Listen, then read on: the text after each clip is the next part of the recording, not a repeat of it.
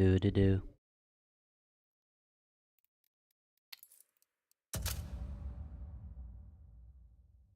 Did it?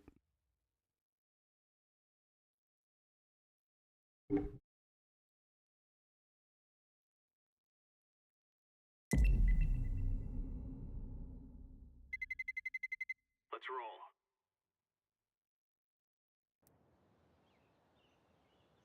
The hell?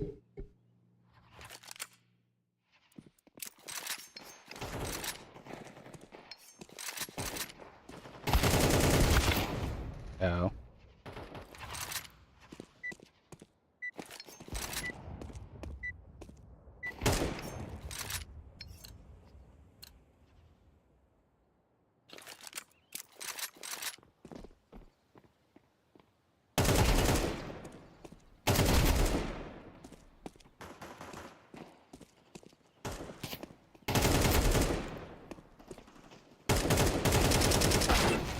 Holy daddy.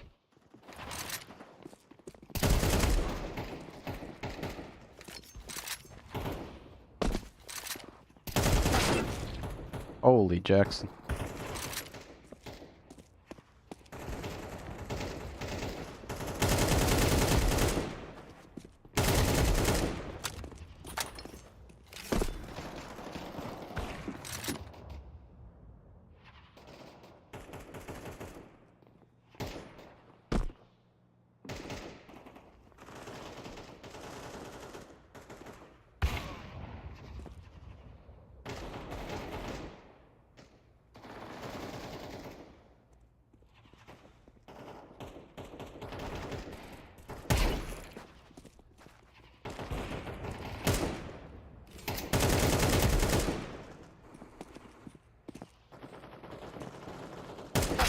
Oh my lord. That AI flick be off the chain. Oh my shiznit.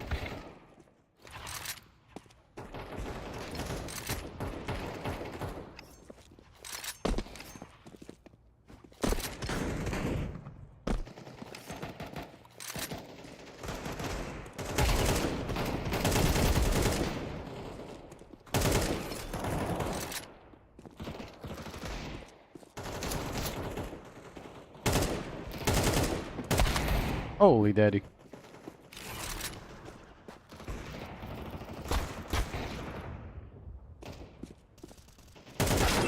Oh my lord. This man's cracked.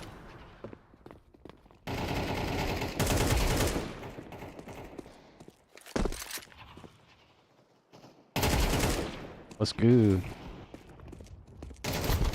Really respawning the same guy 3 times in a row, that's OD. That's OD. Ooh wee.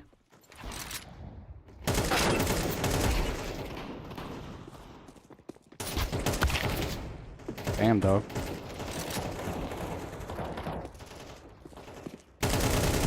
What the hell? What kind of spawn spot is that? Oh crap.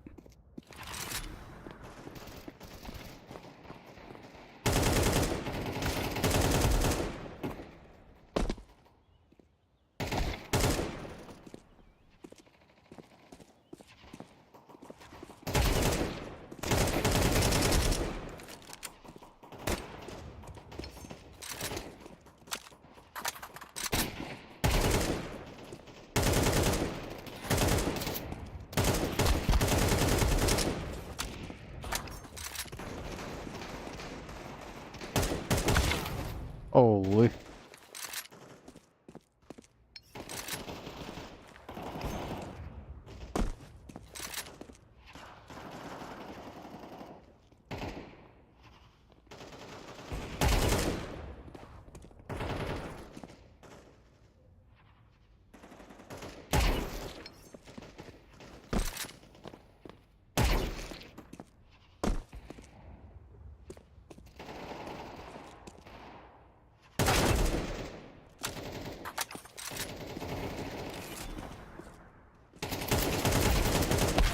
What in the world is this pinch?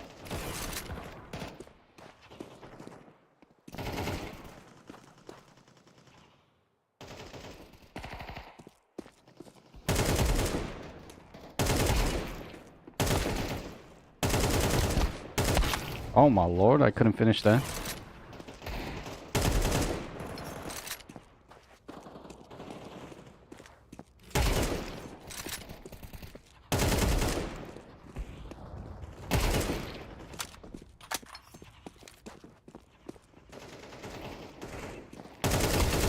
What is this jump line, bro? My god. Oh, what is this sandwich?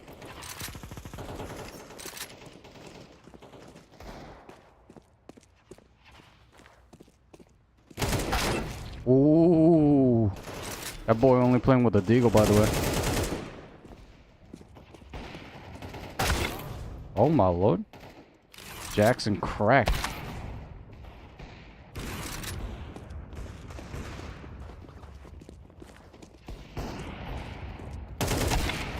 What? Just die for me, guys. That good?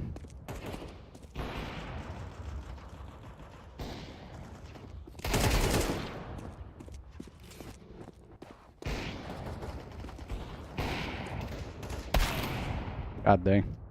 I don't even see him down there.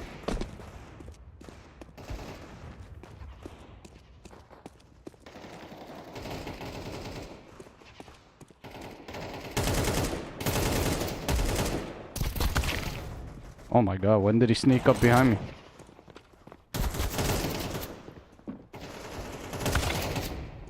The hell? Guy has the weirdest playstyle.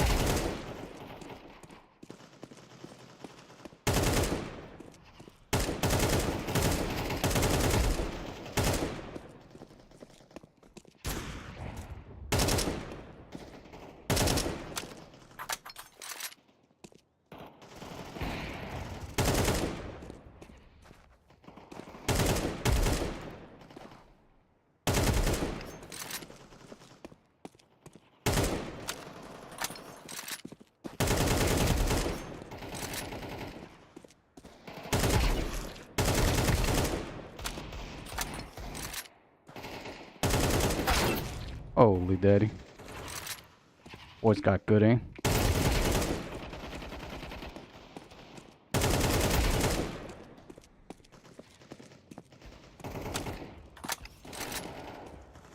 The hell?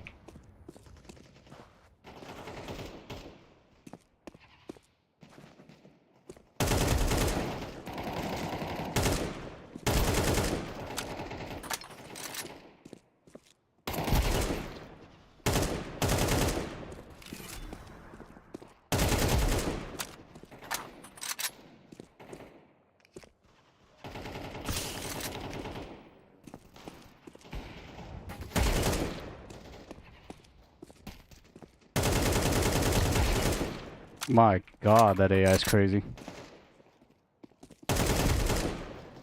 Bot's cracked.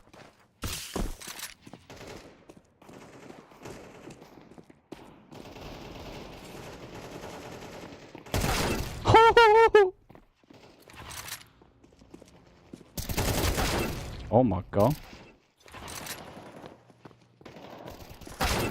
My god, what the hell are these spawns? Guys are being spawned right behind me.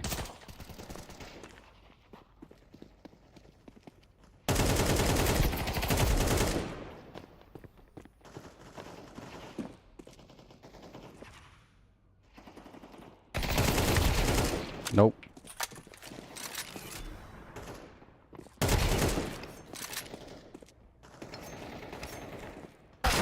Oh my lord, by the same AI? Holy.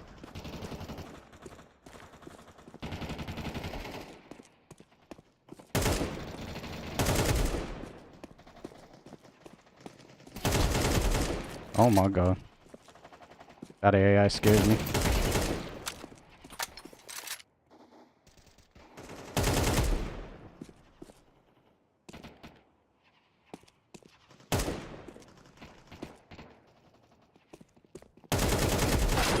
Oh, daddy.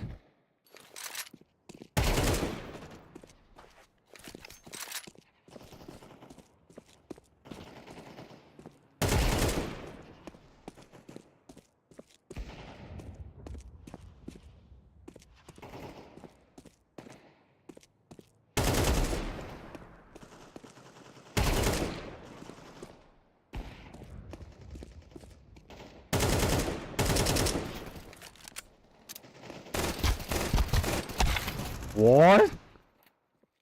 98? Are you fucking kidding me?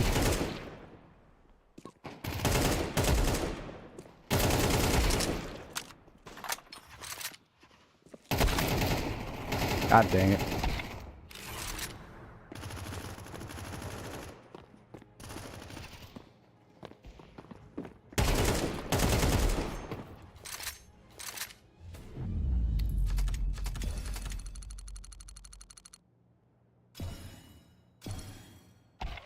And that AI was cracked.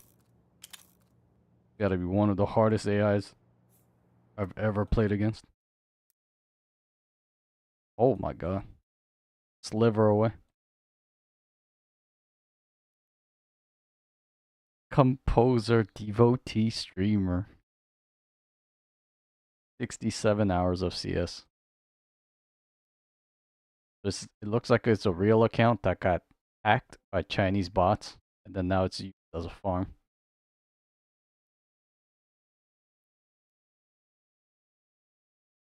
The account's almost 2 years old. My god, just look at the accuracy rate. 56% hit rate with M4.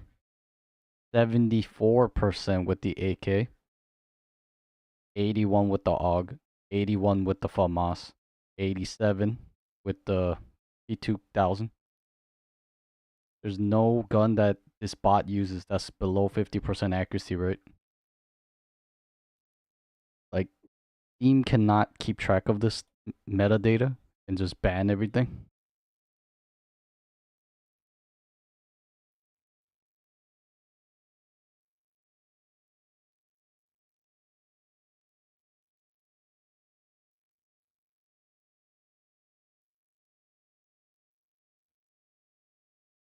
The maths of Russia's war against Ukraine was supposed to be simple. Russia has a population that is about 4 times the size of Ukraine's. All that Putin would have to do is throw so many soldiers at Ukraine that its defenses collapse and the so-called special military operation would be complete. It's an equation that has worked well for Russia in the past, but Ukraine has broken the maths of Russia's war by causing a catastrophic death toll that is collapsing Putin's front lines. We'll get to why all of this is happening to Russia later in the video, but first there are a couple of headline statistics that showcase just how brutal Putin's war has been and continues to be on the Russian military. And the first of these statistics shows just how draining the Ukraine war has been on the Russian military. Russia is officially losing around twice as many soldiers per month in Ukraine as it did in its decade-long war in Afghanistan. The Ukraine meat grinder has reached such immense efficiency that it's destroying around 35,000 of Russia's soldiers per month. That's according to Ukraine's President Volodymyr Zelensky, who met with some of Ukraine's soldiers during a presentation of a new drone unit initiative. There, he delivered the statistic, in addition to pointing out that Russia's fatalities had risen considerably, month by month, during 2025. TVP World provides a few more details, noting that Ukraine's president said that Russian fatalities rose from 14,000 per month to 35,000 over the course of the previous year. Add the wounded, captured, and deserters to that figure, and you get what Zelensky claims to be a situation where Russia's army is finally stagnating. How? Well, Zelensky claims that Russia is losing up to 45,000 soldiers per month as casualties, but it mobilizes between 40,000 and 43,000 soldiers. Zelensky adds, of those 43,000, about 10 to 15% desert, and there are wounded as well. You can see that their army is no longer growing, thanks to our drone technologies and drone operators. The mention of drone operators is key here, as Zelensky claims that they're responsible for the majority of the deaths that Russia's military now faces in Ukraine. As for how many, that's another shocking statistic. 80% of all the Russians killed in Ukraine are victims of Ukraine's unmanned aerial vehicles. These miniature death dealers are striking with such precision and explosive power that there seems to be nothing that Russia can do to stop them. By the way, we've published a video covering what Ukraine's conducting 80% of its strikes against Russia's targets using drones means, both for Ukraine and Russia. Check out that video if you want more detailed insight into this particular statistic. Russia losing more soldiers in a month in Ukraine than the 15,000 it lost during the entire Afghanistan war is bad enough. The second statistic we have to share makes things so much worse for Russia. Really? You may have noticed a little hint in something we said earlier. We told you that Zelensky claims that Russia is experiencing up to 45,000 casualties per month. However, we also said that December saw Ukraine's drone operators kill 35,000 Russian soldiers. If something seems a little off about those numbers, you're correct. Russia's ratio of dead to wounded is horrendous, and it's another major reason why the maths of Putin's war simply isn't working. Traditionally, the expected ratio of deaths to injuries that a military is expected to experience during a war is 1 death for every 3 wounded. That number doesn't come from nowhere. It's based on the average killed to injured ratio seen during World War II, which is the bloodiest conflict to have ever engulfed the planet. The ratio, though a solid basic measuring stick, doesn't account for advances in modern warfare and medicine. New strategies and better medical procedures mean that a modern military typically experiences a ratio of killed to wounded that is far more favorable. For instance, the US ratio Retards literally picked their strong map. about 1 dead for Eat every my guess. 10 wounded, and it went down to 1 dead for every 13 wounded among the US Marines. Russia, as supposedly one of the world's strongest military powers, should be at least able to keep the 1-to-3 ratio seen during World War II. Let's roll. It isn't, and it's so far away from that ratio that it's seeing far more of its soldiers being killed than injured in Ukraine. That wasn't the case during the first couple of years of the Ukraine invasion. Up until the spring of 2024, Russia was roughly sticking to the 1-to-3 ratio that was seen during World War II. Again, this was far from a good performance. With the supposed strength of its equipment, Russia should have had a much better ratio. However, it was at least hitting 1-to-3, which would have meant that Putin's maths would eventually add This up. isn't the killer After house all, anymore. a wounded soldier can This be is returned to real the life. battlefield at some point, assuming They have legs and arms. Not with them don't drone strikes.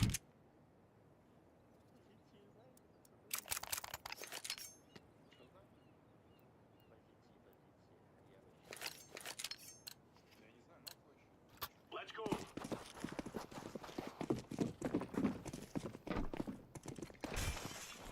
Throwing smoke. Grenade.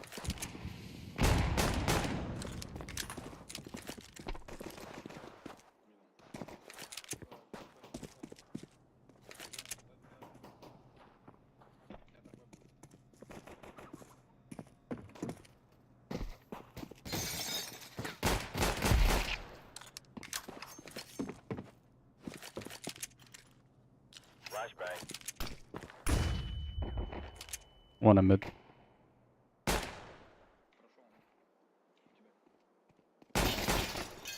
Mid, bomb mid. God damn it.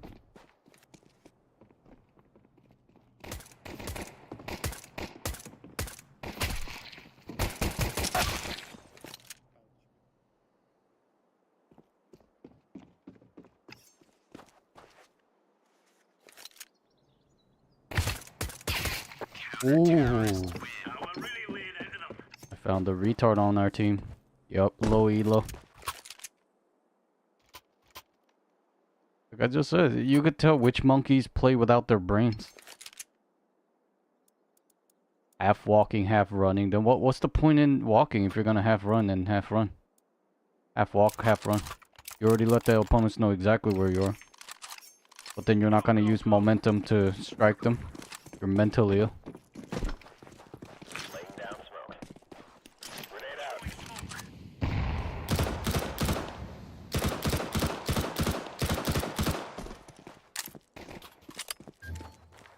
Deploying flashbang. Smoke. Throwing flashbang. Bomb down.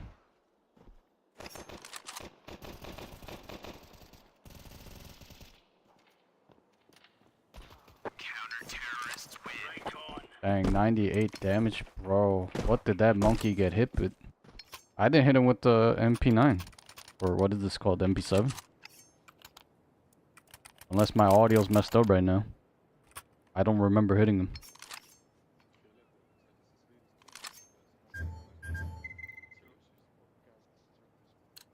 Every monkey here speaks Russian. Move it. Just fucked. Laying down They gotta smoke. get these monkeys their own servers. There's so many monkeys playing. Smoke. Throwing a grenade. 2 mid. Throwing fire.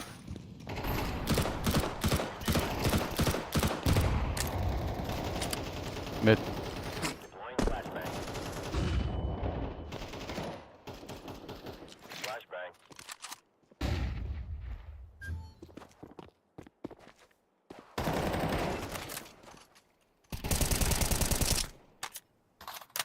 water.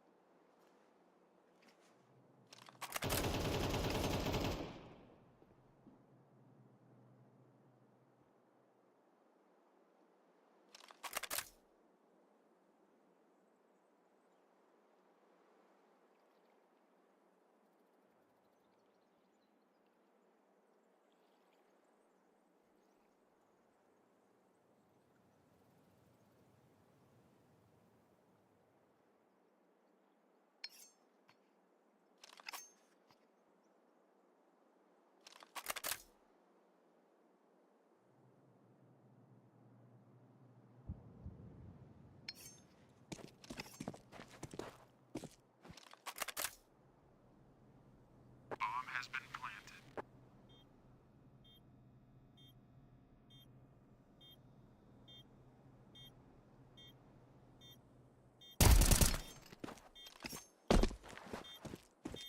Using the bomb.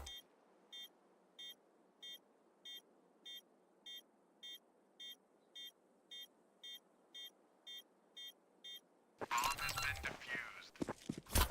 Counter-terrorists win.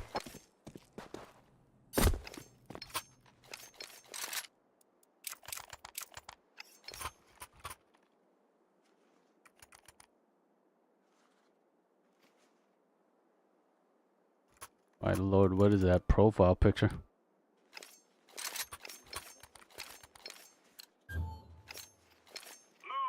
Literally all these monkeys speak fucking Russian.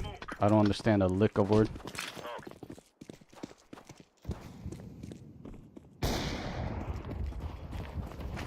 Fire in the hole. B main. Throwing smoke. Throwing flashbang. Going water.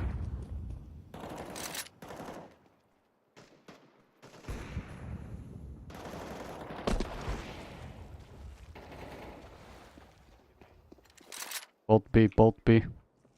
2B.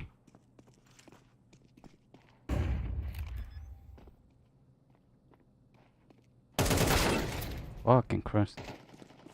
Monkey still walking. Bomb has been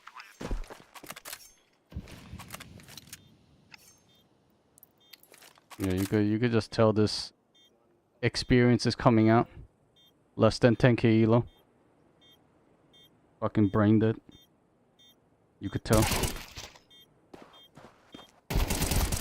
Oh my god, and the enemy's just peeking into him like that. Bomb has been defused. Counter-terrorists win. Good stuff. How is it that everyone except for this monkey and this monkey all had over 20k, but then we still get paired up with retards? I don't understand the logic. Like, what is the grouping based on? Obviously, it's not just based because the previous season they all had over 20k. Those two monkeys don't have fucking 20k. Throwing smoke. Grenade out. Throwing flashbang. Throwing flashbang.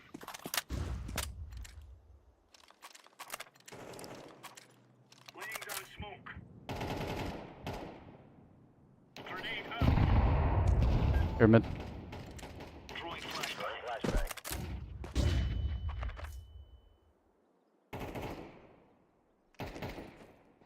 Incendiary.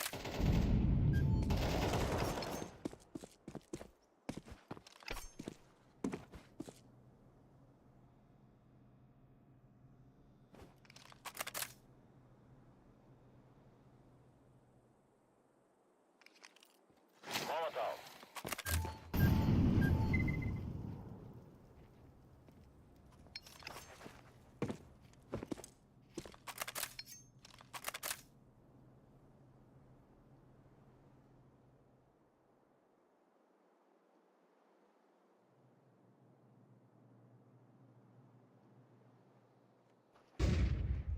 Coming A. 2A.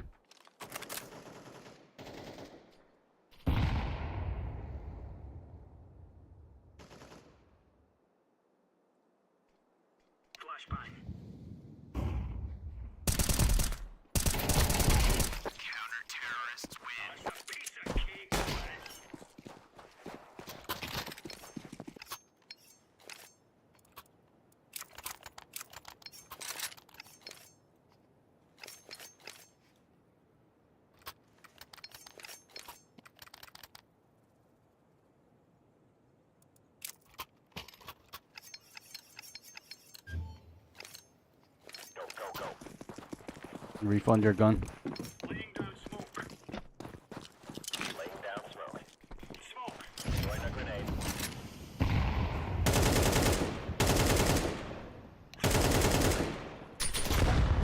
God damn, really? Flashbang.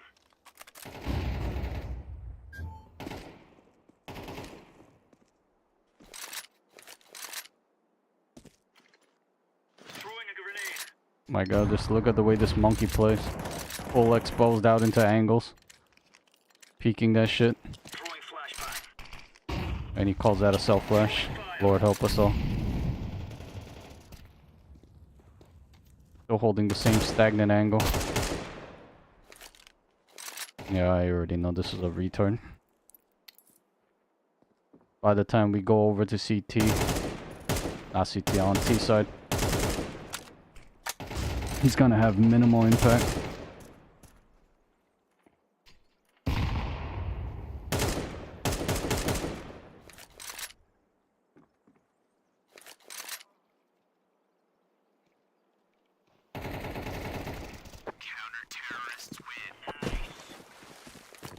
My god, you telling me I got hit by Hardy Wens, nade, and then I got smacked by the fucking orange guys, bro. Through smoke. Fuck out of here. Or drop the M4 from me, alright. I'll take it. You a true retard. Move it, son. I'm ready to become 20,000 elo, huh? When you're that retarded.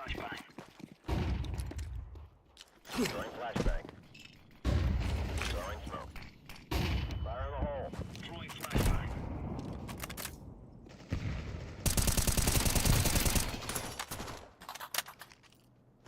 Throwing flash. 2 mid. Alright, let's see top fragger play.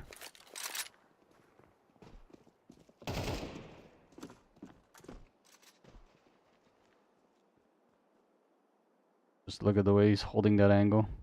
If somebody does peek him, how are you gonna react? Unless your reaction time is over less than 200 milliseconds, you're not killing that.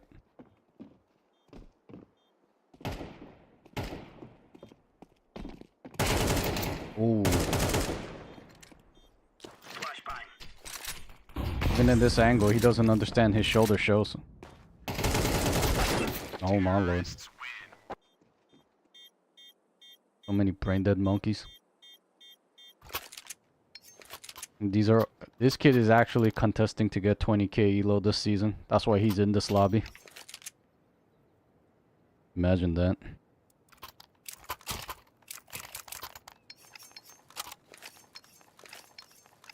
Yellow's just throwing the game, I guess. He doesn't care what weapon he plays with. He's just dropping for the team. Alright, I'm okay with that.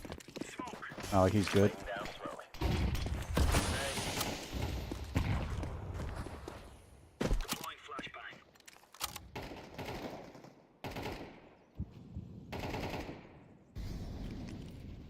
Molotov. Laying down smoke. Throwing flashbang.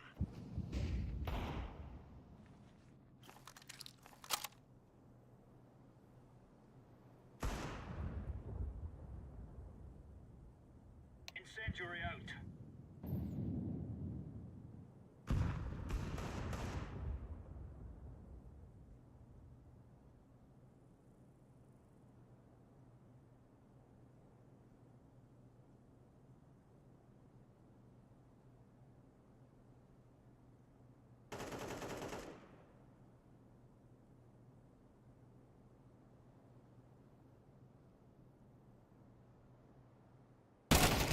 Mid.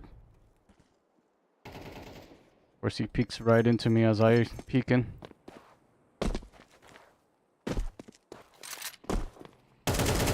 Happened to be magical timing.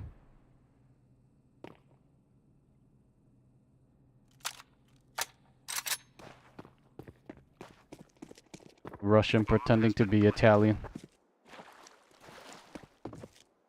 70 matches, level 9 elo. Bot account. I'm defusing the bomb.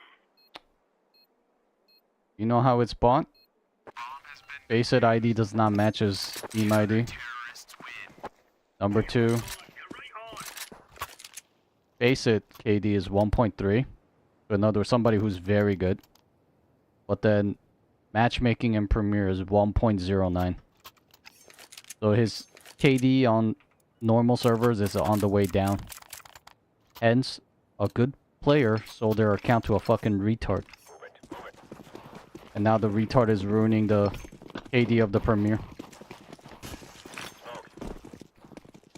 Grenade out.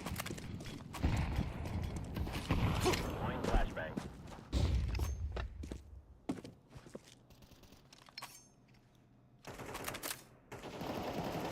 Bomb water. One water and one mid. Last guy will be mid. Counter-terrorists win.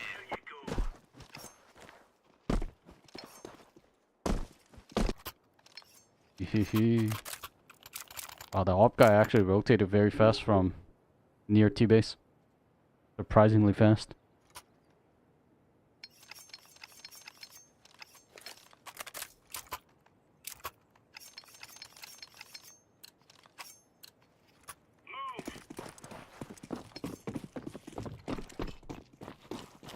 Throwing smoke. Fire in the hole. Grenade out. Rushing big here. Flashbang. Deploying flashbang. Great flash.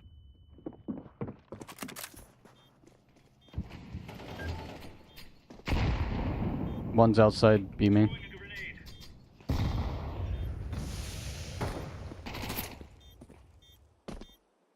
I'm behind smoke, don't push. Fucking idiot.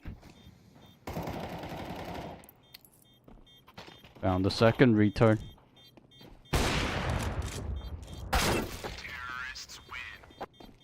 Like, this is how I know all the Russians don't get their account. They don't get their stats deservingly. This is why the moment you check Russian monkeys profiles, 90% of the time they're bot.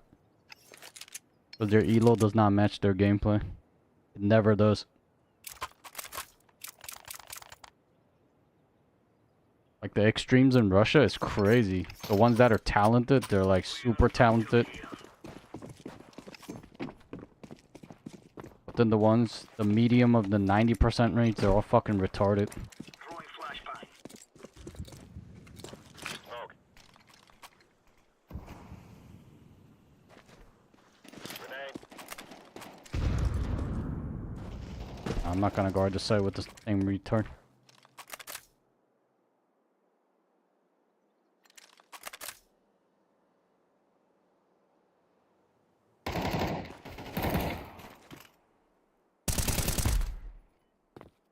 Bomb down. Molotov. Grenade. Throwing fire.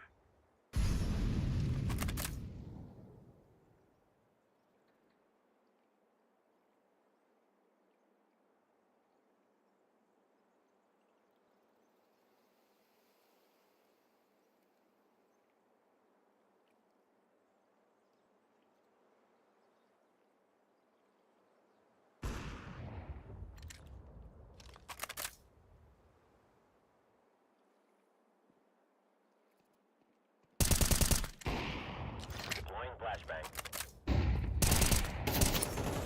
Both at mid.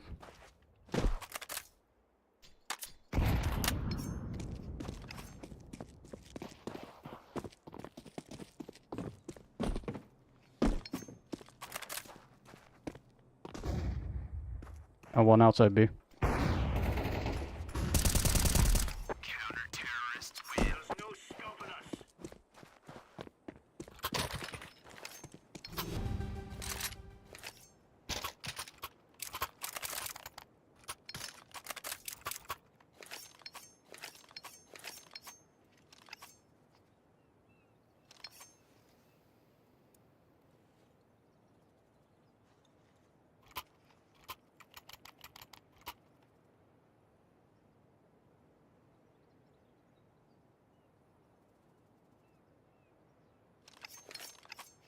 Interesting. Their injuries aren't so severe that they're permanently disabled. Add mobilized recruits and contract soldiers to these returning troops, and Russia sits pretty in a situation where it can continuously replenish its losses, putting Ukraine under massive amounts of pressure in the process. However, the spring of 2024 is where it all started to go wrong for Russia. Slowly but surely, Russia's ratio of dead to wounded started to get worse. Gradually, it progressed, hitting 2 to 3 and then 3 to 3. Finally, by the end of 2025, there will have been a complete reversal in what any modern military would expect to see. Russia was losing more of its soldiers to death than to injury. Specifically, the Russian death toll amounted to 50.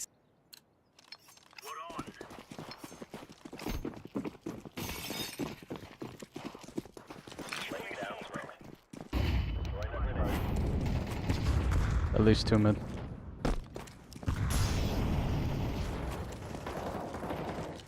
Throwing flashbang.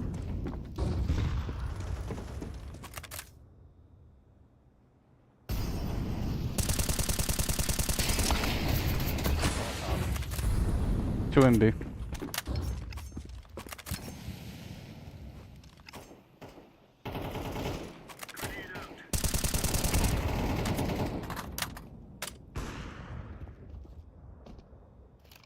Incendiary out.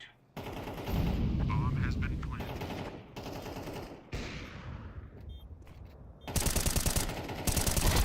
God damn it. What the hell? I was not expecting him to just peek that.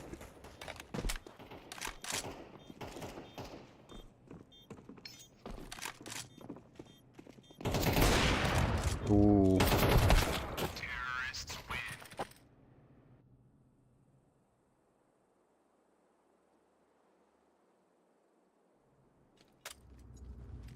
Come on, let's go. Feel bad for Orange. He was playing solo in B. Got fucked over by the team. I haven't even played B once. I don't even know who the original B player was.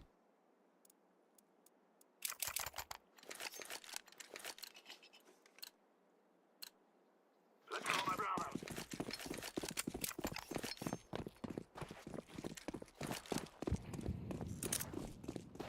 The guy's out. Flashbang.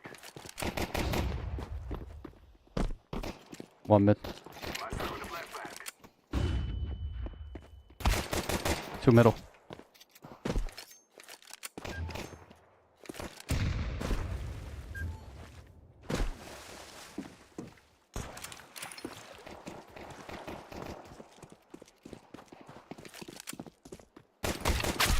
God damn. Alright, let's see. Low elo monkey play. Got all this holding fucking tightest angles possible. 4v1, I don't know how they're giving him this much respect. The way this monkey plays, it makes me assume he must have walls. Because there's no way. He has zero understanding of angles.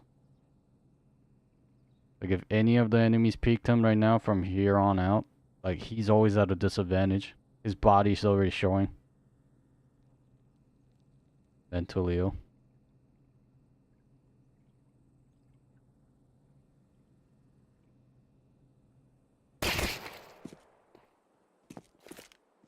I planted.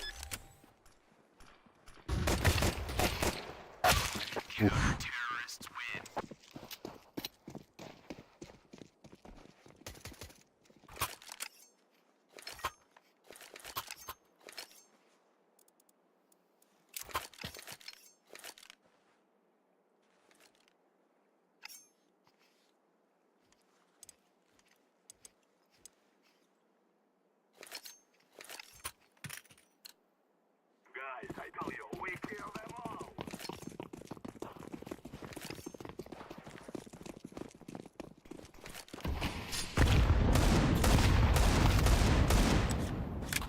Triple native mid.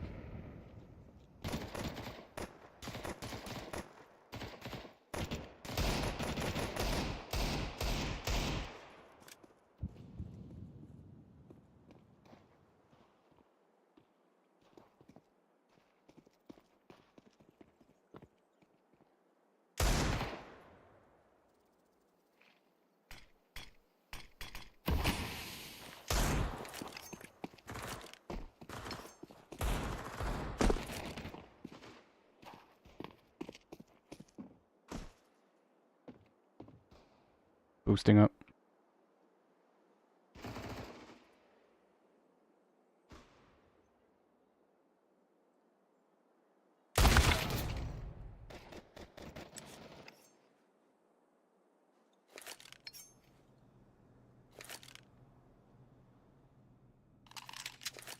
Yeah, the way that he plays it makes me believe he must have walls, because there's no way.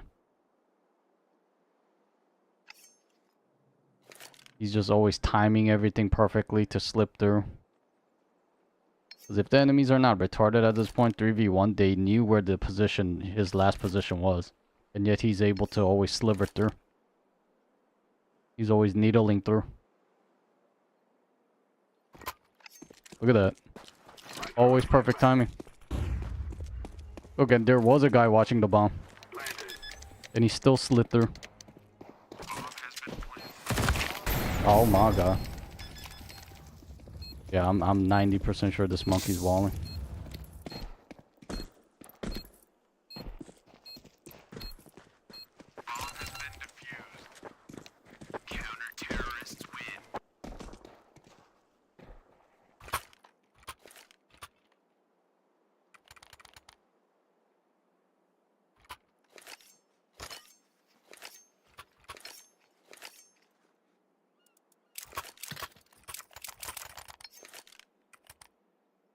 Yeah, he's fucking cheating. 93.6% aim rating, 1.4 KD.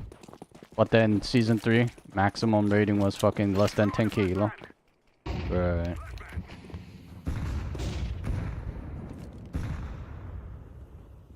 It just doesn't compute. None of it. The fuck?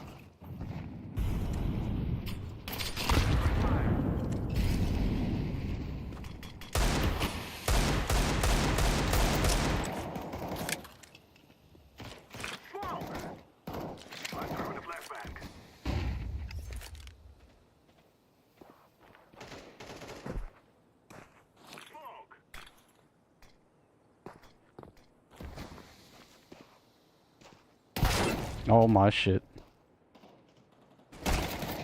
This retard doesn't know how to fucking stop making noises. My god. Mentally challenged. Literally has the enemy spamming through smoke because they...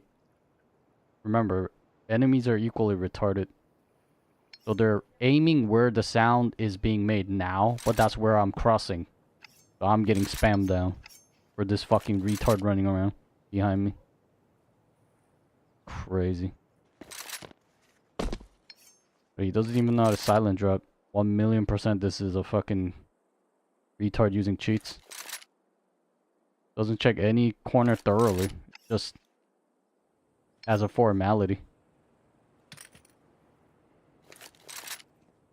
Like you would be waving your knife right now and you would be reloading at this point if you genuinely thought there was an enemy nearby. Look at this. Yeah, 1,000,000% cheating.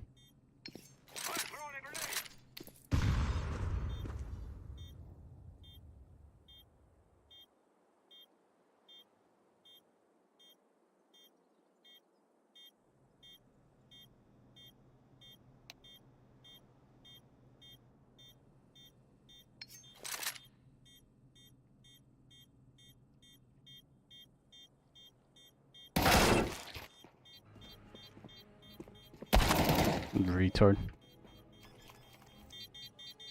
This guy actually might be a good player.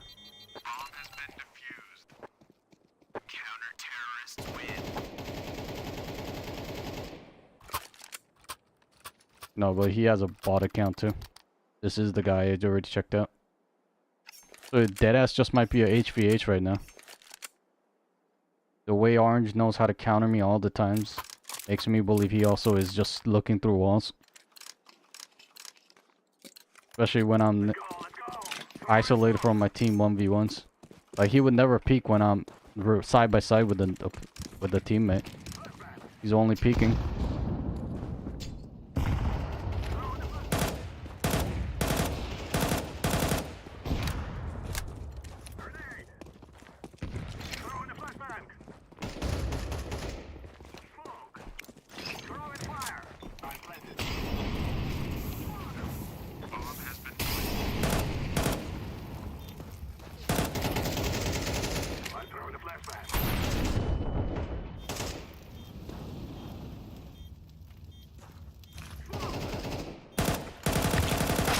God damn, bro.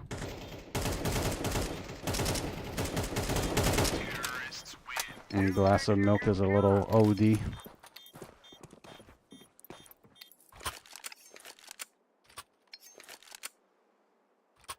I don't know, when other Russians view him play, I genuinely don't think these monkeys know that he's walling. Like, you can't see him play, and you can't tell. But clearly when I ask it, I ask it rhetorically, but for these monkeys, I'm genuinely asking them. Because they can't tell that he's cheating. They genuinely can't tell.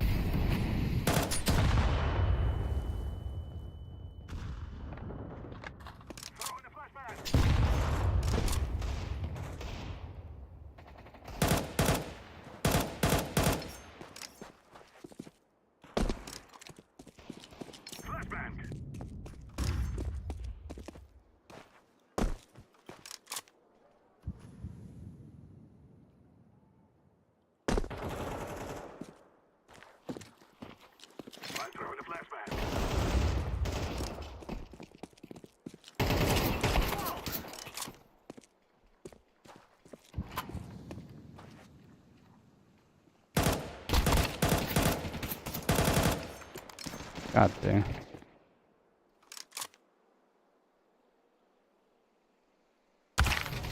Through the smoke, really? The fuck is he doing? Getting pummeled by him through the smoke.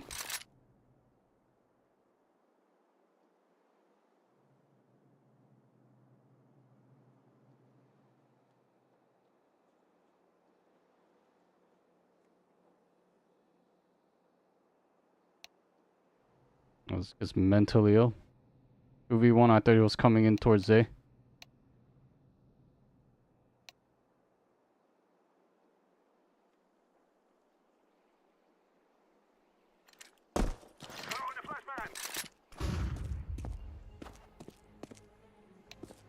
Jesus.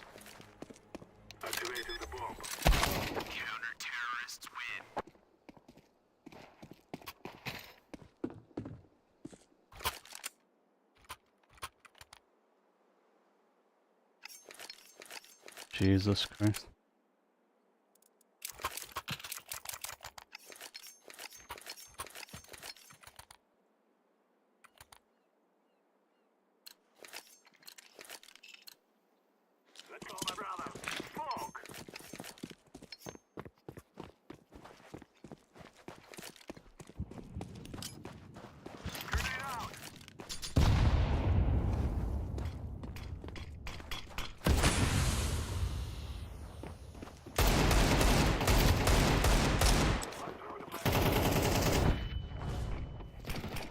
The fuck is my team doing?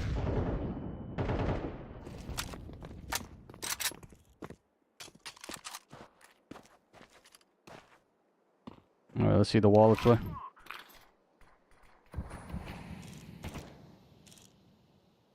Oh my.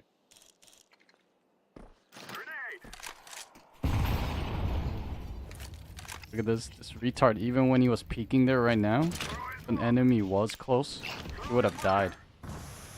He doesn't understand his arm is closed.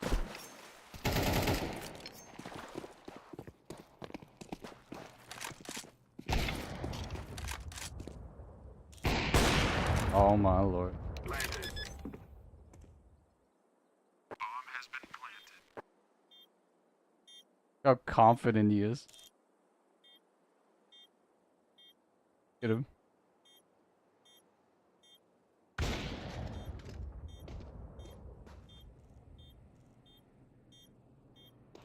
My god. So bad. He's gonna be forced to cheat now. Right, he's gonna have to wallbang this.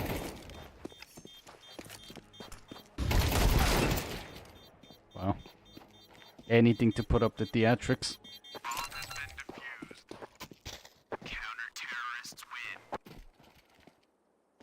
Oh, that monkey had 1 HP.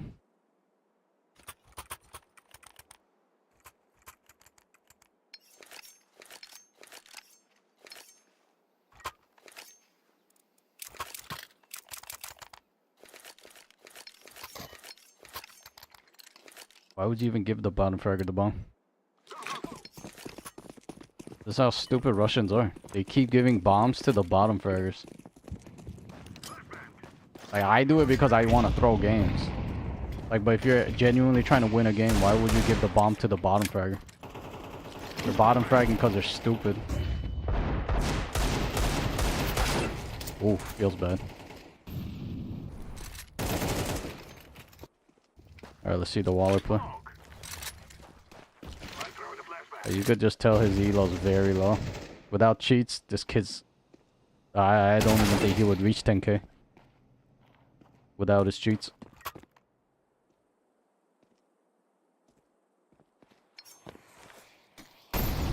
Oh my god, look at this monkey. He ran into the molly.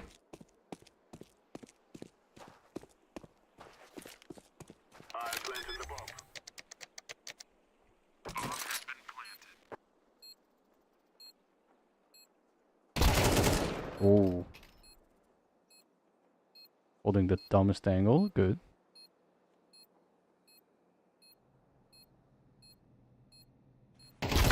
Oh, caught off guard, little man. Yeah, I think this... Yeah, this monkey's cheating too. Back in 700 days. I gotta say, these monkeys are straight up just cheating. Oh, this monkey has 1.4k too. Also bought his account. All these monkeys have their accounts bought.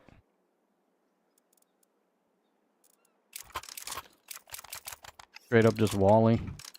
Cheating.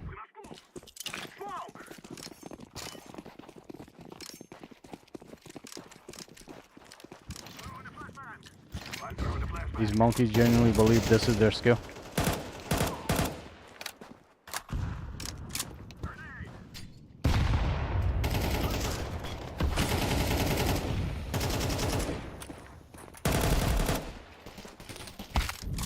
The fuck is this wallbang?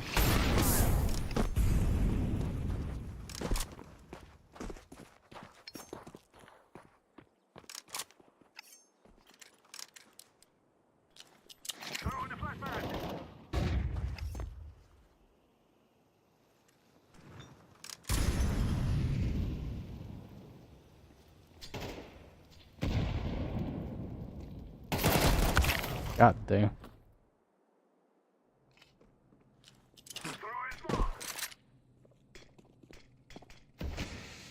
Now let's see this monkey walling. Can't you reverse boost up there anymore?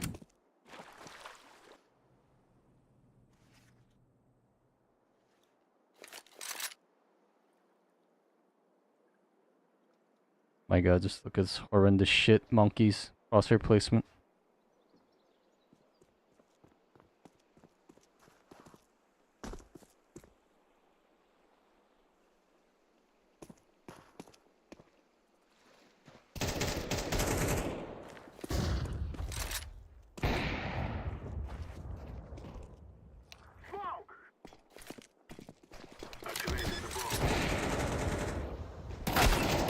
Wow.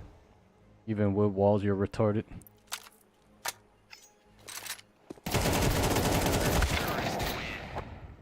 Oh, you gave him an ace. Good for him.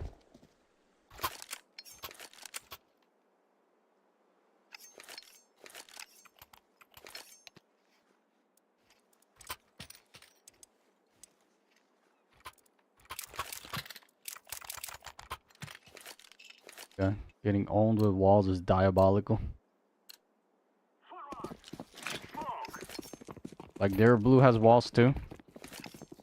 And I'm even suspecting they're orange.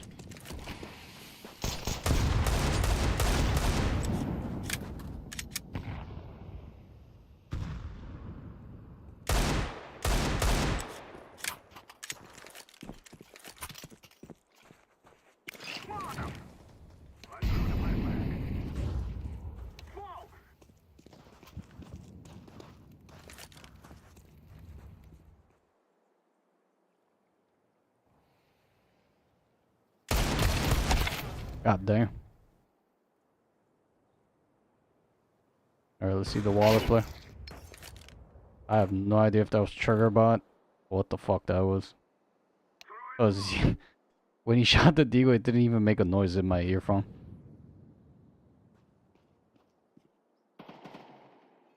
Alright, let's see if he got trigger bot on too.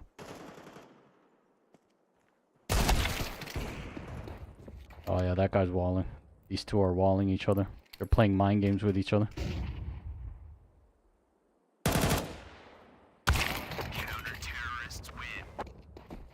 Better.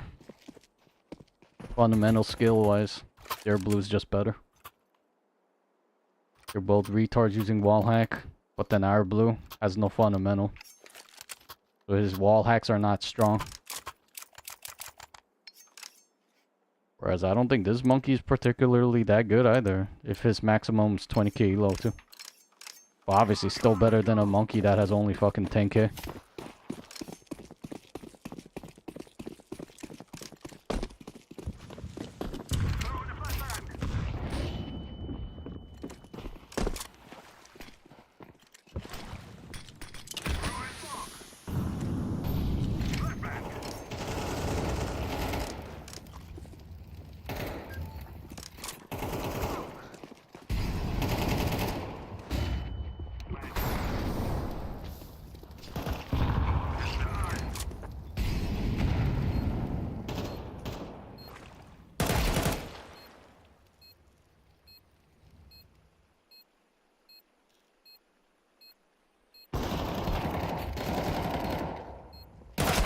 What the fuck?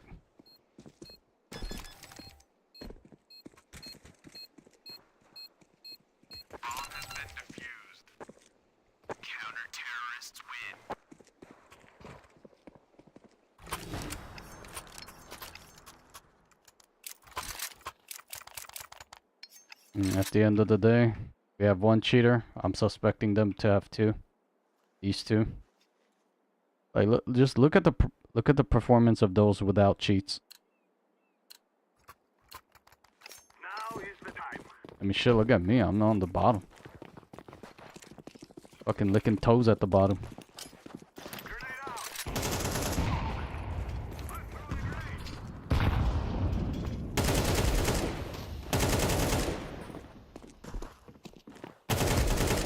Fucking retard. I'm throwing fire. Throwing the flashbang.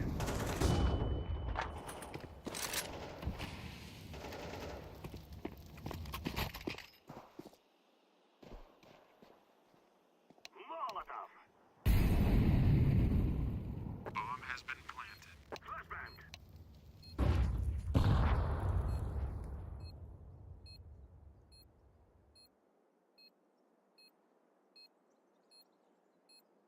Alright. Coming from me.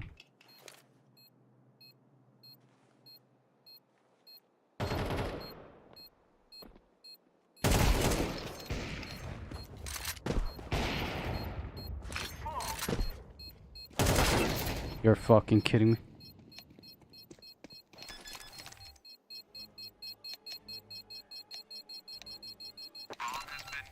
Ay, ay.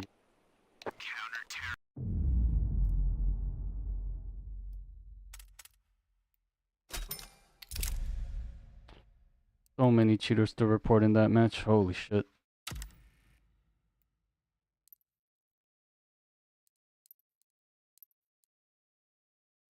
The hell is a 40 bomber here? Proven cheaters are in.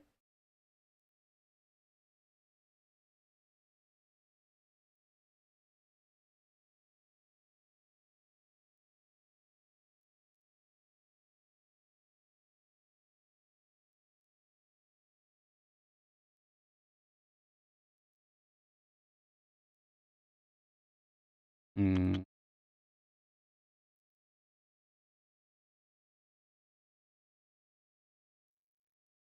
Should have that monkey on my profile. Chinese accounts.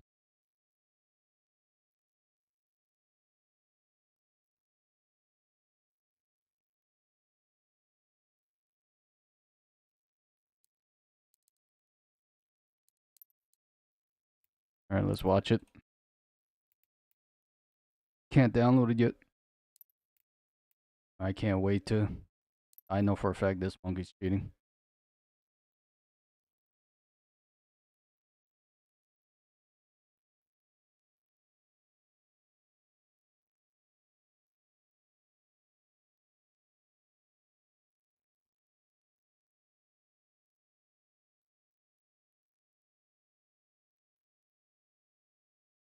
Log that retard down.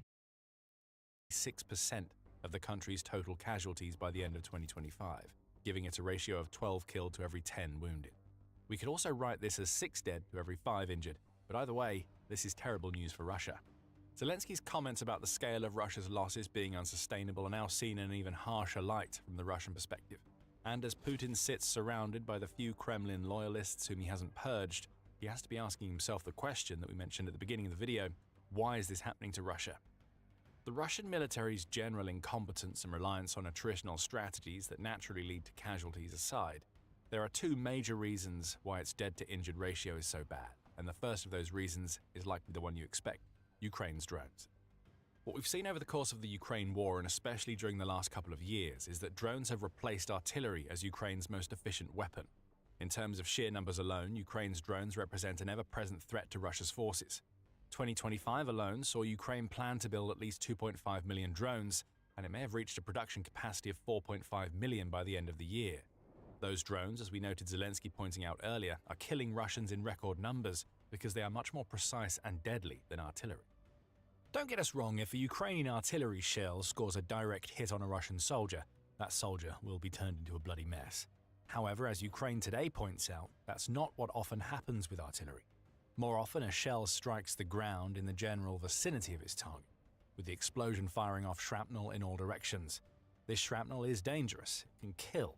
However, it's also very possible that the shreds of shell metal cause injuries rather than fatalities.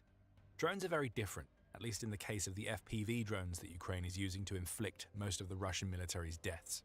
FPV drones trade powerful precision. Yes, their explosive payloads are smaller, but these drones are cheaper to build than artillery and can be flown directly to a target, striking with such a high level of precision that the target is more likely to be killed. Combine that precision with the sheer number of drones that Ukraine has in its arsenal, and you get an ever-present threat that is more effective at killing than artillery has ever been.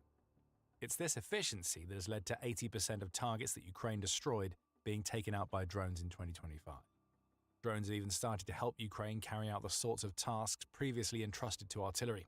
For instance, artillery has always been useful in suppressing the movement of troops and vehicles. Artillery that targets key choke points into which a defending force leads an aggressor is a tactic that is as old as artillery itself. And though Ukraine still uses its artillery for this purpose, its drones have also been getting in on the act. Now, a Russian unit that gets corralled into a location that artillery is targeting also has to deal with being bombarded with FPV drones. The artillery creates panic and causes some casualties. The drones take a more precise approach and can even be used to pick off injured Russian soldiers who might have otherwise survived their shrapnel wounds. And that brings us right to the second reason why so many Russian soldiers are being killed, that its dead-to-wounded ratio is so askew. But before we go deeper into that, if this is the kind of insight into military strategy that you enjoy, make sure that you're subscribed to The Military Show. We break down what's happening like this in daily videos. The Ukrainian battlefield being so saturated with drones doesn't just mean that more soldiers are being killed in precision strikes. Evacuation of the wounded has also been made incredibly difficult, which means that soldiers who might have survived an artillery strike, for example, are more likely to be left behind in the dirt than saved by their comrades. Ukraine is deploying a heady combination of strike and reconnaissance drones, the latter of which do a stellar job of tracking and recording any movements that Russia's forces make over open terrain. Once Ukraine knows where the Russian forces are going, it can strike.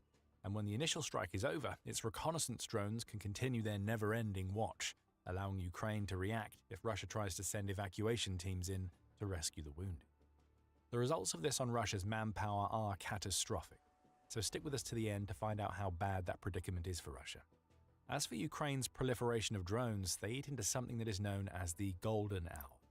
In military terms, the golden hour refers to the period after a soldier sustains an injury in which they need to be evacuated to a medical facility to ensure their chances of survival are as high as possible. Ukraine's drones have eroded this concept of the golden hour for Russia's forces. Now evacuation teams don't really have the choice of evacuating casualties as soon as possible. They have to wait for a break in Ukraine's drone wall, assuming one ever comes, before they even have a chance of tending to the wounded. In short, it's taking far too long for Russia to evacuate its injured soldiers, and every minute counts in these types of situations. Not that Russia was particularly good with evacuations before the changes that we started to see in 2025. In July 2024, Medusa reported that Russian military doctors were already saying that soldiers who could have been saved were instead dying in the ditches and mud of Ukraine. You wouldn't have known that if you listened to Russia's defense ministry. It claimed the mortality rate for soldiers who died of injuries from which they could have been saved was only 0.43% in 2023. This relates to soldiers who received some form of medical assistance but died anyway.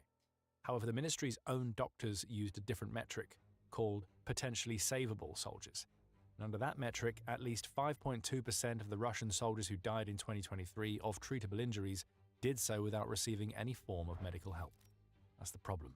Even if it was true that only 0.3% of soldiers who received treatment were dying, the fact that 5.2% of Russia's deaths were happening because soldiers didn't receive treatment was indicative of an evacuation problem that had nothing to do with Ukraine's strike and reconnaissance drones. Some in the Ukrainian military have seen Russia's inability to evacuate its soldiers firsthand.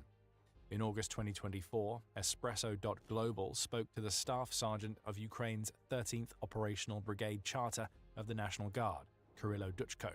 He said, "The enemy does not take away its killed personnel. They're lying in the middle of an open field. I'll tell you more, the Russians do not even evacuate their wounded. Accordingly, the wounded are either dying themselves or the Ukrainian defense forces are helping them." And Duchko is far from the only person to point out this strange concept. In a February 2025 article, That's a Talon knife, huh?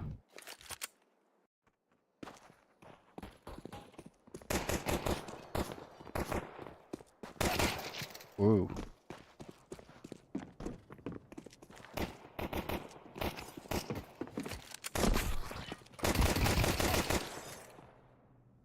Right seat. What I mean? Half walking, half run. So far, he looks clean. Fuck it. Yeah, that kind of shit. Just sus as fuck. Look at that thing out of sight right when the teammate peeks, but then peeks right up when he's loosening his suspension. He's not suspicious anymore, and then loosens up. That's when he peeks. Even this shit. Like normally, if you know your teammates engaging, you would swing out. So he sees him. And theoretically, there's not much he could have done here.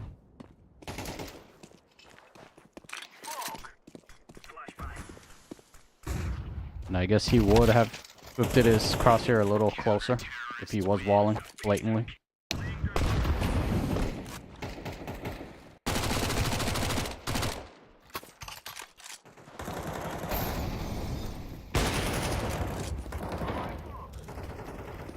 Wasn't expecting that reaction time to be that quick. Holy shit.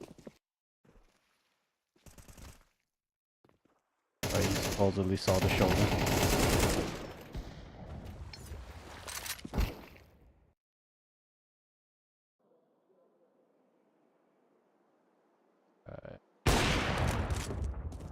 And I wonder what his POV was. Because he's walling too. So I don't know why he stood still while the guy's creeping into his angle. That's what I mean. Russians, even with walls, they're so fucking stupid that it's actually believable they're not cheating. If you had both of your lobes working together, you wouldn't just stay put like that.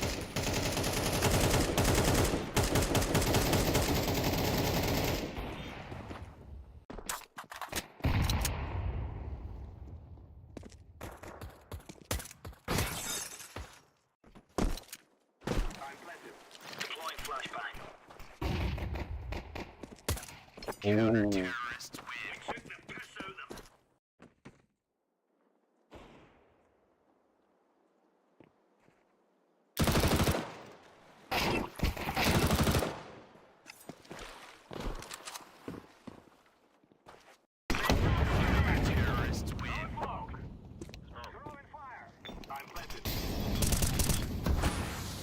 Alright. Seeing less indicators of him cheating. Not like he's pre-aiming everything. Just standing out in the open like that.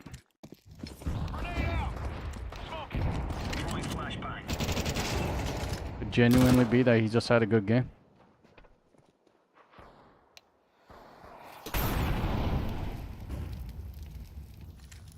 Smoke.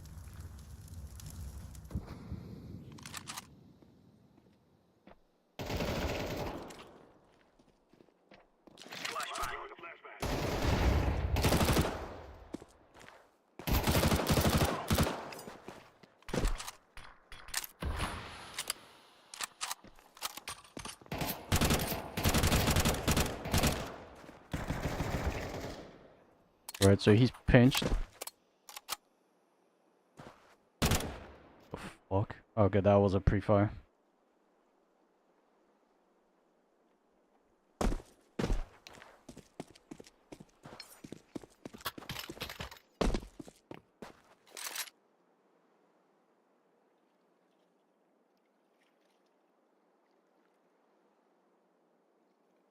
Unnecessarily stretching out.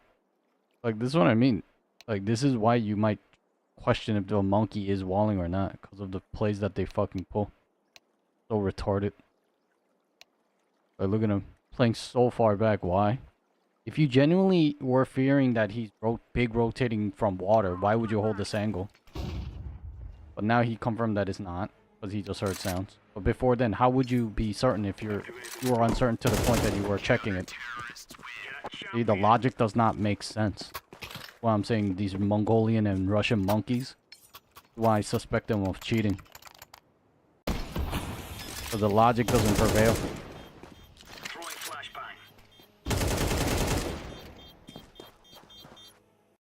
Were there micro adjustments while he was going through smoke?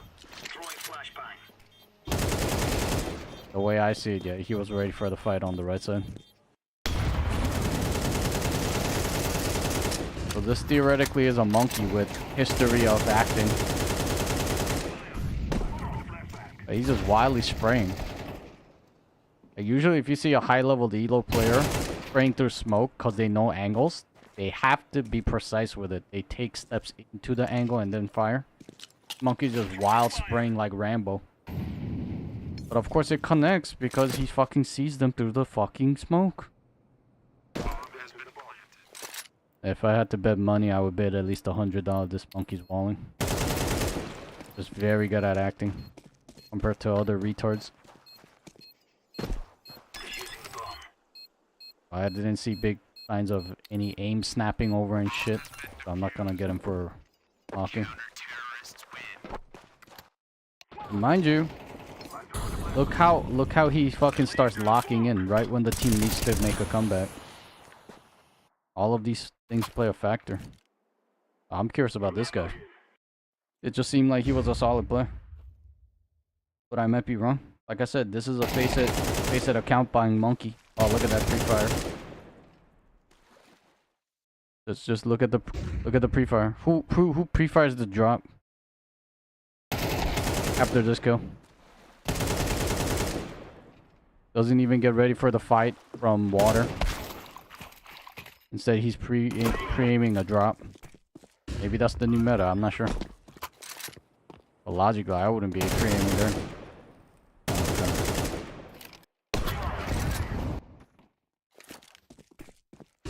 Alright. Alright, he had plenty of time to kill me. I just couldn't kill him quick enough. Oh yeah, he's walling too. Just doing his best not to make it look so. Oh, this fucking monkey shameless too.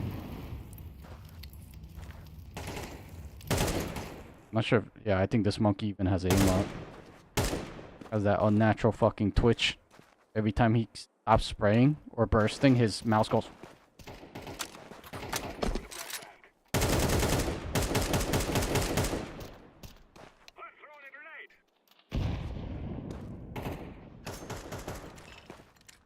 Or his mouse is fucking like has the lowest fucking DPI.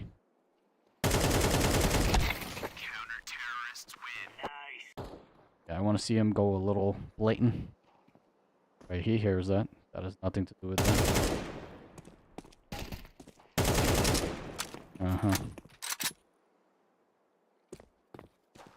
Always enters from the right angle. Peeks through the right angle. Like that. If I had to say that, that's acting. I would have done that myself if I was walling. You can't just dead ass be looking people through smoke all the time.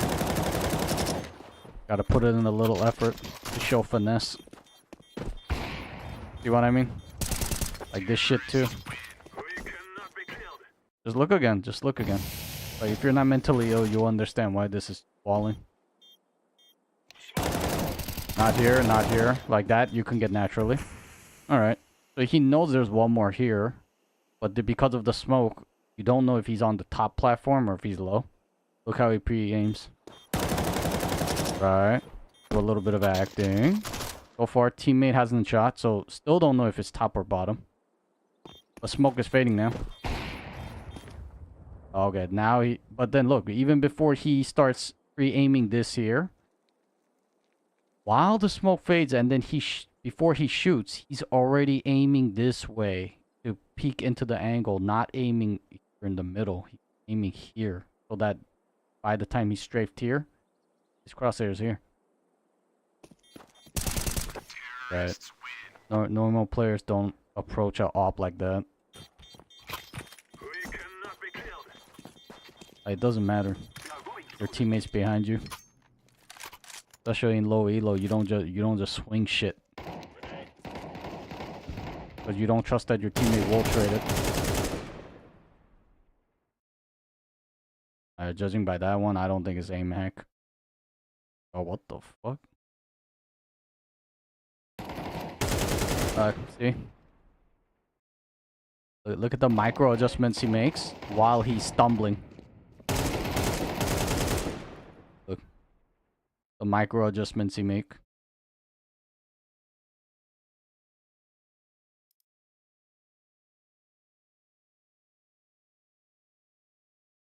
He obviously wants him to keep coming, so he's just pretending like he's checking the sliver. But then once the engagement starts, look at the micro adjustments he makes. So far, he's making no micro. He's doing the same old jiggle in and out. Look, now that he enters it. Oh, oh, oh, oh, oh, oh. Oh, oh, oh, oh, oh. Suddenly making micro adjustments. Let's see the micro adjustments to here. See? See? This is how you expose low-level cheaters. Still gets fucking ripped.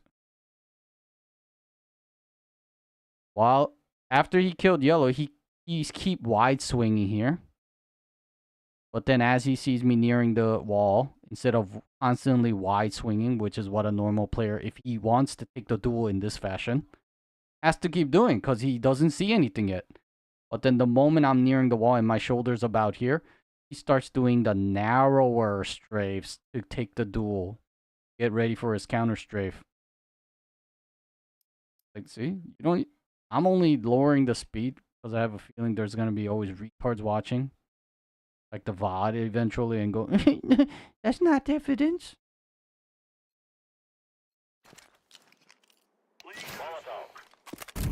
Obviously, as much as the enemies are cheating and retarded and low elo, a lot of the teammates and people that watch are also retarded and low elo. And comprehend minute details.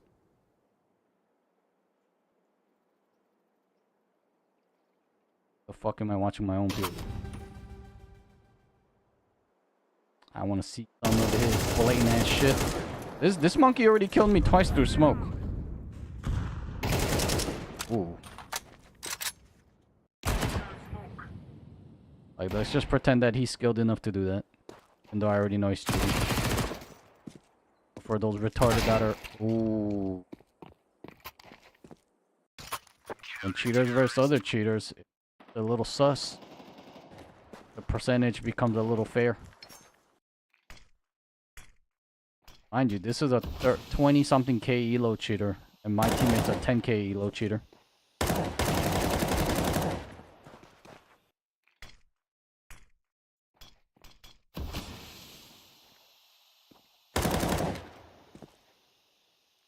And another person who's watching this with some brain would know. He's the one making noise. Because this guy is reacting to flashes and everything. So in other words, he is not using... He's actually using a headset or a headphone. So he knows how to isolate sound. Here's the top platform being run on. He's not worried at all about top platform when the smoke dissipates. Instead, his crosshair's trained here instead of here, like he has right now. Instead, he was holding this angle and worried about this. Like, arguably, if you are a higher elo player, that is the right way to hold the angle. So that you isolate the duels one by one. But then in this low shit elo, like the monkeys that hear sounds, they would be hunting for kills. But this is not how he's acting. He's supposedly playing smarter. And mind you, in normal circumstances that I've watched everything else, he doesn't play smart. Look at this. Where was this? When he was peeking that angle. That sliver angle over and over. He was playing fucking stupid. Like a high elo player doesn't play that way. Peeking that dumbass angle. Where was that shit?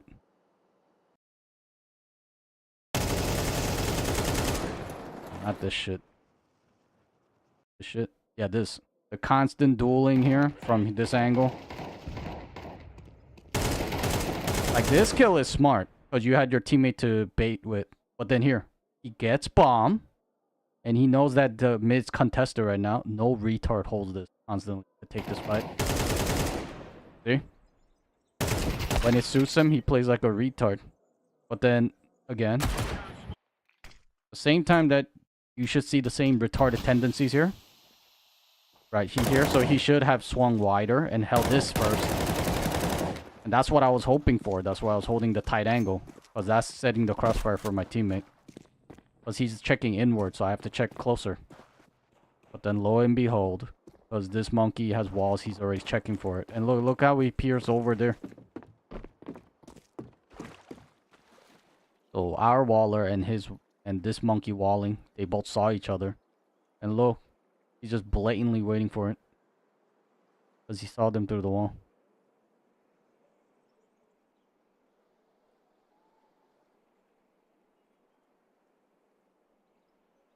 Shit is boring. This is the only difference. Like, when you get to higher elo. Alright, alright. Yeah. That was when I already had a 90% sinking feeling. This was walling too. When I watched this in his POV. He did not strafe, confirm, then shoot. He did not strafe, counter strafe, and then shoot. This monkey, when he was going into electric room, he started just spraying while running. Because obviously he knew that he was low and he just needs one hit. So he doesn't need to play properly mechanically wise. Good chance he would die because he believes that walling him. If he stops and shoots and a little action time, then he... So instead of doing the kill properly, look at it. He wings in and kills.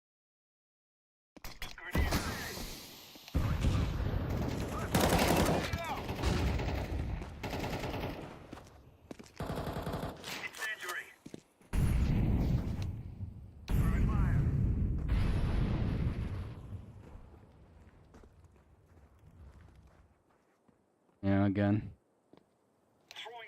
Teammate supposedly is watching.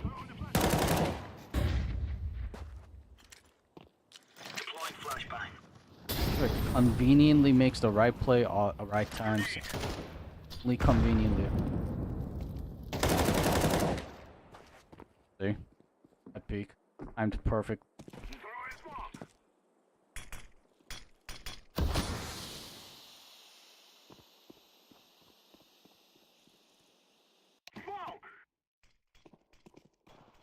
Because people hold angles like this.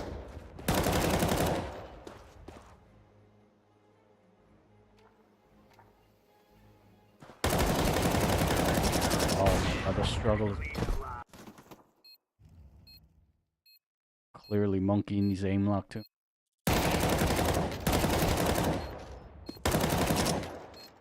Am I?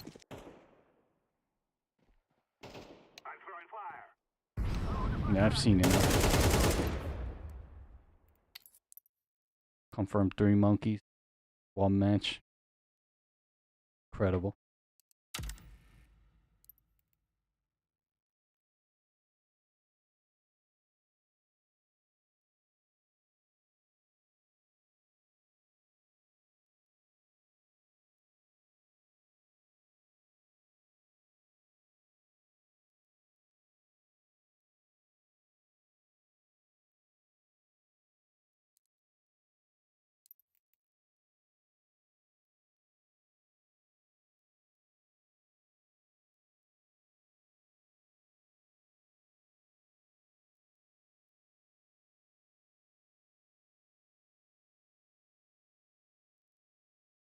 Endless logging of fucking monkeys cheating is getting longer by the day.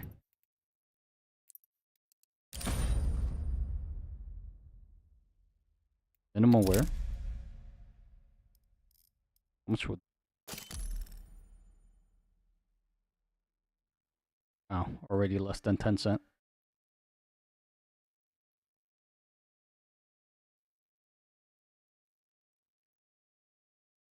Minimum wear and it's already less than 10 cent.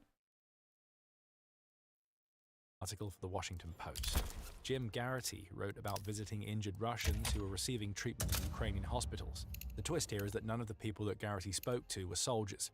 They were everyday Russians who had been living in the Kursk Oblast at the time of Ukraine's occupation. Russia responded to that occupation by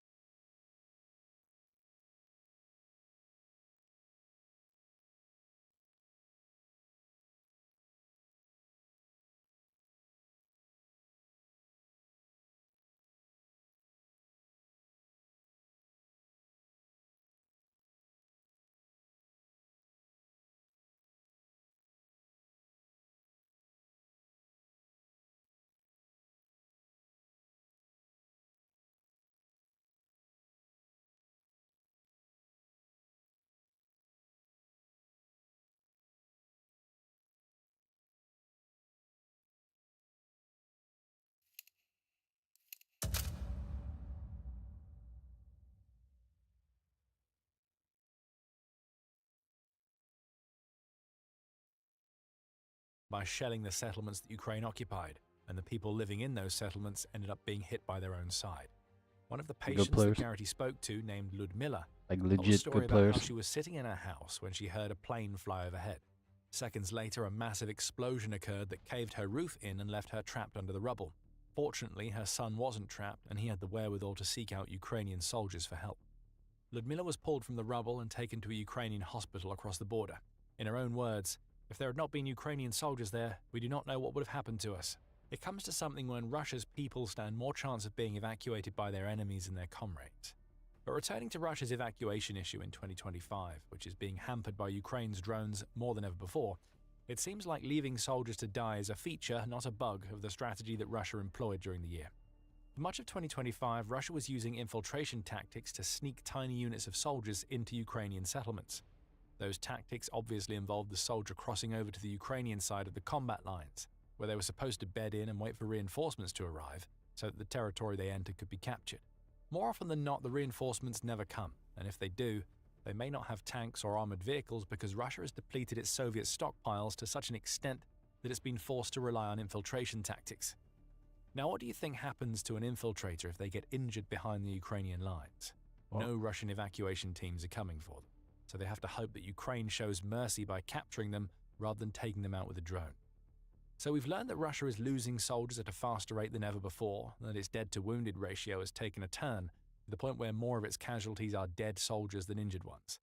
The obvious question, and one that we mentioned earlier, is what does all of this mean for the future of Russia's manpower?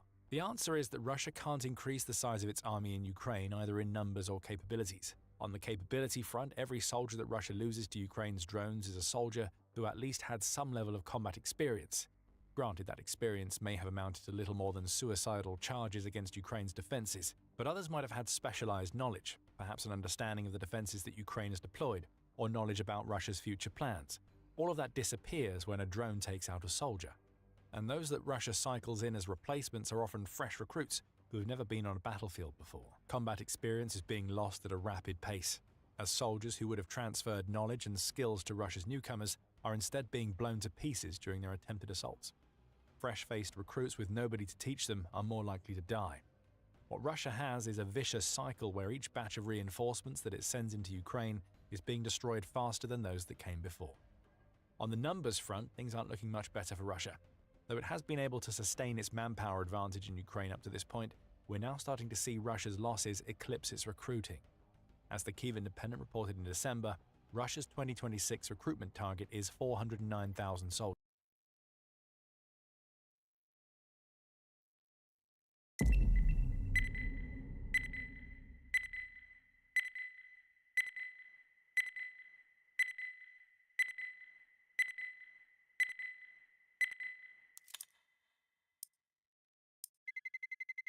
Let's roll.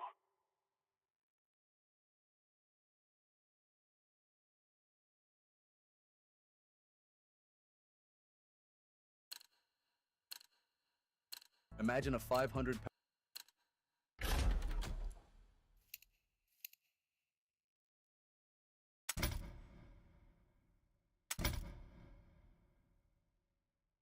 pound baller breaking ankles like a point guard. Now stop imagining, because he was real. Damn. Troy Escalade Jackson was a walking contradiction and a street ball legend. The little brother of NBA point guard Mark Jackson, Escalade didn't just break the mold, he ran it over. At 6 feet 10 inches and over 220 kilos, he handled the rock like he was born to dance with it. College ball at Louisville? Check. NBA? Nope. But when the And One mixtape tour came calling, he answered loud. Rucker Park to Sports Illustrated, the crowd couldn't get enough. His behind the back passes, his bully ball dunks, his smile, you felt them. Escalade passed away in 2011 at just 35, but in every playground and highlight reel, his spirit lives on. He wasn't just famous, he was loved. Imagine a 500-pound baller breaking ankles like a point guard. Now stop imagining, because he was real. Damn. Troy Escalade. See how expensive a solo dinner at a struggling family restaurant is. This guy DM'd me saying that his 70-year-old parents work every day at this Greek restaurant, asking for help to have more people try out his parents' food. So we're here, right over there, Flaka. In order to make this reveal authentic, we're gonna put on a disguise. Hello, my precious. Look, what do you guys do? I look like Aladdin from the dictator, pulling up unannounced. That's so sad. There's no customer. No more talking. Now we fight. Alright, don't be dumb guy again. I guess the block feature doesn't work. I already blocked this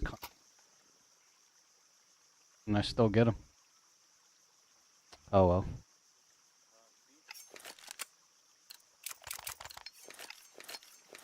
Let's go, let's go. Not that bad.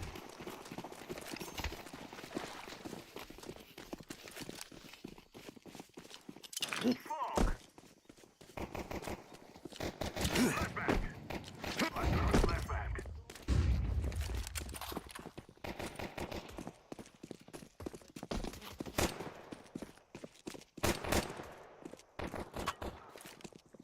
Planted.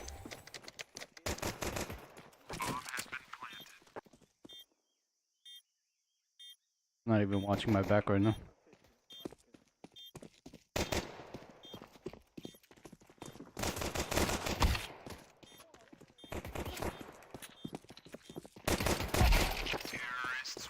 We cannot be killed. Which one's blue?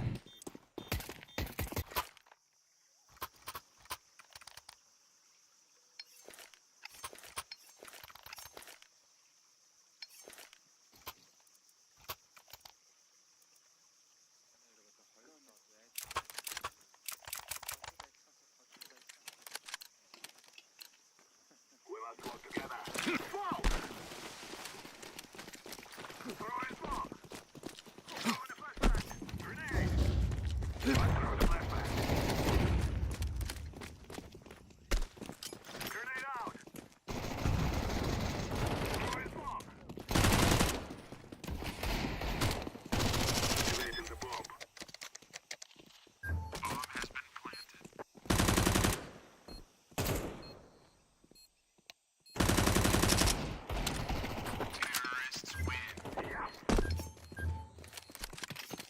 What the hell did he get hit by? 97 and 1? The hell?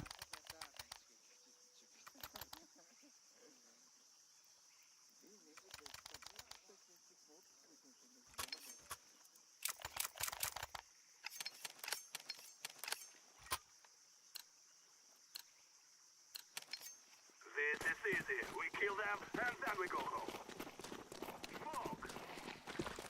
Flashbang. I'm throwing a grenade. Darn.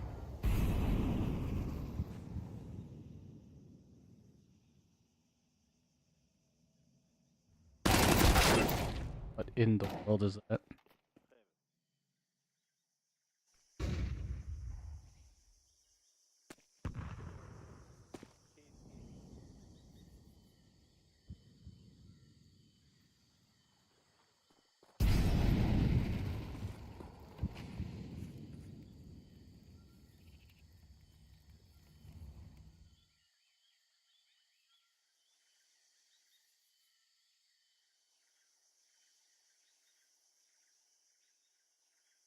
Weapons already sticking out the door.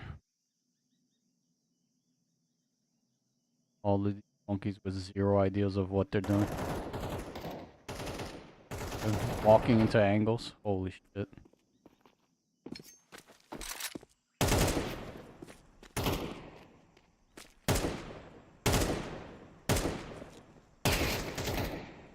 Wow. You won that open door.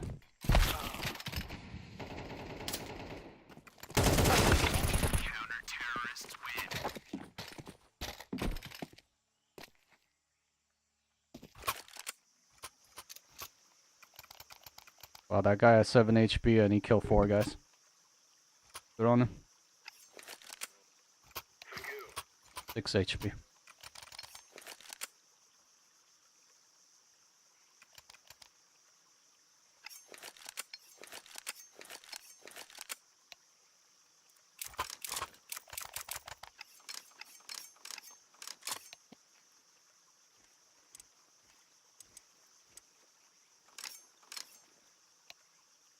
Hello. Hey, one person? How you doing? Good, how are you? Good, thanks. Wait, so what do you need? Yes, I'm ready. A small Greek salad, Yep. spinach pie. Okay. Which of the entrees do you recommend? Are you looking at meat or seafood? Give me something Greek. Something Greek. Yeah. Let's go.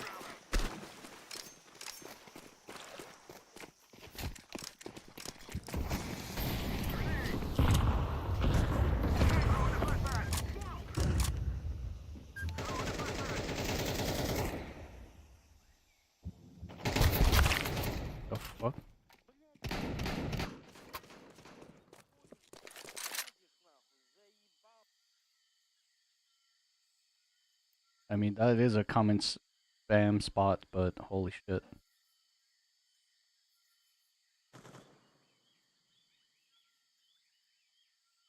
Yeah, that play was my bad. The yellow sacrificed himself to push. I just wasn't sure.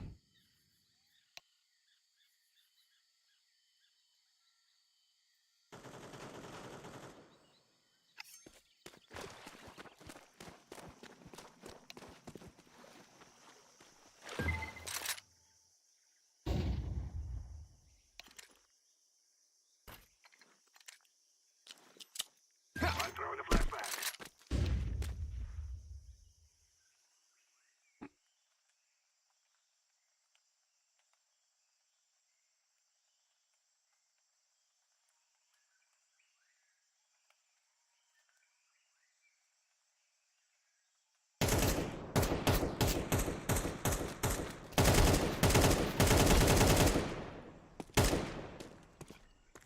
I'm throwing fire. Like, kind of like. Yeah, Mustafa. Thank you. You're welcome. $11 Greek salad. If you had a malfunction, the beard came off, but I'm still sticking to the big bowl of salad. So we're rating it from a scale of 1 to 5 because it's a family small business. I give this a 4 out of 5. Thank you so much. You're welcome. Enjoy. So good. The Greek lemon potato on the side. $11 homemade spinach pie. Look at that layers. Let's dog it down, baby.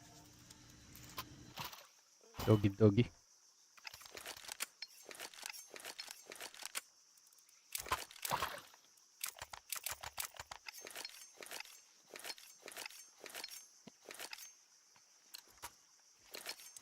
Hey. I guess just the orange and I'm buying. The rest are ecoing.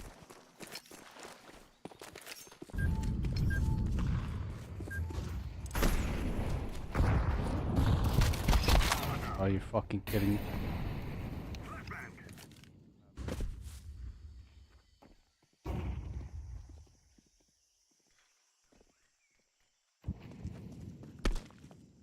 Right.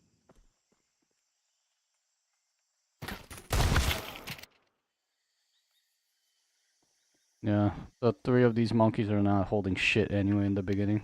So the fact that I'm playing aggro is just 1v whatever was on site. This one a 5 out of 5. Okay, Mustafa. Thank you so much. You're welcome. Can I get you anything else? This drink is so good. Can I have another one? Yeah, it's so good. Thank you. $18 moussaka. Layers of beef and eggplant. Thing's so amazing. First time here, yeah.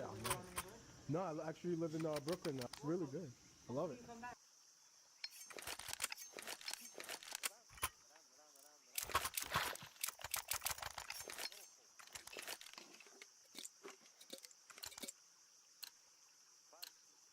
Guys, I tell you, we kill them all.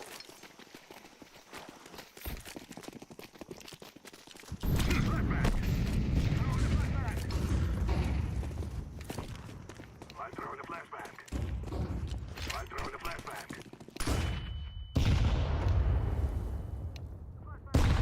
Throwing fire. Holy shit.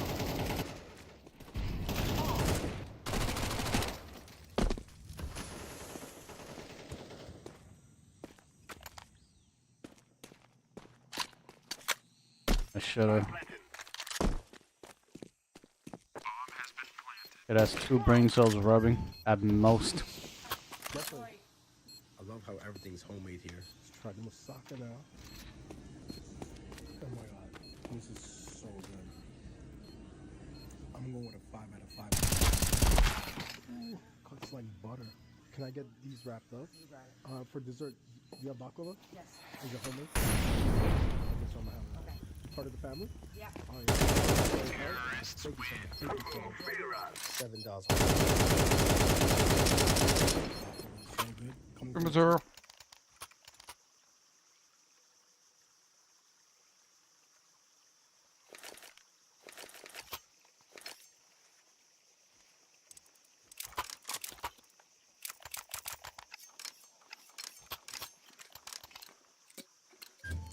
Move it, move it. Through this smoke.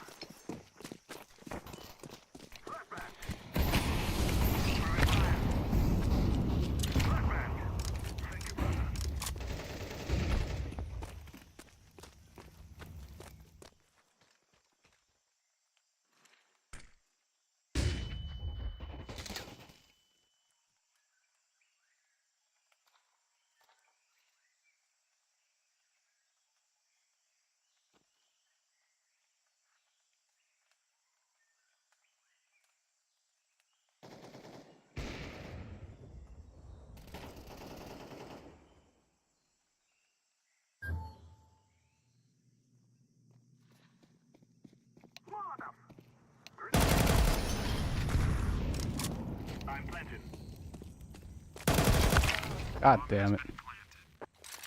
Terrorists win. We are the best. Za za za za za za za za za. Zaza caterpillar zaza.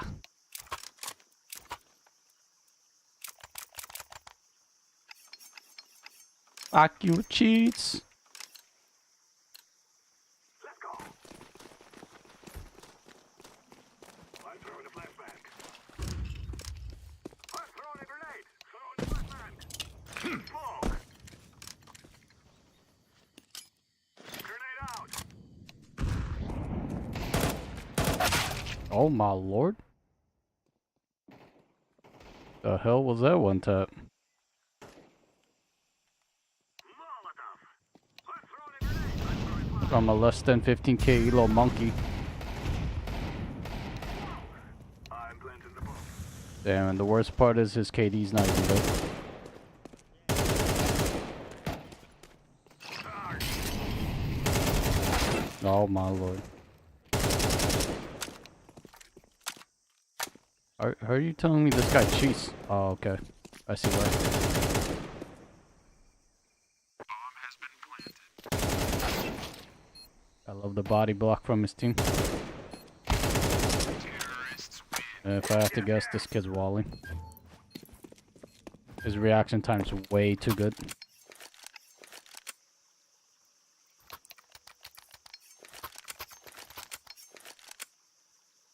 Way too fucking fast.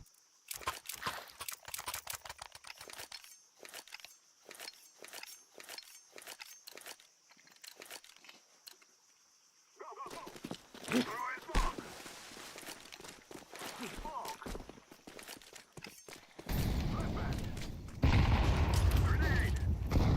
Throwing a flashbang. Throwing fire. Grenade.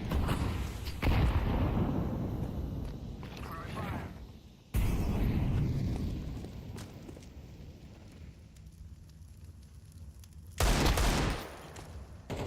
I'm throwing a flashbang. I'm throwing a grenade.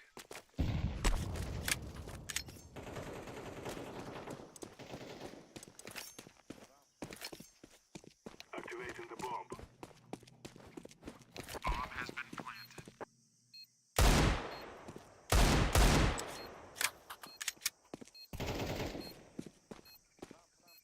Smoke.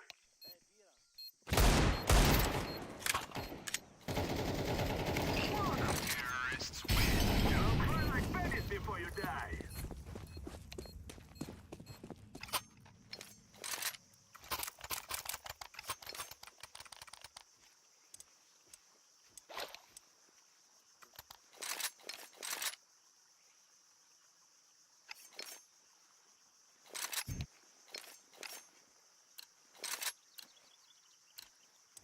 This is our fight. My god. This is gonna be the same thing that happened on Anubis. Winning half. But then start choking.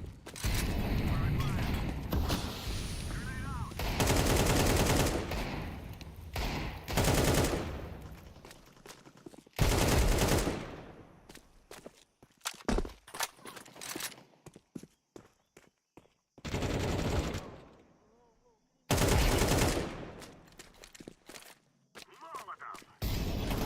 Throwing a flashbang. I'm throwing a grenade. I'm throwing a flashbang.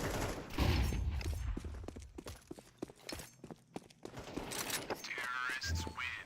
We will dance on your graves. I'm planted.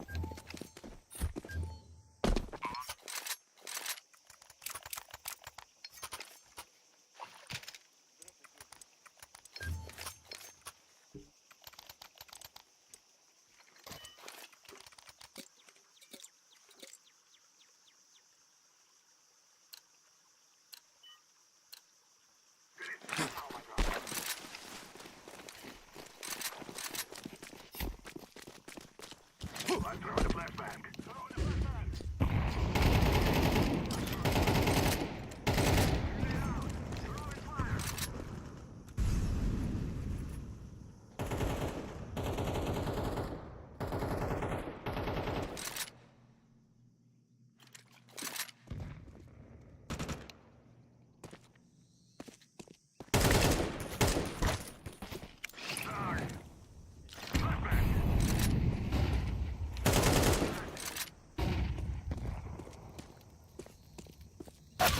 What the fuck?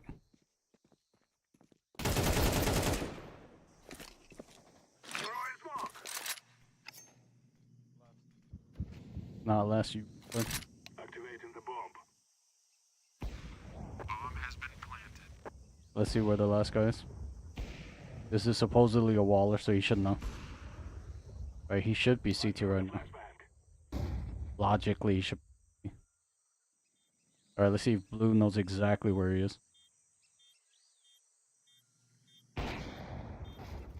Okay. I fear no man. Yeah, it's just then. The way I see it, he's an actor.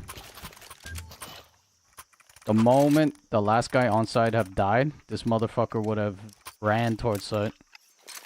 And he would have known exactly how to play off the angle. No doubt about it.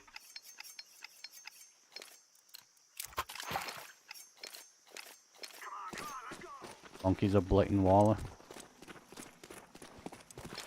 Telling you, these Russian monkeys have practiced playing with walls so much.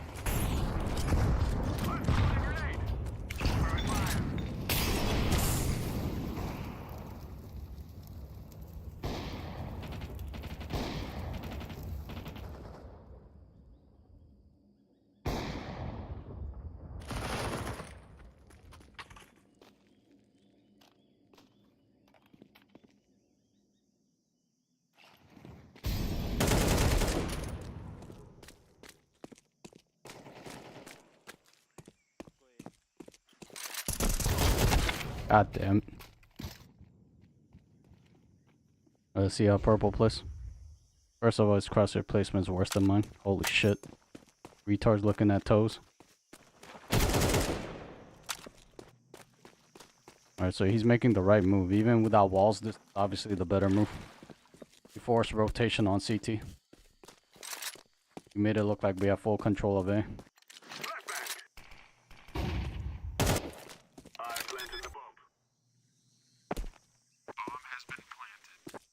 Oh no. There's a good chance he's gonna die right here. Fuck is crosshair placement? Oh, okay.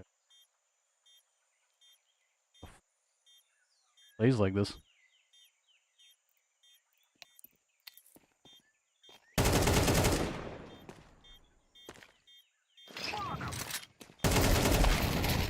Wow, whatever. Sorry.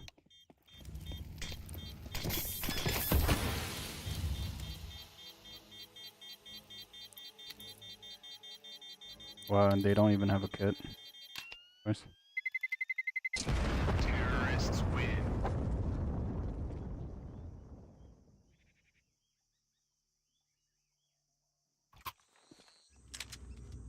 Let's show them who we are.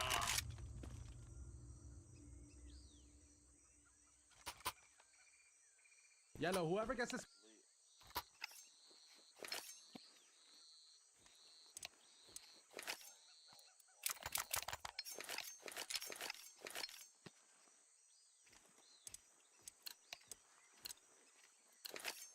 Move it, move it.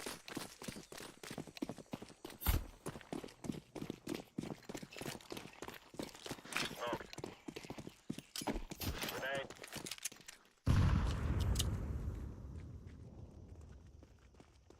Flashbang.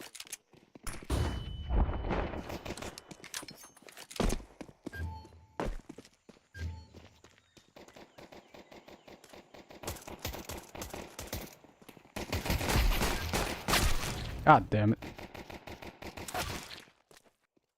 Monkey doing?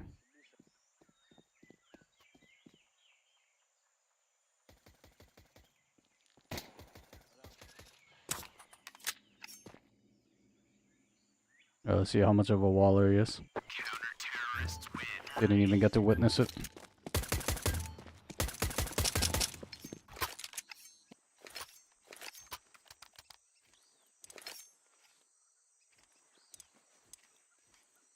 Oh boy, this boy tilted out of his mind right now.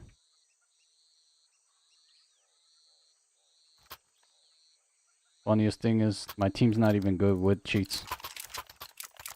Let's go. Kids are fucking ass cheeks, even with cheats. Flashbang. Reaction time is like at best a little better than a fucking. Grenade out.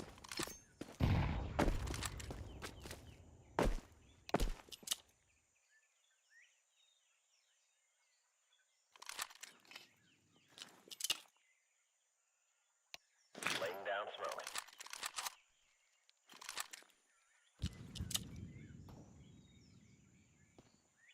Deploying flashbang.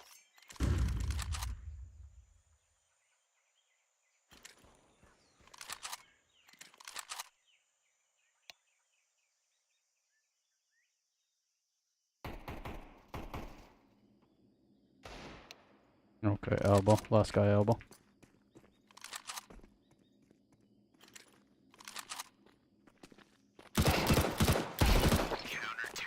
Give me that shit, motherfucker.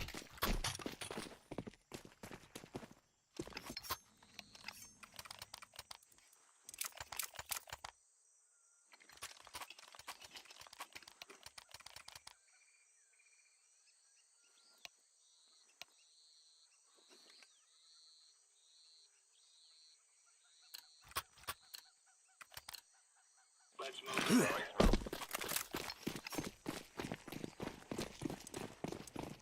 Throwing fire. Grenade out. Deploying flashbang. Incendiary out. Outside air. Incendiary.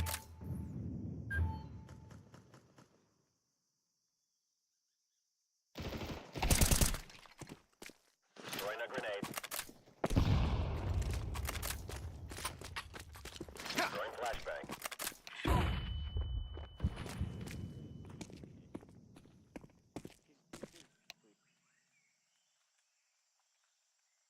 Grenade.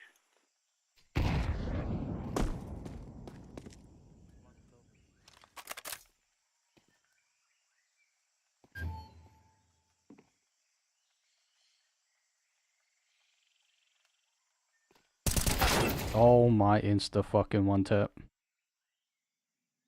Look at the way this monkey plays. Holy shit.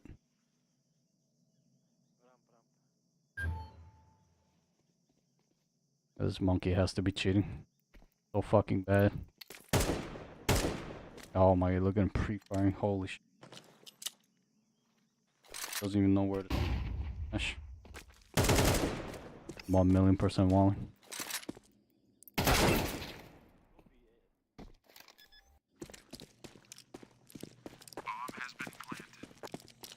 Throwing flashbang.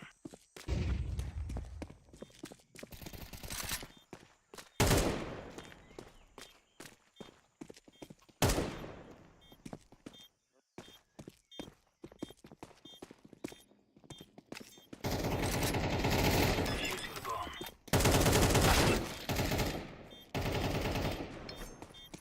I'm defusing the bomb.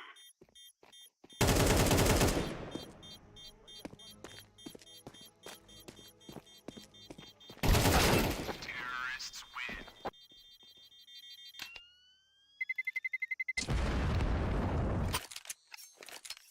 Wow. Both the Wallers losing like that. That's diabolical. That is literally diabolical. Retards are both walling. Holy fuck. And they lost to a fucking genuine face of level 10er.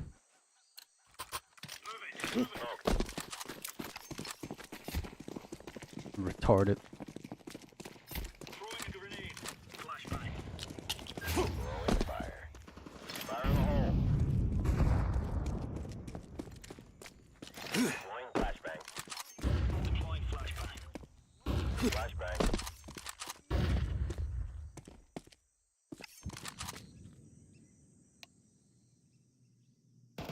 Smoke. Fuck that.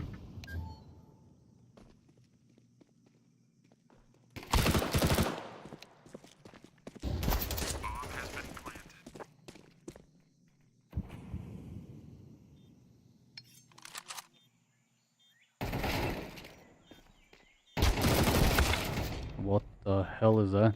He's walling too. Refiring everything. Terrorists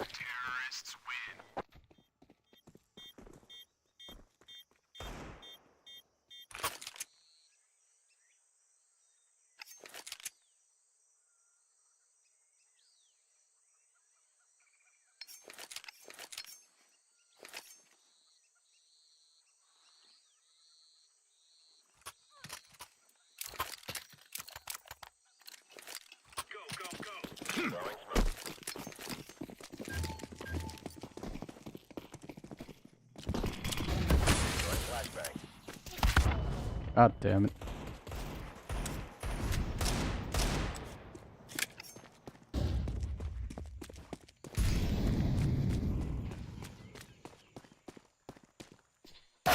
Oh.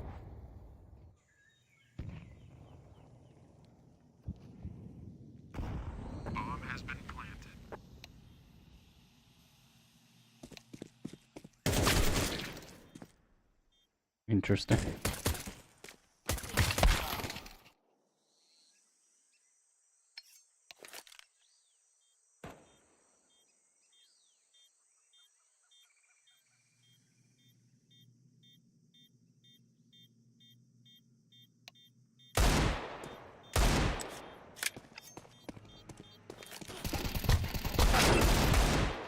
How did he lose that duel? Oh, he's the bottom fragger.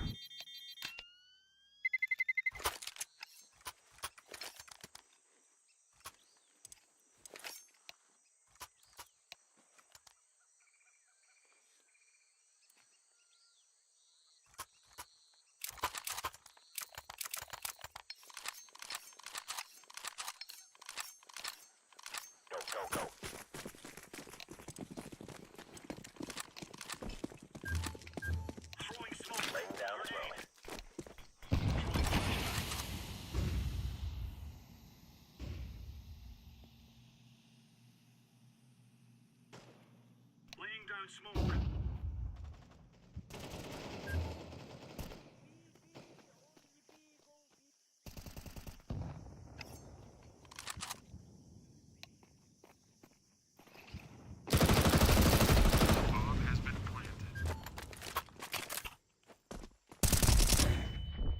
Throwing a grenade. Deploying flashbang. Throwing flashbang.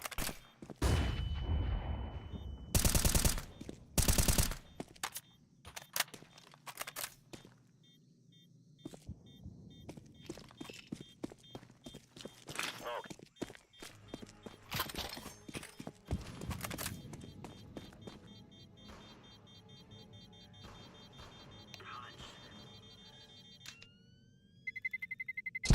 Terrorists win.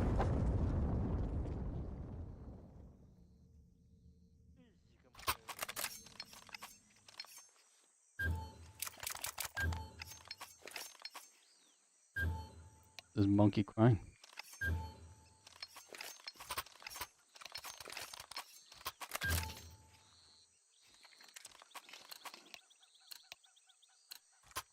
Go.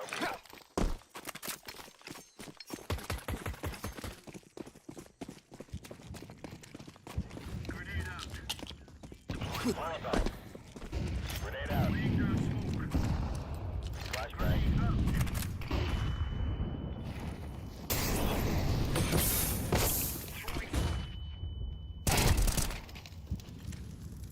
Throwing flashbang.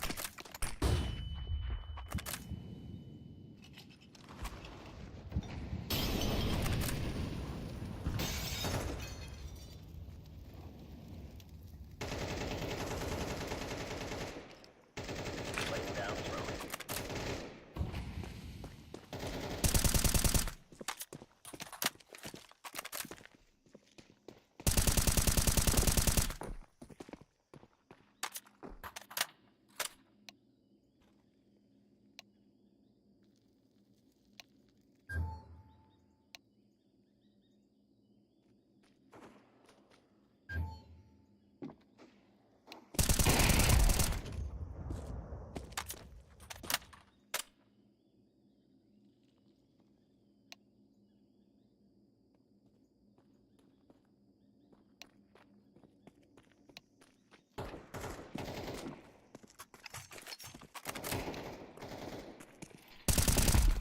Counter-terrorists win. That's the way we do it.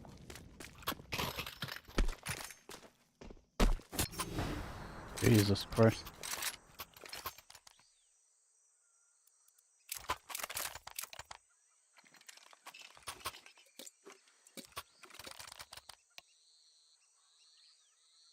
Struggle even with a cheater. Holy shit. Throwing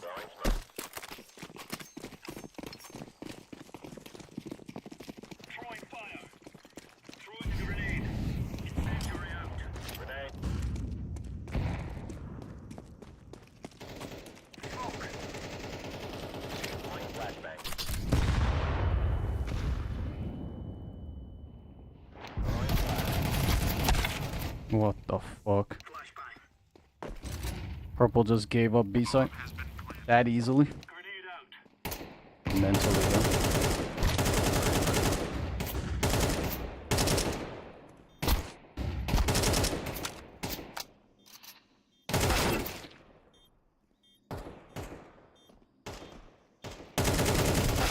Terrorists win.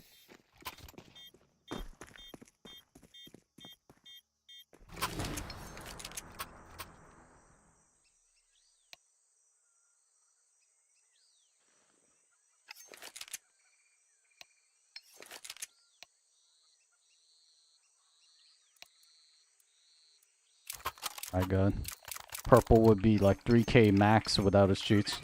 Kid his ass cheeks. Complete. Shoot everything that moves.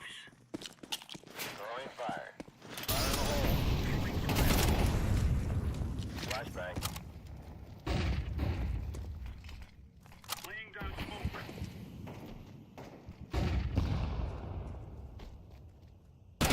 Grenade out. Incendiary. Grenade.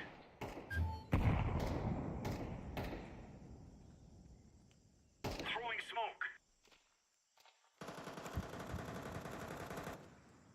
Smoke.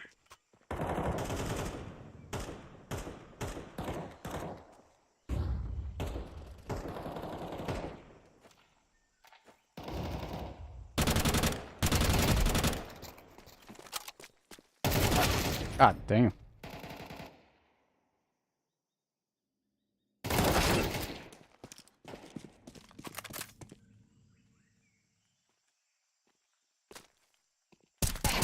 Ooh, Boba fucked him up. Good stuff.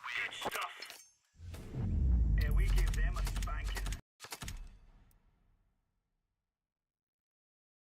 I don't even remember who was queued up on my team. Alright, it's time to watch the demo. Because I want to just make sure this kid was walling. I know this kid's walling, this kid's walling. Kid walling? Like the last few clips I've seen of him, he's not sus. He's making obvious plays. But then this monkey, I already 1,000,000% know he's walling. This monkey when he was taking the duel towards CT, just pre-firing all the time. Reaction time is like 200 millisecond if that was still. Constantly hitting shots when the guy's peeking through CT. Impossible.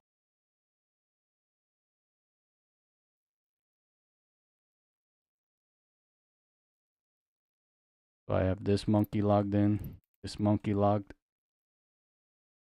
Let's see what other monkey was cheating. Mind you, they're all new accounts. They all start with the same digits, 765611. They're all new. Oh my lord.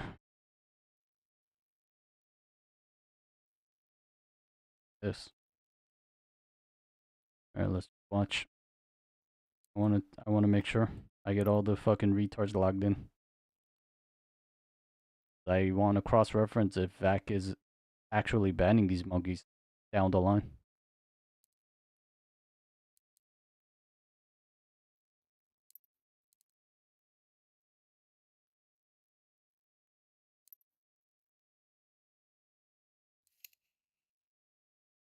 Log the tally.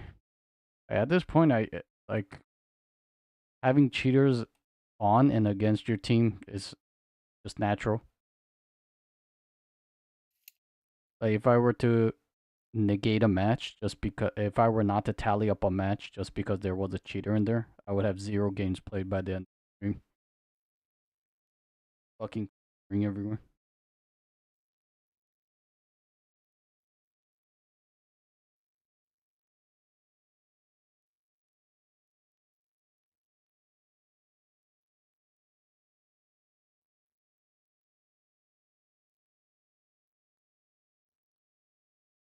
Skill gets to play window.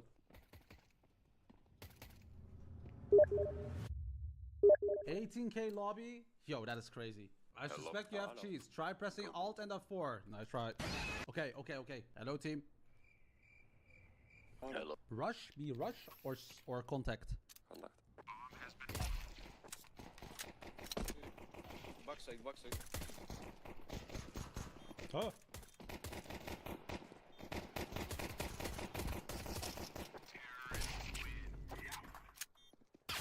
Fury looking slim today. Finally, someone that said the truth. Alright guys, watch this. You're about to watch the entry fragger of the year.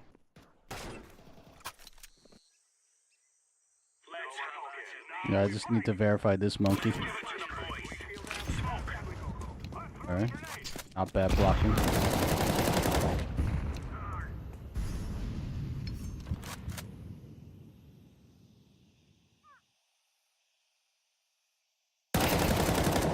Oof. Wait, did he line me up before he peeked in? He was watching him run through T. Alright, already got him. But, of course, let's make sure. Trust, but verify.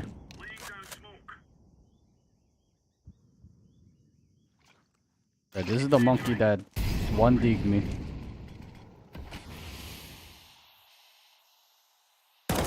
Yeah, nobody peeks angles like this, come on. And then he false checks. Fucking pretend checks angles. Oh my god. One of these monkeys. Like, he thinks that doing that is not making him look blatant. That checking of the angle. After he already took ramp control, he checks it afterwards. Fucking mentally challenged. Look at his crosshair placement. If he genuinely thought an enemy was here, you would not be aiming here. Your fucking crosshair has to be. Right, let's see if he started moving. Because he should know that the remaining T's are not nearby. Actually, one's... Never mind. Holding for him.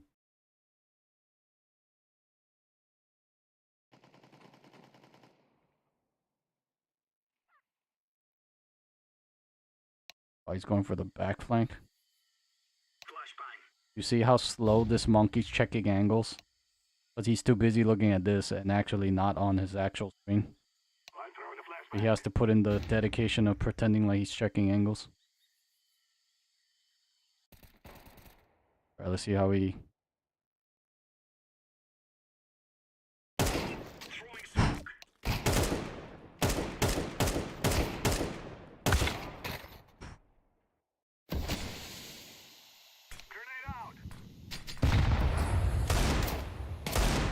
Oh, that was just a good shot.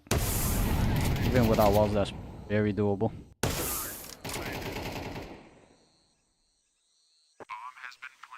Okay. The way this retard has his crosshair set. Crazy.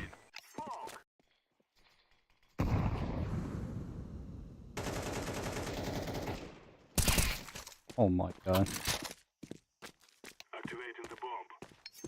Imagine your ID being don't be done, but you're that dumb. Once a smoke phase, when you're above 10k, you don't check your surrounding. Mental.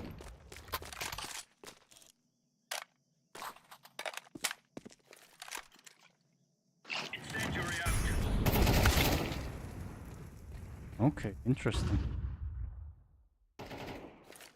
Some moments it feels like obvious walling. Like that.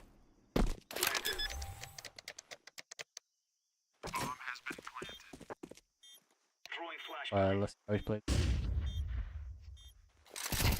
Oh. Dude. Yeah, I was surprised by this one. So he confirmed. Oh, he did see me, okay. He genuinely might not just be walling. But then he keeps doing stupid shit like that.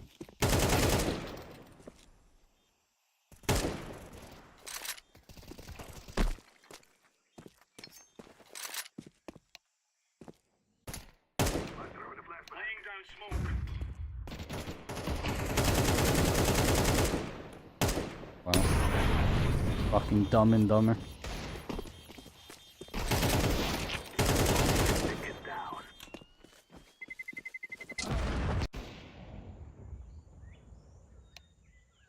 Always in the enemy's backline.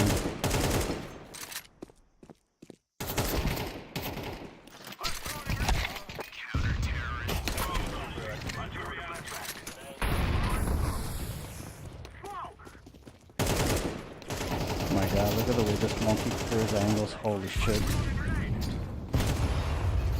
Yeah. I am for the idea this monkey is walling. Without his cheats, this kid would not even have 5k elo. Oh my god. Plus their creams are so fucking bad. Even with wall hacks.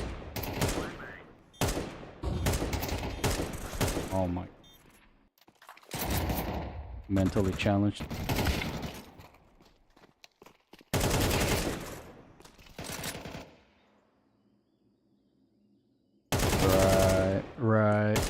Right. This monkey is falling. Just low-key retarded.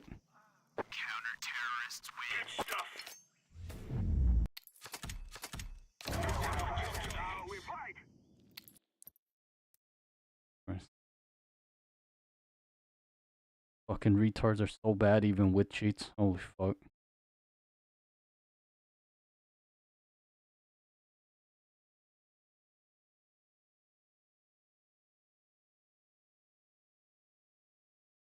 That is.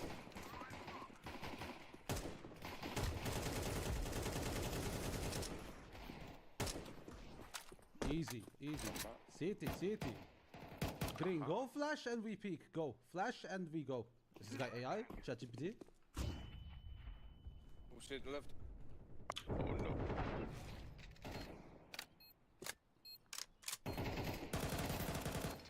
Nah. What did they win by?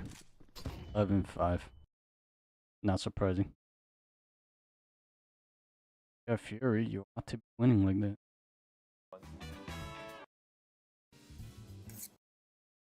But honestly, this is good, like good Western food. Western food done right. Fried chicken. This is Western the food challenge. done right. Bunch of fried shit on the plate. Saying Western food just consists of fried shit on a fucking count.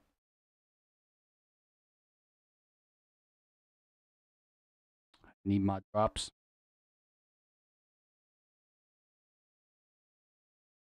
My drop.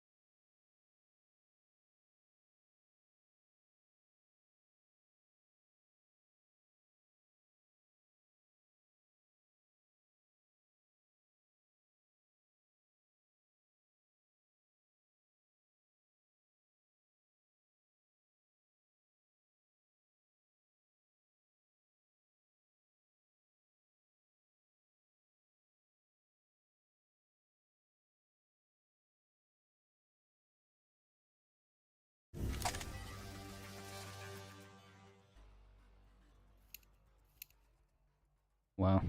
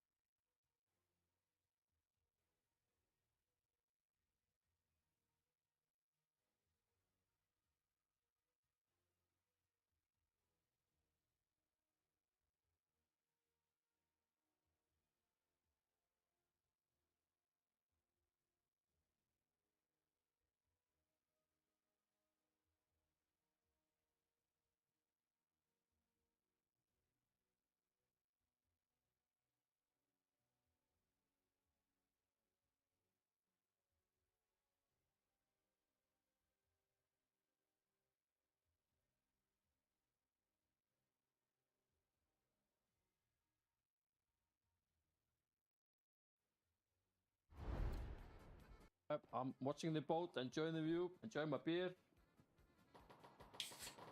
B.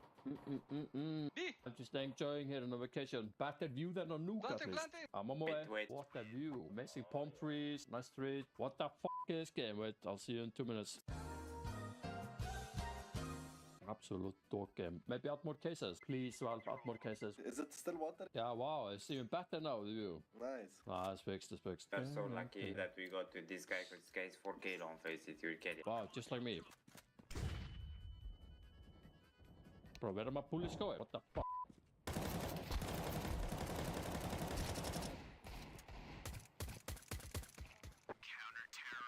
Shooting bubble guns on. Wow, so easy. Magazine from Kosovo. No, from Pakistan. Tell him. What city in Germany you live in? Me in Germany? No. You know any Swedish, by chance? What? Hej allihopa, salam alaikum. No. Tjena. Ja, salam! Hur mår du? Hur gammal är du?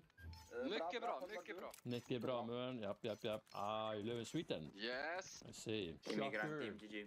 Surprise. Yellow, what do you do for a living? I Selling deliver, us. packages. Sell packages. No, I deliver. Ah, delivery man. My dream job. What do you deliver? Clothing, electronics. Bro, what am I doing? Am I healing him? I get 3. Go say this. Nice, Shut up. Timberials, he says he likes you. You know him? Oh, Timber. He's Six. my friend. Is he? He sent me a message on Steam.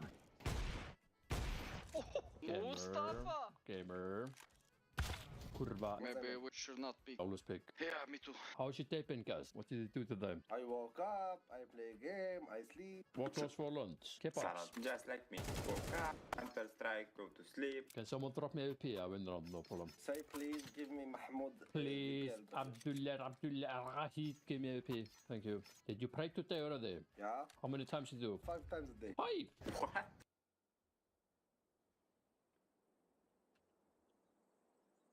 Here's Mbappe! I have legs. Fuck off us. Team spoke as soon as he picked. Always blame teammates, guys. Guys, this should be a fast win. Keyword shit. I don't even imagine us losing this game. For me, this is counted as a win already. Confident. 3 balls in your sack. Nice. That sounds haram. Fuck, I'm pulling covers. Now, Guys, we need to have a talk soon if we don't start winning. what do you guys think about the new update? W or L? Go comment down below in the video, okay? Also tell me your favorite skin from the new update. I feel so proud of myself because I am a good player. And I know I'm a That's not good player. sign. You on Sunday you are a Christian, Monday and Thursday you're Muslim, and on Saturday you're Jewish, right? Exactly, bro knows. So I'm the Jewish today. Jewish, Bro. I'm Jewish. no problem. I'm from Israel, Jewish. Shalom, You're shalom. Jewish, no problem to be Jewish. Sammak. Wait, I know some insults. Hopefully they don't get you banned. Jag knullar din mamma. You're gonna fuck mama. Lucky. After I marry her, fuck, okay? You're not married yet. No, I'm gonna be stepdad. Wait, is it for real? Like no sex before marriage, or is it just a meme? Yeah, no sex before marriage. So you never had sex before? yeah. How old are you? That's 22. You guys get married at 14 years old. No, bro. That's only girls. Guys, 40. Bro, they have a guy with 0 kill. Hello. That's why we're winning, guys. We're going Guys, too slow. in 10 minutes finish this game, I have to go. Mom angry. Yeah, like always, she's always angry. How old is your mom again? 53, I think. My favorite age. 40. Drunk stream, man. Never drink. What is it? Dinner or what's going on? Why need to go? No, she helps me to do some homework. What subject? French. Are you learning French? That's crazy. I think they have bomb it. You're fucking retard. I bet we'll see them. Say Nightwear wins if he spams the smoke, bro. He doesn't spam the smoke, we lose. Oh my god, bro, he scared the Imagine shit he's out on of the me. Why didn't you kill him, bro? I was scared, bro. I Whoa. was really... Clear. Mustafa! That's not on you, bro. I swear. What? Bro, I was shooting CT on Mirage. How is that a kill on you? Nah, bro, my crosser was on Inferno. Thank you for the game, guys. Very good. Yeah. I have to go because my mom is getting angry. She will cut the cable soon. Okay, say hi to her for me. Say thanks for last night. I might come soon back. So Okay, hit me up. Bye-bye. Bye bye. Holy, we have enough for the new AK. Show me factory new AK. That's all we want, right? We have exactly 125. In 3 to 1, I'm not overthinking. Show me factory new.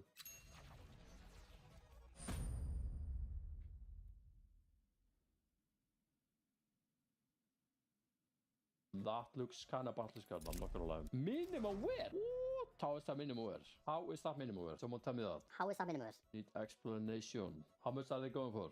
45. Because of pattern, I say. I got an idea. You know what? Only one way we can make this look better. And that is by going here, straight into the market. Boom. Mr. Chief, best sticker ever made in Counter-Strike. And boom, there you go. Just like that. With that being said, remember boys, if you wanna watch more of these videos, subscribe to the channel, and I'll see you boys around in the next video. Subscribe.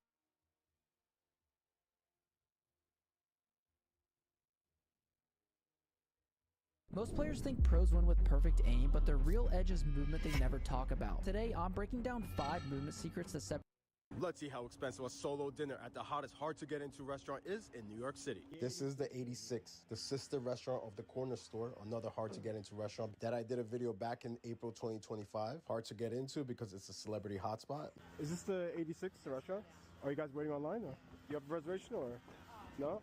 Hey, how's it going? Good, how are you? Do you have a table for one by any chance? Happy to add you to the wait list if I have anything available. Okay, that sounds good. We got the 4:30 reservation. Let's change our outfit. What do you guys think about this sweater? Gotta look good. Might bump into a celebrity. What do you guys think about my fit? This restaurant right here changed my life. And that's where my TikTok journey started. Good thing we came early because there's a line. How can I help you? Is that a reservation? Okay, right over here? Okay, thank you so much. There's a lot of history here, especially in this. This is Hemingway's table you're sitting at. So I am sitting on Ernest Hemingway's booth right now. That looks like Francisco from the Corner Store. Francisco? Yes. Thank you so much. Francisco, right? Yes. Do you remember me? Of course. How you doing, brother? He's gonna say, I love where your face has gotten now. I'm gonna start with the lobster scampi, the cheesesteak, the bone-in wagyu, medium rare, cream corn pot pie. Solid order. I was rushing out the car, totally forgot my wallet. Sure, I have a question. Yes, sir. This is a little embarrassing. Not at all. Do you guys take Apple Pay? Of course. Okay, I'd sure, love yeah. to see the growth of the content. And Thank everything. you, man. Customers in the trenches, like, respect the shit out of it. No pork, right? No pork, yeah. No problem. Muslim? Muslim, yes. Walaikum salam. Hot dog and truffles from the chef. This looks beautiful and appetizing. And the caviar potato croquette. I give both 8.5 out of 10. Then we got the spaghetti scampi and lobster, $32. Just dog it down, baby. Perfect combination. 9 out of 10. The more I eat, the more I like it. I'm changing it to a 10 out of 10. This looks so good. For a second appetizer, I ordered the Philly cheesesteak, $39. This looks so good. That's a really good cheesesteak. I'll give this 9 out of 10. Main entree, bone-in New York strip, $86. With a side of cream corn pot pie, $17. Really good steak. I'll give this 8.8 out of 10. This is a huge palate cleanser. On the house banana trifle, 9 out of 10. $19 cheesecake, 8 out of 10. Tonight's dinner is compliments of Mr. No, that's not happening. No, please, no, that's what I can't. No, that's not happening.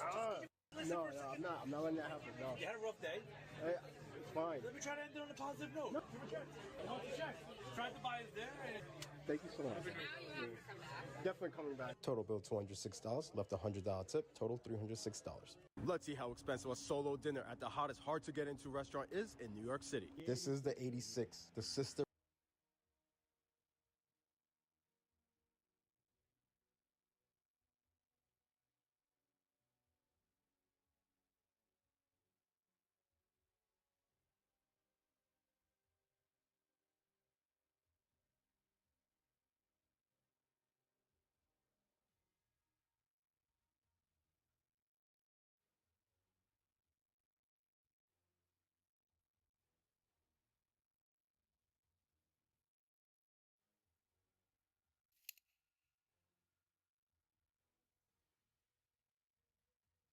Here we are. The tomb is Zhang Jianchuan, stone carving tomb. In the mist-covered mountains of western China, there is a remote, mysterious place few have ever known.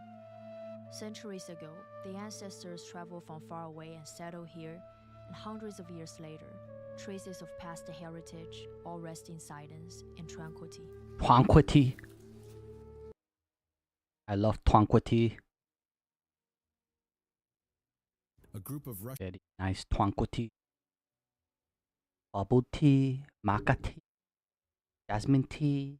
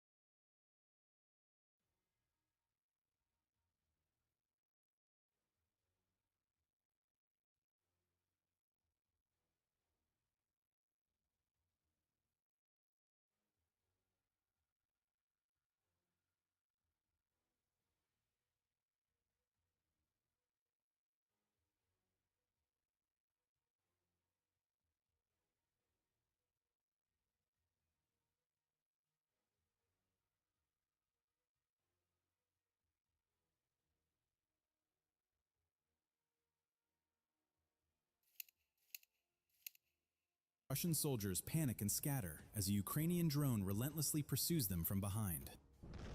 A heavy Ukrainian drone accelerates toward a group of Russian soldiers hiding beside disabled armored vehicles, confirming the position from above before closing in under direct aerial pressure. Oh my. The following footage likely takes place near a ruined village in Chernihiv Oblast.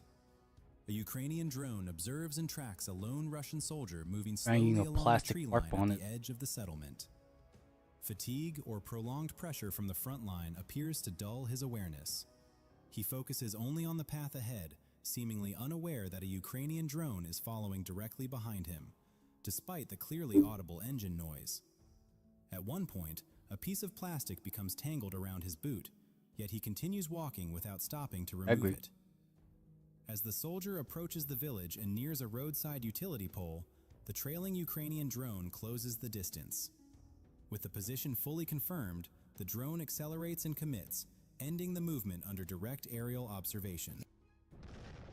Oh my The next god. scene shows a Russian soldier lying wounded on the ground, raising his hands and repeatedly gesturing toward a Ukrainian drone hovering overhead.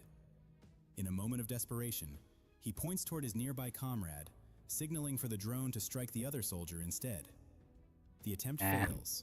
The drone maintains position and does not respond to the gesture. As the soldier slowly drags himself toward the edge of an open field, the drone stabilizes above him and releases a grenade, ending the encounter under direct aerial control. The Ukrainian drone is observed striking a dugout position. In the moments following the impact, 3 Russian soldiers panic and rush out of the shelter, splitting up as they attempt to escape. 2 of the soldiers move together and take cover behind a nearby tree. Shortly afterward, another Ukrainian drone descends and attacks that position, but both soldiers appear to remain mobile. One stays concealed at the tree, while the other breaks away and runs to a shallow pit a short distance away. At the same time, a separate drone pursues the third soldier, forcing him to circle around a tree in an attempt to evade. After the pursuit fails to produce an opening, the drone disengages and redirects, diving into the shallow pit to engage the soldier who sought cover. Oh my god. The scene unfolds across open terrain in the Zaporizhia direction. Imagine A Russian military truck carrying a group of soldiers moves steadily toward Ukrainian defensive lines. From above, a Ukrainian drone detects the movement and closes distance without being noticed. The soldiers remain unaware of the threat until the drone accelerates and commits, striking the vehicle as it crosses the exposed field. The footage captures a Russian tank advancing along a dirt road running alongside a tree line, tracked continuously by a Ukrainian drone from above. Moments later, a strike drone descends and commits. Following the impact, the tank veers sharply, crashing through several trees before breaking off into an adjacent open field. The vehicle comes to a halt, suggesting mechanical damage or loss of control. Shortly after, a crew member panics and exits the tank, dropping prone on the snow-covered ground nearby.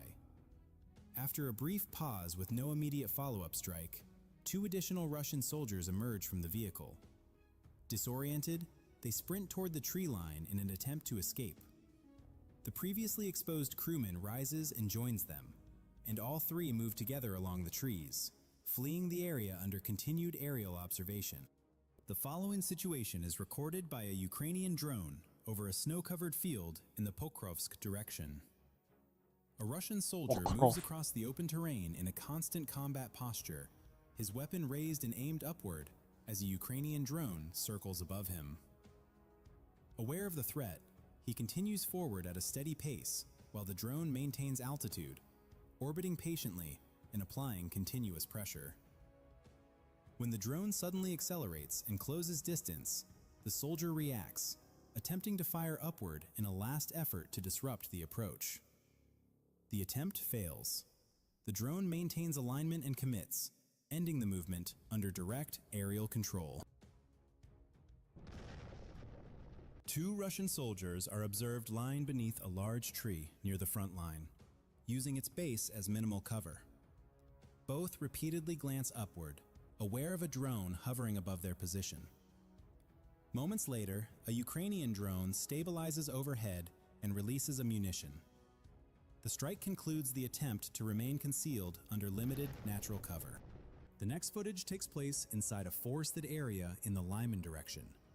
A Russian soldier attempts to flee and dive beneath a fallen tree as a Ukrainian drone closes in from above. Not far away, another soldier runs before stumbling and falling as the drone commits to the approach. Elsewhere, a third soldier tries to circle around a tree trunk, changing direction repeatedly in an effort to evade a descending Ukrainian drone. But the maneuver fails. Nearby, another soldier rests carelessly beneath a fallen tree and is detected almost immediately by a separate drone. In another moment, a panicked soldier breaks into a run toward a nearby house as a drone approaches. Finally, 2 Russian soldiers hiding inside a damaged shed in a ruined area are discovered, and a Ukrainian drone enters the structure and commits, ending the attempt to conceal their position. Inside a trench near an area of intense fighting, a Russian soldier is seen taking cover below ground. Beside him lies a shoulder-fired mortar. Moments later, a Ukrainian drone descends rapidly and commits to the position. Not far away, in a separate trench recess, another dugout concealed with dry branches is identified. A second drone follows, diving in to strike the shelter and neutralize the position under direct aerial observation. The following attack takes place on a snow-covered field in Sumy Oblast. A Ukrainian drone accelerates toward a Russian soldier moving along visible vehicle tracks etched into the snow. As the drone closes distance, the soldier realizes he has been detected and panics. He stumbles, falls to the ground, and rolls several times in a desperate attempt to evade the approach. The maneuver fails. The drone maintains alignment and commits, ending the movement under direct aerial control. The next attack unfolds near the Pokrovsk direction. A Ukrainian drone accelerates toward a group of Russian soldiers, taking cover beneath an abandoned armored vehicle along the roadside. From above, the concealment is quickly confirmed. The drone commits and strikes the position. After the initial impact, one soldier appears wounded and manages only to crawl out from under the vehicle before collapsing nearby. Other soldiers, seemingly uninjured, remain close to the armored hull, hesitating and observing from a distance. No one moves in to provide assistance, illustrating how aerial pressure freezes movement and breaks coordination under sustained drone threat. A Ukrainian drone is seen accelerating toward a concrete drainage pipe, where a Russian soldier has taken cover inside. The drone closes distance and commits into the confined space. Not far away, another Russian soldier advances near the edge of an open field. As a Ukrainian drone approaches, he raises his weapon in an attempt to counter the aircraft, but the effort fails. Nearby, a third soldier reacts to an incoming drone by breaking into a run. But the distance closes rapidly, and escape proves impossible. We ain't running nowhere, boy. Along the field's edge, another soldier, shaken by the preceding strikes, drops to the ground and remains motionless, hoping to avoid detection. Yet the drone still commits. Moments later, a fifth soldier freezes in place as a drone approaches head-on, unable to react before the engagement concludes. The situation unfolds across an open, snow-covered field in Kharkiv Oblast. A Ukrainian drone tracks a lone Russian soldier moving across the exposed terrain. He appears to be operating alone, possibly on reconnaissance or separated from his unit. After covering a long distance, the soldier suddenly collapses onto the snow. The fall is not caused by exhaustion, but by the growing sound of a Ukrainian drone approaching overhead. Believing that remaining motionless will keep him hidden, he lies flat against the ground. The assumption proves false. From above, the drone steadily closes in, confirms the position, and commits to the strike. The following incident occurs near a trench line in the Pokrovsk direction. A group of Russian soldiers is observed gathering equipment, likely preparing for an assault toward the city. From above, a Ukrainian bomb-dropping drone stabilizes and releases ammunition onto the position. The initial blast triggers immediate chaos, sending soldiers scattering and diving for cover. Moments later, believing the danger has passed, several troops emerge from the dugout to assist wounded comrades. Omelette? The drone remains overhead. A second munition is released, striking the exposed group and neutralizing the position under sustained aerial control. The following scene unfolds along a dirt road where a Ukrainian drone detects a Russian soldier lying beside a single-wheel handcart. The soldier keeps his eyes fixed upward, watching the sky, suggesting he may have already survived an earlier strike. For an extended moment, no immediate attack follows. Believing the threat has passed, he begins to move again. Unable to stand, he drags himself forward using his arms, occasionally rolling across the ground to gain distance. Oh no. Inch by inch, he makes his way toward nearby My boy. bushes, attempting to reach cover and disappear from aerial view under continued observation. The next incident takes place along a key route in the Kherson area. Two Russian soldiers arrive on a motorcycle and begin placing anti-tank mines along the roadway, working quickly. Doesn't give them a way in, an important 3K from Crizzen, but those were meant to be your easy rounds. You know, now the going gets tough. Now the guns come out for Gamer Legion. Self-assuring round, at least for Heroic, right? Winning some scary moments from some scary positions, even that pistol. And even this one, Crizzen needs to get multiple kills. He delivers. Susp 0 and 14. Surely he's going to get in the game here and now. I think, you know, it's one of these things sometimes where someone like Susp, sure, he's had a playing career of, I think, over 5 years now, but very little among that has been spent at these top-tier events. And so this is, you know, a high-pressure moment. 7 nations, over 600 million people, all experiencing state failure at the same time. Iran, currency collapsed 99% since the 1979 Islamic Revolution, water running out in the capital. Pakistan, 24th IMF bailout, nuclear weapons, and an 24th? insurgency that just surged 70%. Egypt, $161 billion in debt, 60% living in poverty, too big to fail, failing anyway. Turkey, inflation hit 85% in 2022, brain drain is accelerating, the model democracy that broke. Lebanon, 98% currency collapse, 80% poverty rate, total economic annihilation.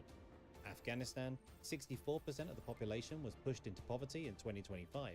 Sudan, 12 million displaced, civil war, famine conditions. This isn't 7 unlucky countries, this is a pattern. And the pattern reveals something terrifying. These collapses are feeding each other. Governance failures breed economic disasters. Economic disasters trigger refugee flows. Refugees destabilize neighbors, neighbors crack down, crackdowns fuel extremism, extremism fills vacuums. A cascade, a feedback loop, a system failure. And once you see how deeply interconnected these crises are, you'll understand why this might be the most dangerous moment for regional stability in a generation. We'll start with a country that was supposed to be the success story, the rising star, the bridge between East and West, Turkey. The One's Turkish just gonna lira play hit deathmatch 28 now. to the dollar in late 2022. Back in 2013, it was 2. That's not a currency adjustment, that's a currency execution. Erdogan spent years defying economic gravity, slashing interest rates while inflation exploded, firing central bank governors. Pre-2023, magnitude 7.8, over 50,000 dead in Turkey alone. Building 24, Egypt faced about $40 billion in debt repayments. They don't Not telling the underlying premise of why they're suffering. Other than just random natural disasters.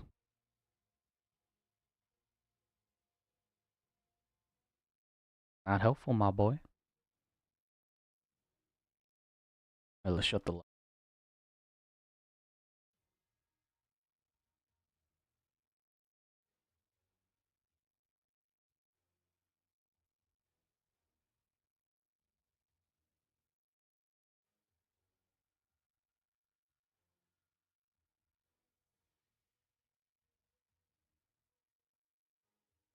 Civil War, you say?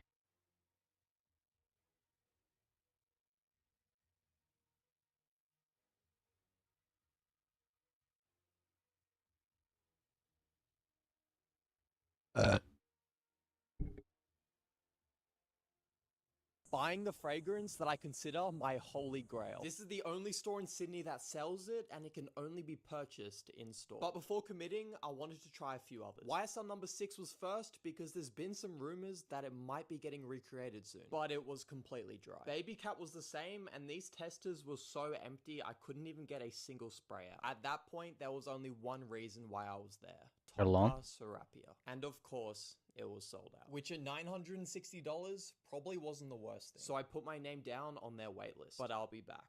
Buying the fragrance that I consider my... Interesting. $900 Guerlain. Bro, after the shot. Guerlain. Look. This is not bannable on Faceit. You can do this on Faceit. My last video about AI aim assist, about the guy in level 7, didn't do anything. Faceit didn't detect the cheat. Faceit didn't ban the guy. I just exposed it how Faceit cannot detect that AI aim assist. And as long as that guy doesn't go crazy, he just goes like this. It's okay, because he's not locking on the head. He's not glued to the head. He's not following the head. He's not obvious. So Faceit is not scared that the silvers will understand what's going on and still you will pay for premium. Faceit is not afraid about that. They ban only obvious cheaters. Of course, I download another demo of this guy. Of course, he's still using it. Of course, he's still obvious. I'll show you in the video. But let me tell you interesting stuff. If you try to put a script in the mouse, in onboard memory on the mouse, anti-recoil script, in PUBG you get instant banned. My friend did it, and this is the screenshot how he got instant banned just by testing it in a test room, not using it in the match.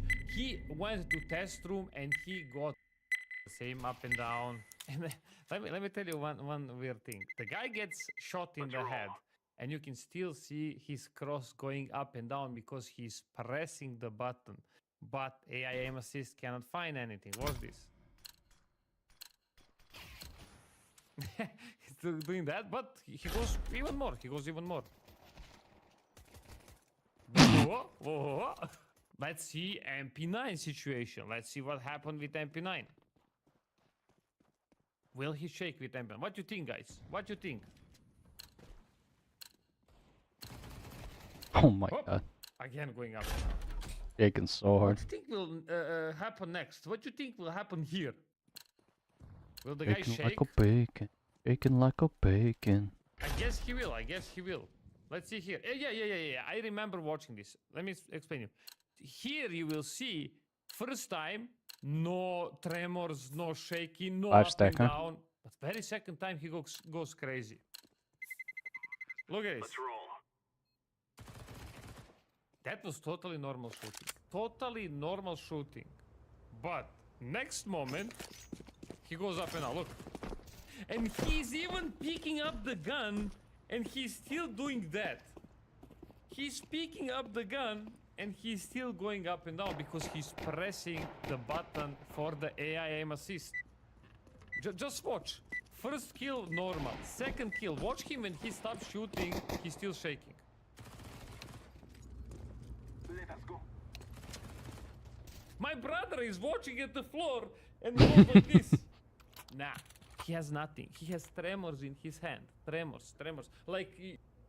How thoughtful. He has tremors in his hands. Very thoughtful.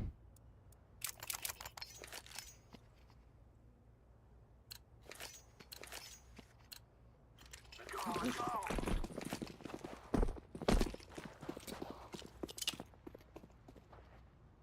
Smoke.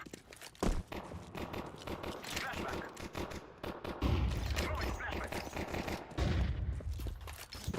Stairs.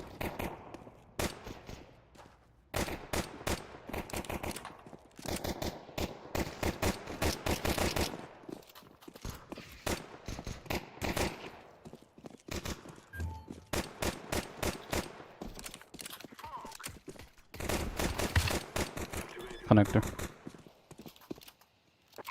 One CT coming. Here, CT.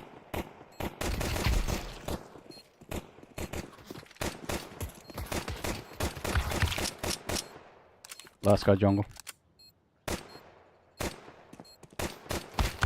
God damn it. What the hell?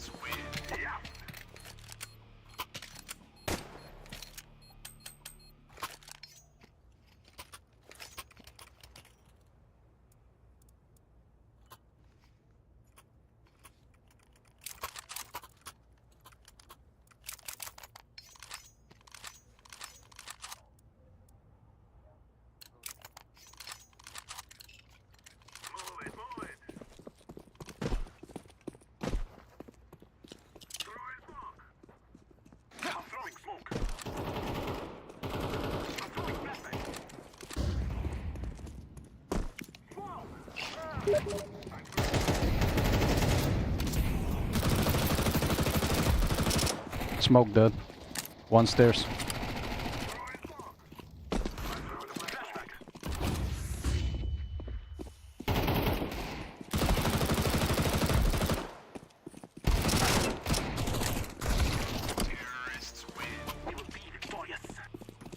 Motherfucker smacking me in the back of my head.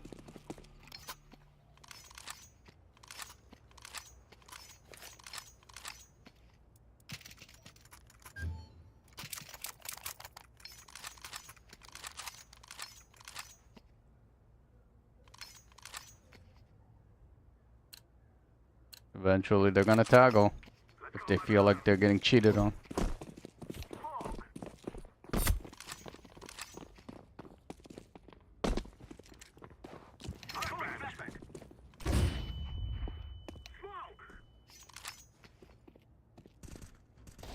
Won't be short.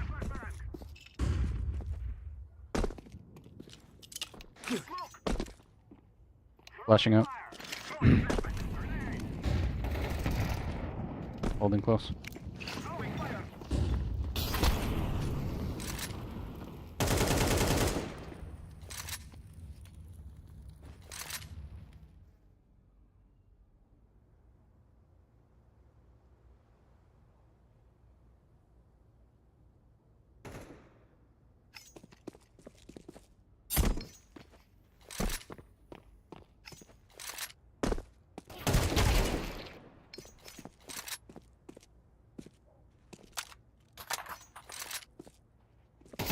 God damn it.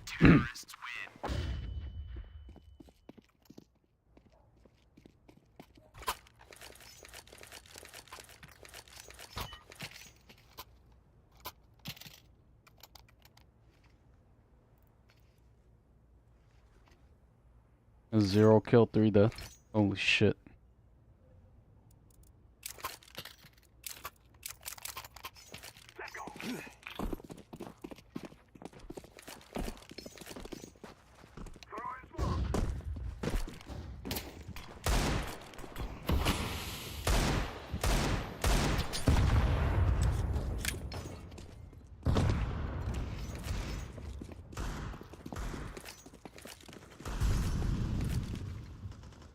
We're one short, one connector.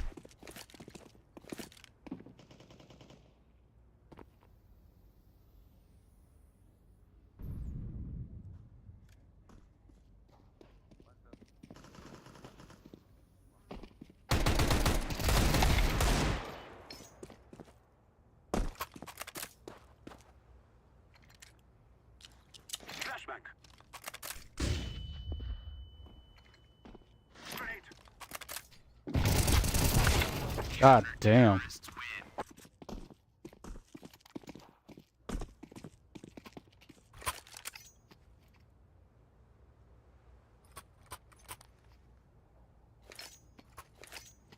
This monkey has 0 damage? What in the world?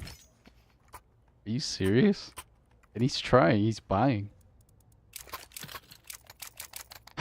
This is the fucking kind of shit team I get. Fucking highest elo monkey fucking brain dead.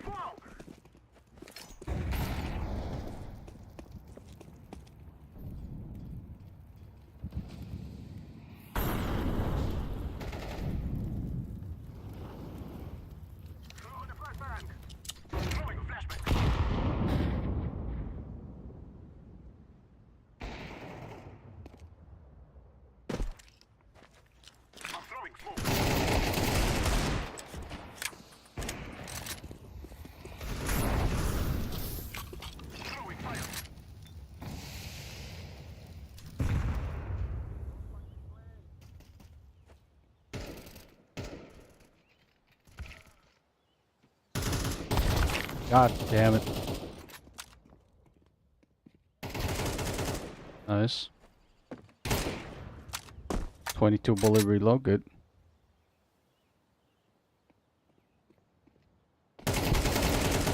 Not bad, not bad, not bad.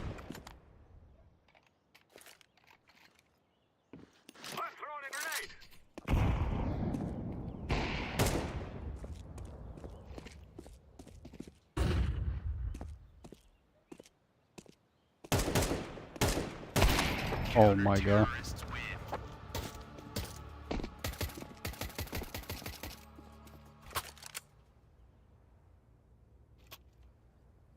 This is the team that I always get. Mentally retarded.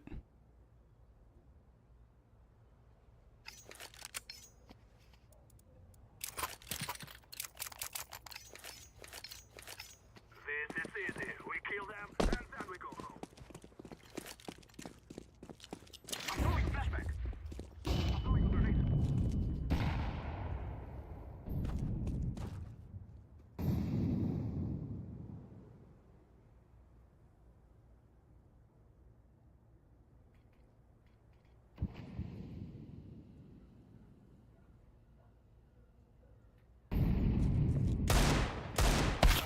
God damn, bro.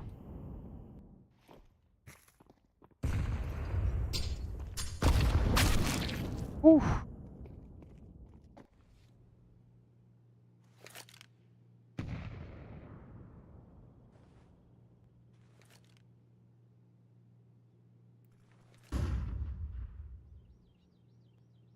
$5,000 hours, huh?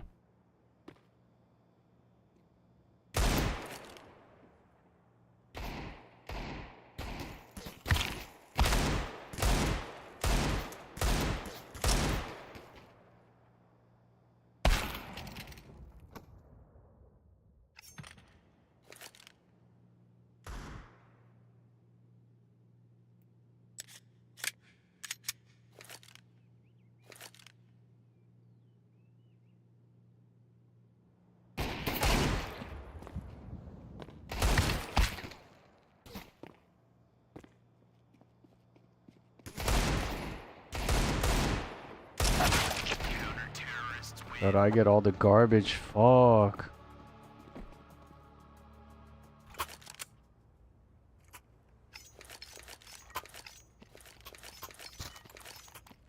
Fuck this.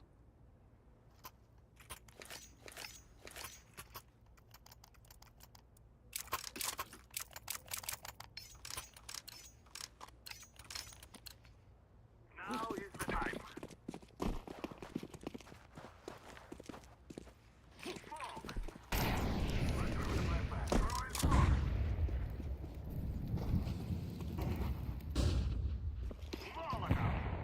Look at this fucking scrub. Just throwing shit for the sake of throwing it. I'm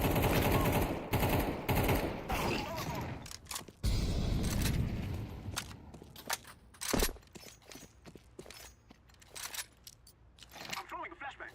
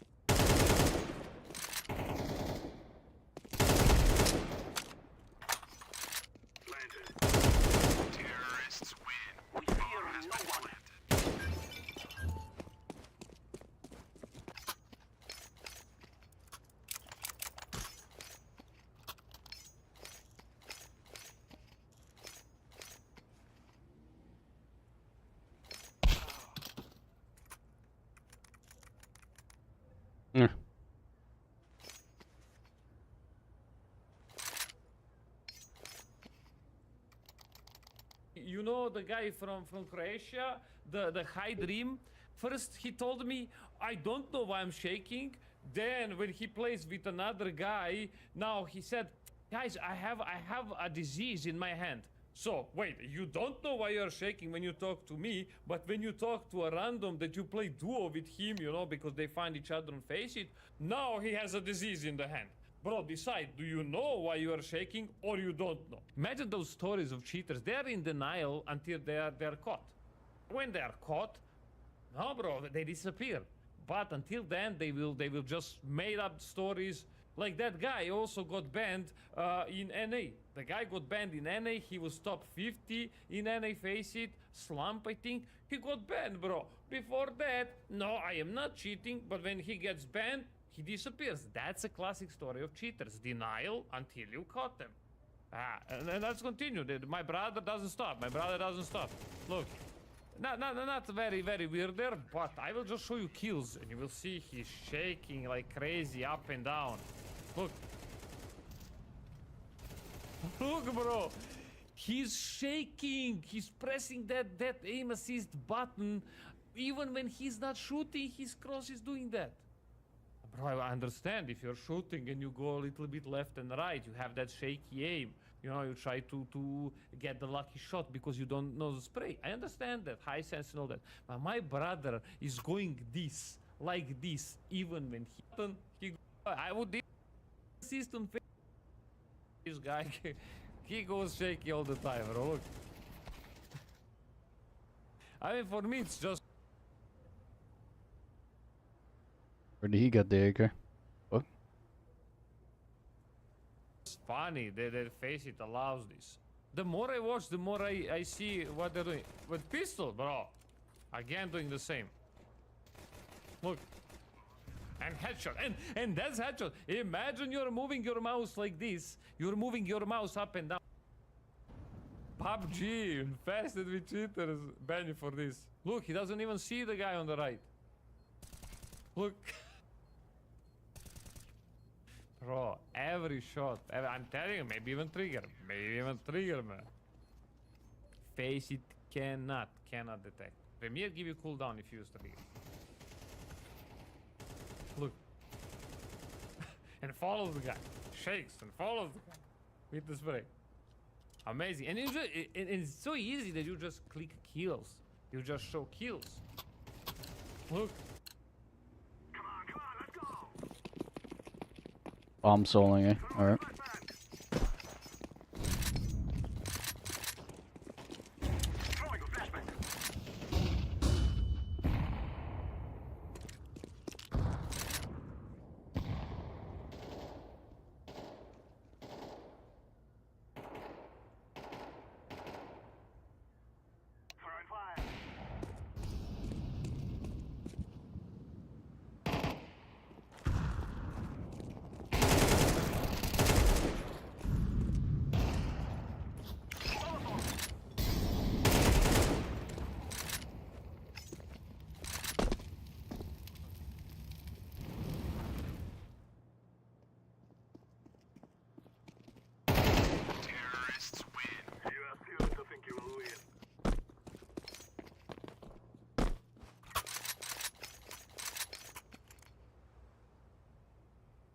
My god.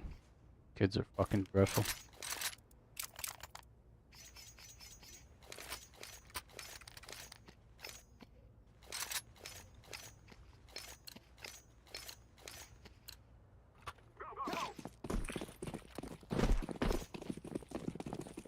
They're all going B for some reason.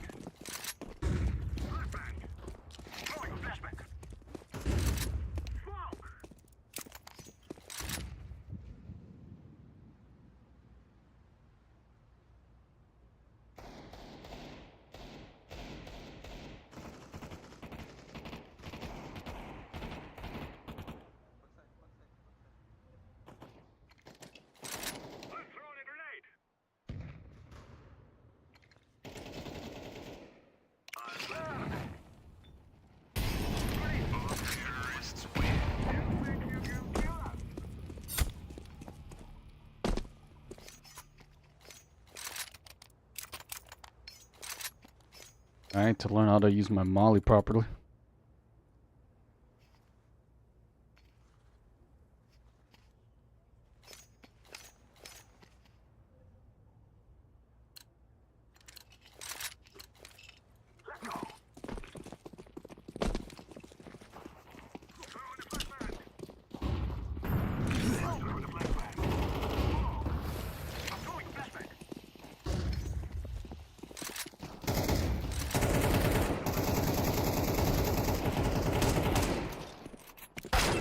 Oh, are you kidding me, bro?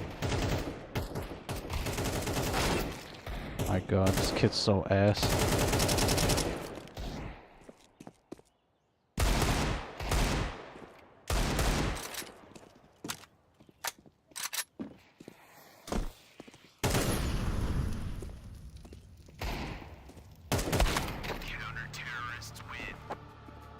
Interesting way of firing.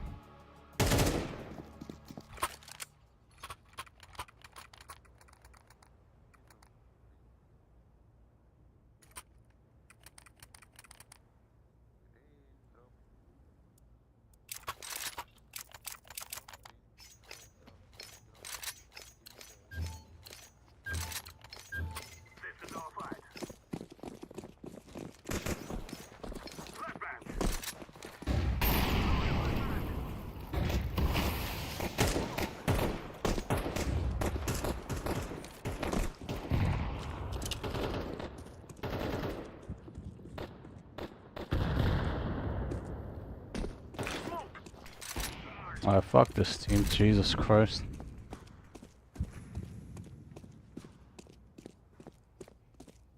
Fucking blocking even my nades. Fucking retard.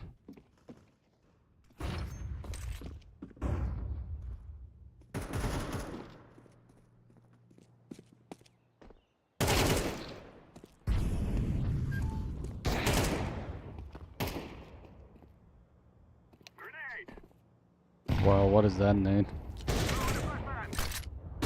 Oh, look at these fucking retards. Holy shit. Get me out of the server.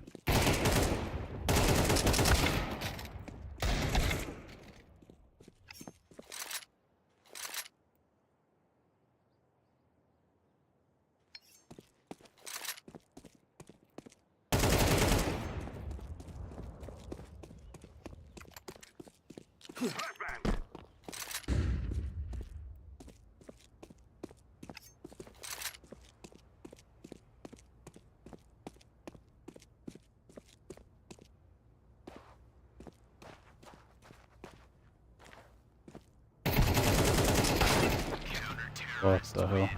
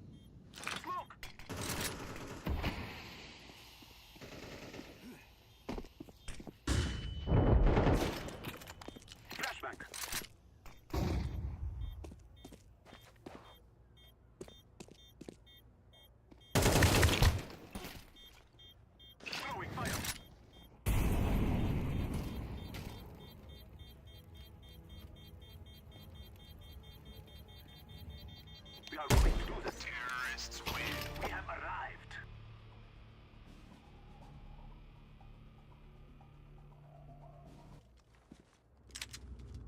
Grab your gear. Let's go.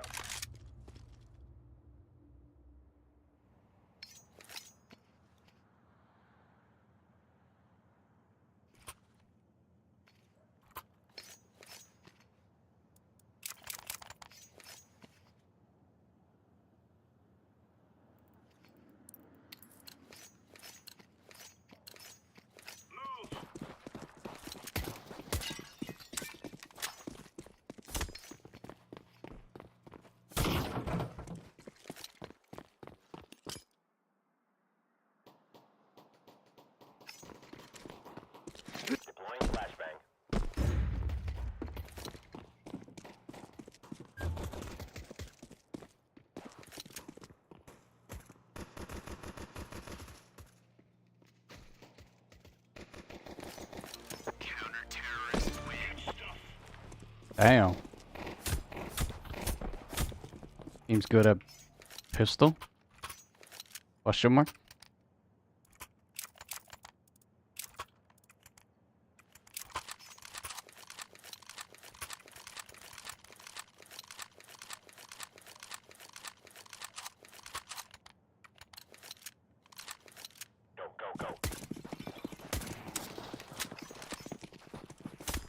Throwing fire. Flashbang. Molotov. Flashbang. Throwing a grenade. Flashbang.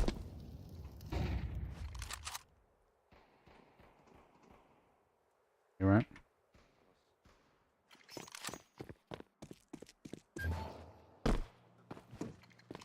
Throwing flashbang.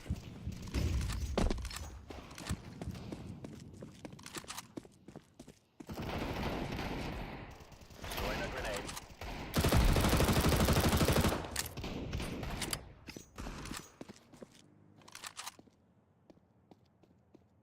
Bomb has been planted.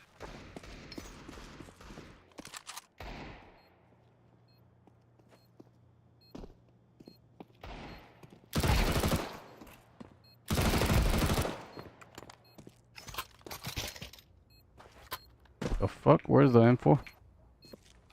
Oh, for fuck's sake.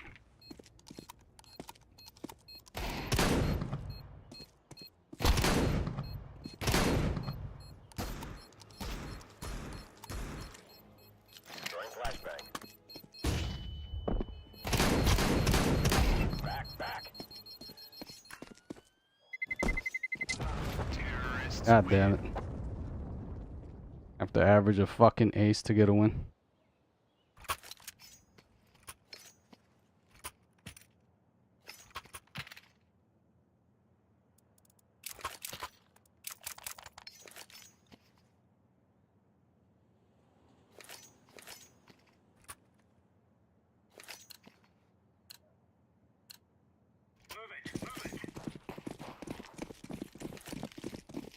Throwing smoke.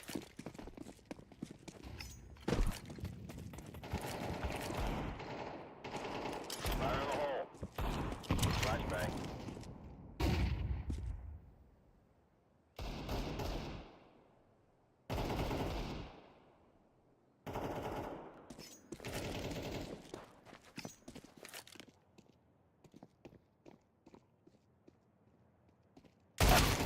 What in the one tap is that?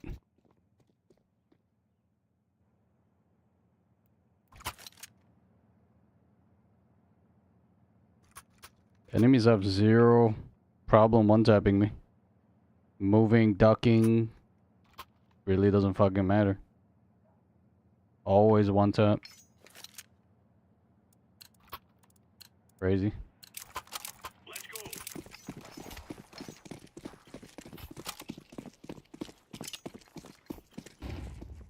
Laying down smoke. Deploying flashbang. Throwing flashbang.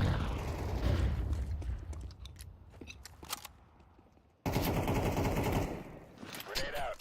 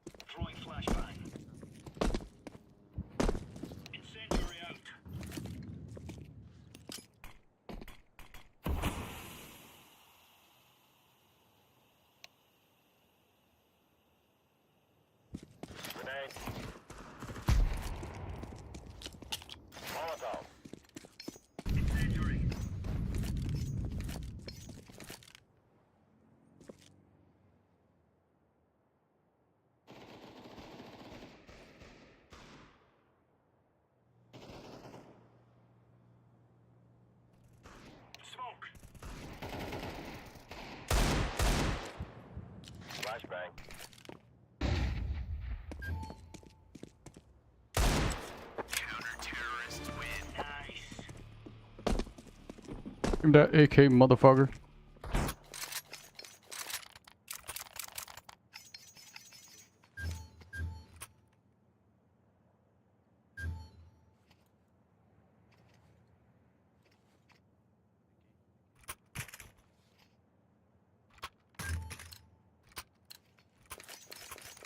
Be careful. Let's all make it home. Throwing fire. Grenade out. Deploying flashbang. Throwing fire. Flashbang. Deploying flashbang. Throwing smoke. Smoke. Throwing a grenade. Smoke. Flashbang. Flashbang.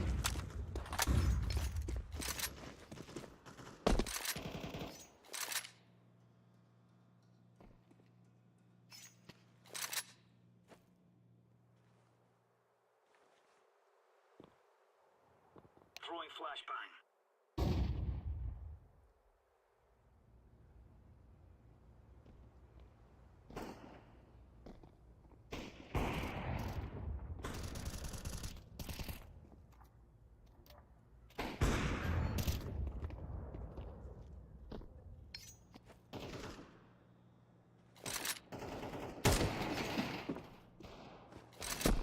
Deploying flashbang.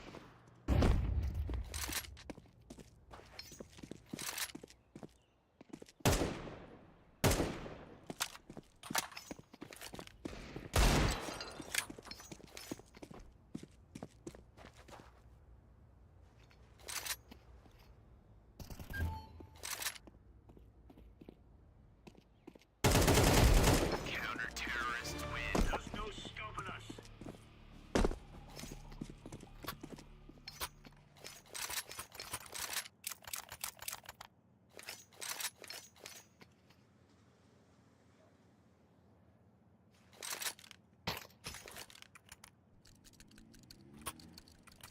Good.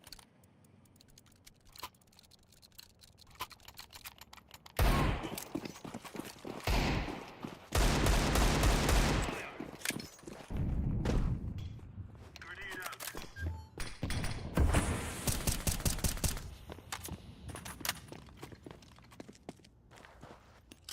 Grenade. Molotov. Throwing fire.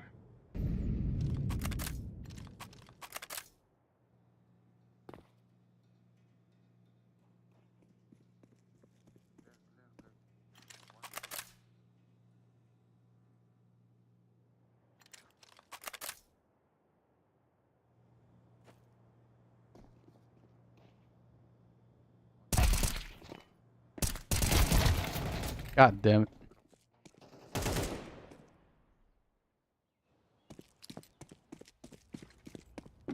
Throwing a grenade.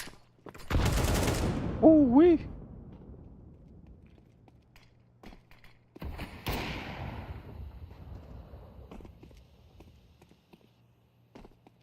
The fuck? He's just letting him go instead of spamming him?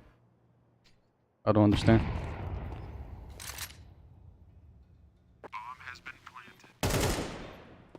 The fuck? And then you're gonna jump out the same window? Mentally ill. Wow. The enemy's even more mentally ill. Playing that super aggro, why? You have all the advantage. Wow, I hit that monkey for 99 damage. Are you kidding me? Bro, you can't make this shit up.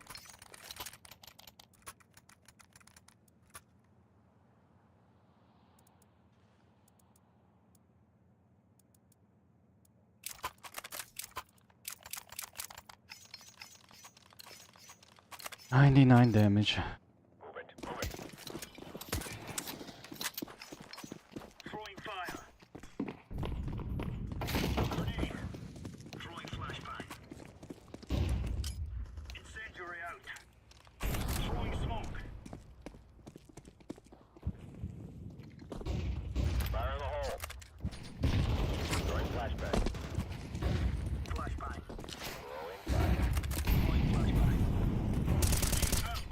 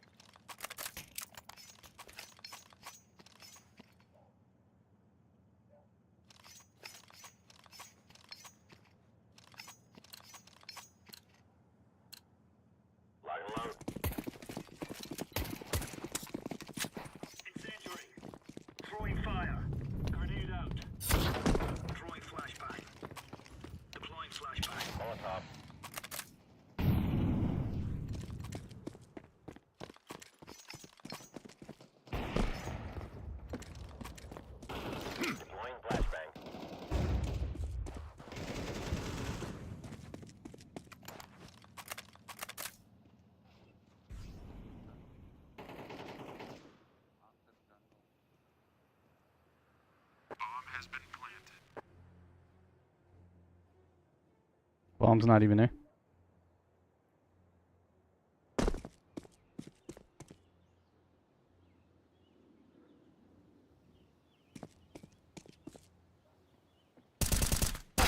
Oh my, one tap.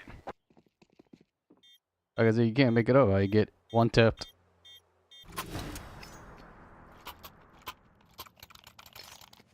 All the fucking retard monkeys are all one tapping. It's crazy.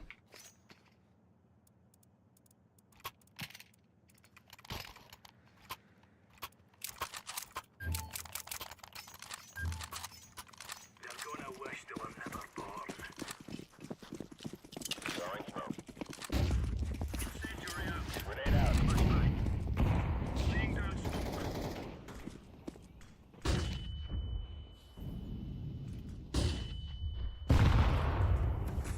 Throwing fire.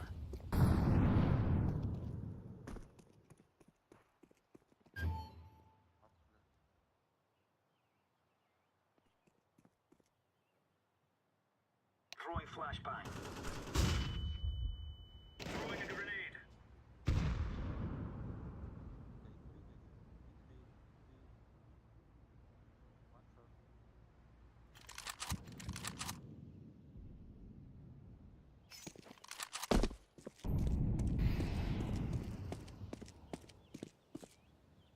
Bomb has been planted.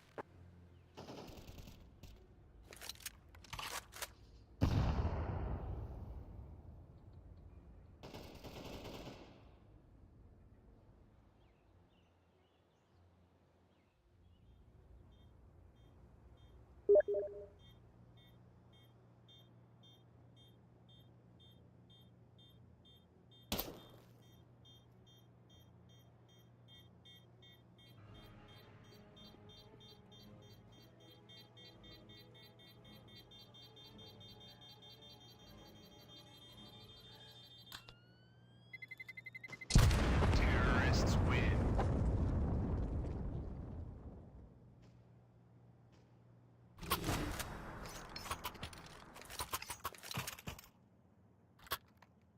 Fuck. Gotta finish it out here.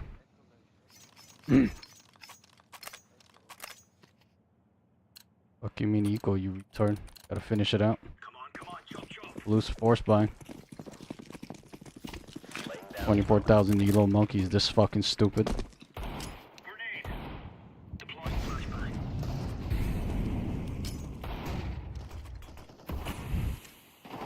Deploying flashbang. Flashbang. Throwing fire. Smoke.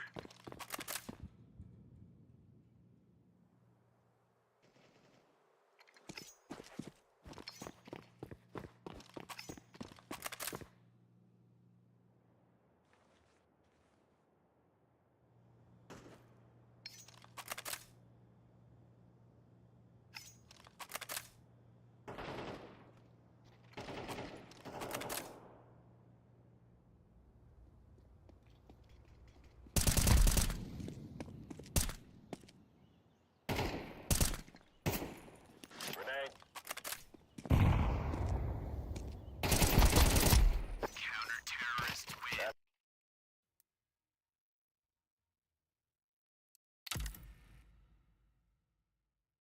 God damn.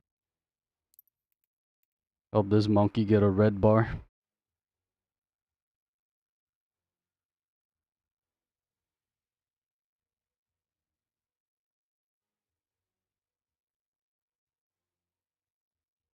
Alright, let's play.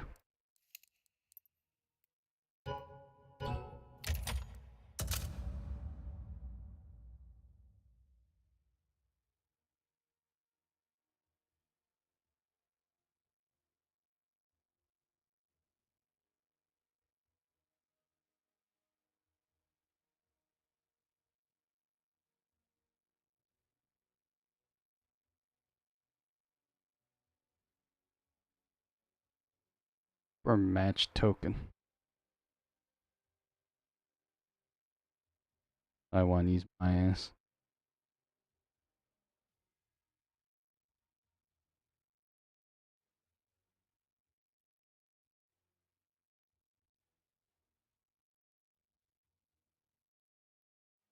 Monkeys signing each other's profile as if they're famous or something. Pardon, monkeys.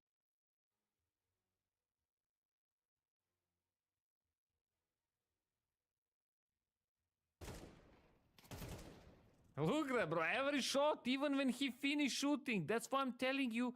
Look when he shoot the guy in connector. I'll slow it down. I don't know why Valve updated the speed and all that. And watch now. He finished the guy and he still go up and down. Watch. See, bro, like it's so visible. It's so obvious. No. Allow them face it. What can you do, bro? You can only accept that the guy with aim assist will kill you. You accept that. Imagine this. Imagine this. This guy has bad CFG. No. Imagine good CFG. You will never know. You will never know who is using aim assist with a good CFG, with a good calculated aim assist, with humanized aim assist. You will never know. I show it. I show it because I want Face It to step up and stop this, but they are not stopping it. They are not. They are allowing it. The guy still plays. This is different demo from the last video. This is newer demo. I suppose some people going obviously, but separate good players from great ones in CS2. I'm Louis. Get into it. Now, something that is very important with movement is the speed and how fast you go. So being able to peek properly at the fastest speed you can go is very important inside of Counter-Strike. And something you'll notice a lot about the pros is that they're always moving left to right, which is in a lateral direction, which is not only just speed, but also perspective. Because if you were swinging left to right from top mid, I'm going to look a lot faster than if I wanted to swing going a little bit forward. Because anyone playing on cat, if there's a little comparison, anyone swinging out to the right would look faster than someone running kind of more towards me than actual lateral. So one tip that I have for you guys in order to make sure you're always doing this is the T method. So if I wanted to peek someone out here in window, something I would want to do is imagine a T. So there'd be a straight line coming this way, and then the top of the T would be just right along this line here. So I'd want to position myself where I could swing lateral, pretty much just forming a T with the angle that I'm peeking. And I want to do this with every single angle. So if I wanted to swing out, I would imagine the T to peek window. So, you know, the line is going this way and then the lateral way is this way. And then if I wanted to peek anyone over here towards cat, I would imagine the same thing. So the straight line of the T is this way, and then my lateral swing would be the top of the T. So I would imagine that, and then I would just swing laterally to this angle right here. Now, something that a lot of people may run into that people also don't talk about is what happens if you do have to kind of swing in a diagonal line. Because if I wanted to swing all the way to chair, you would see that if I just hold my A key, I'm just going to be running into the wall. So something that you would want to do is simply just tap W. So if I wanted to swing over to chair with the T method, I would just come over here and just keep tapping W instead of holding W and A at the same time. Because if I hold W and A at the same time, it means I'm going to have to hit 2 keys to hit a perfect counter strafe, and that's very hard, especially for casual players out there. And it also just makes a mechanic that you don't even need to use. Or instead, if you wanted to come and swing this, I'm just tapping W, and then I can just simply just counter strafe to get a nice free easy kill. So basically, if you guys want to sum up this tip, just make sure you're always swinging lateral and never running towards someone, because you're always going to appear fast.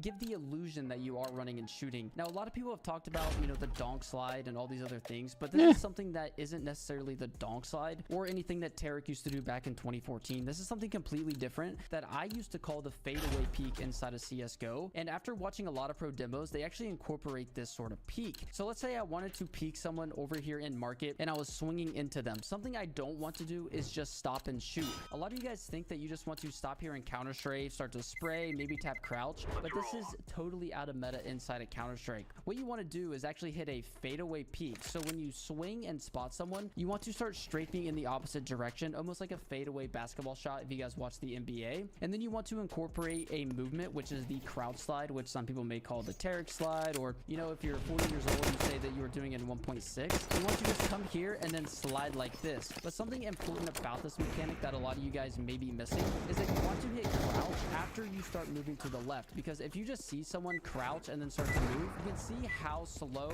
I'm starting to slide on my crouch. In order to give the illusion that I'm running and shooting, I want to be able to strafe back, take one step, and then start to hit my crouch slide. So to give the example in pretty much like a full in-game scenario, if I knew someone was sitting here on top stairs, I would want to swing and then run and shoot just like this, where I'm giving myself a lot of momentum, where I'm not instantly crouching. I'm letting myself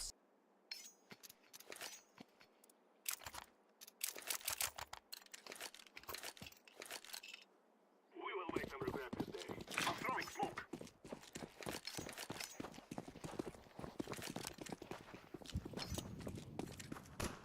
Flashback.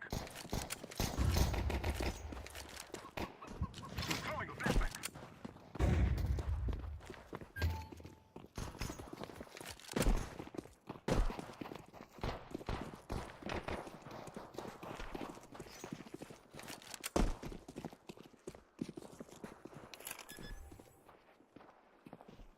Bomb has been planted.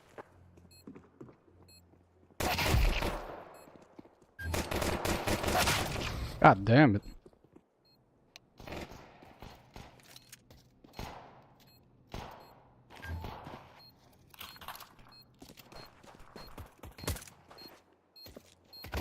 Terrorists win. Run, little girls, run!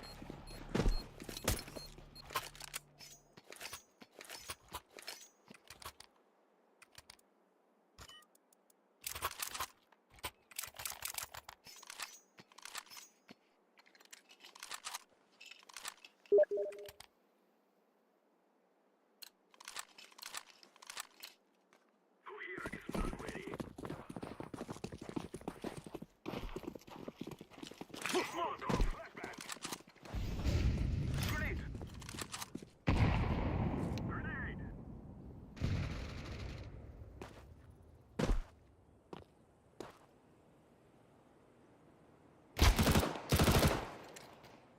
I'm throwing a flashbang.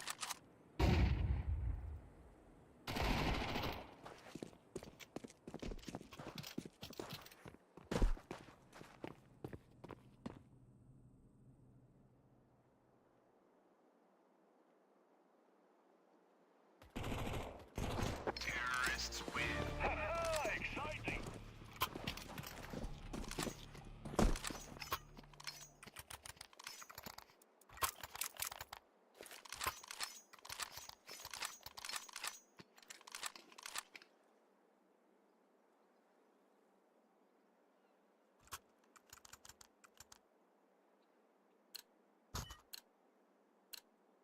Guys, Mario, we kill them all!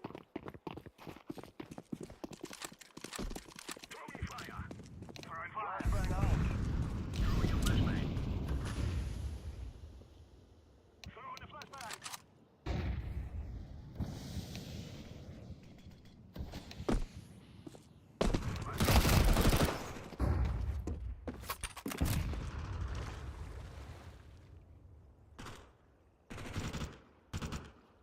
I'm throwing smoke!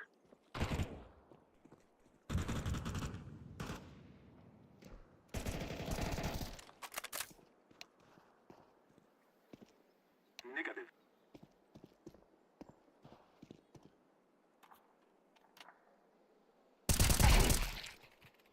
I'm throwing flashbang.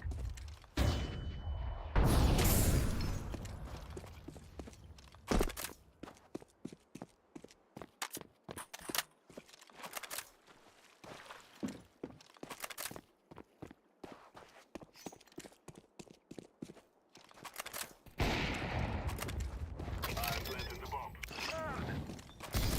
Bomb has been planted. Terrorists win. Yeah.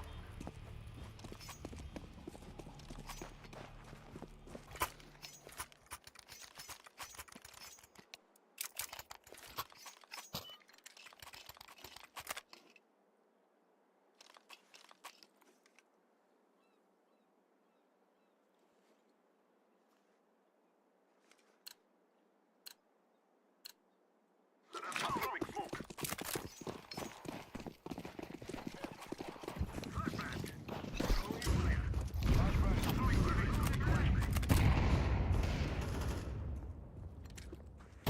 Flashback. Throwing a flashbang.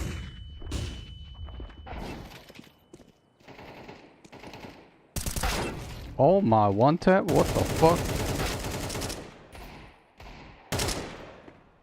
I'm throwing a grenade.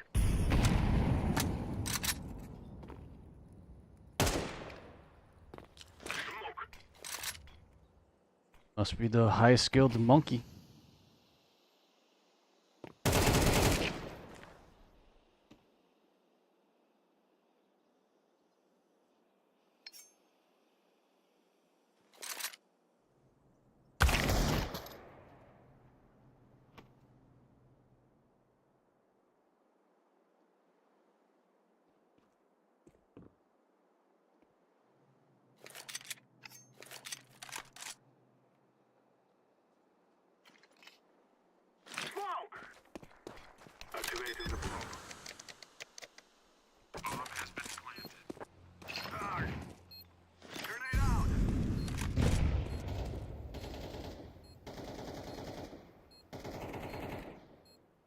This looks like another monkey with walls. Zero game sense.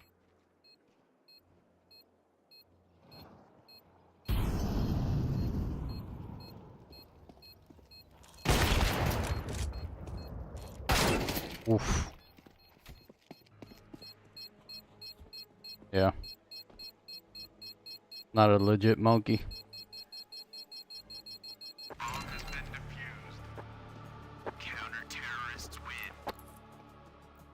Retard doesn't even know how to strafe properly.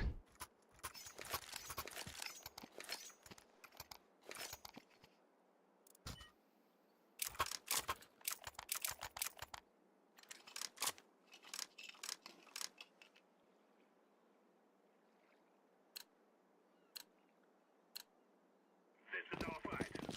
Smoke! Smoke! Flashbang! Fade out.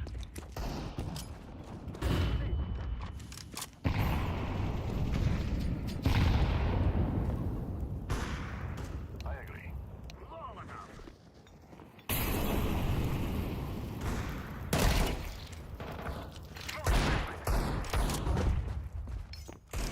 Smoke!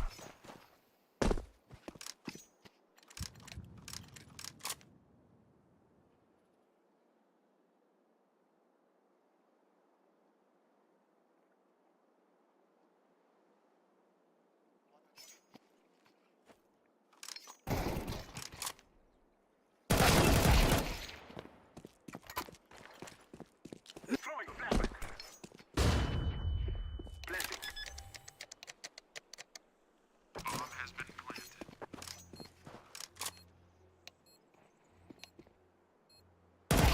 Terrorists win. Our enemies tremble.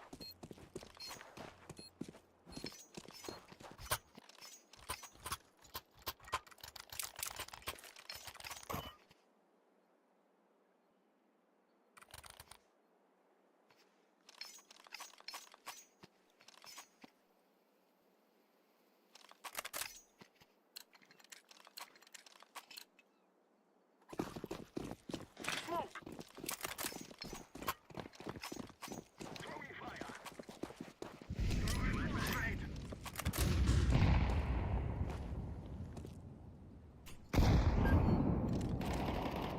Flashback!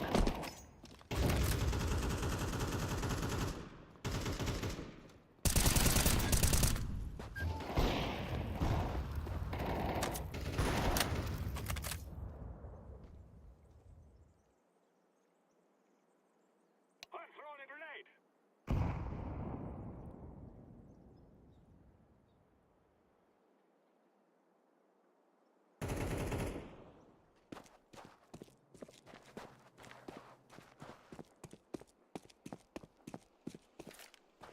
I am planting the bomb.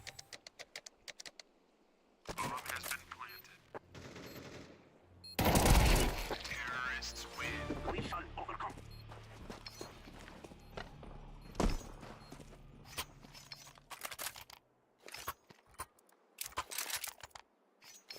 Thank you, friend.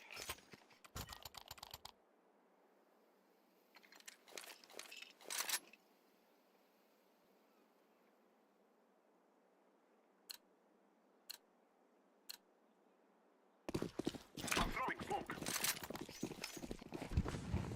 Oh fuck. Aimed it too low.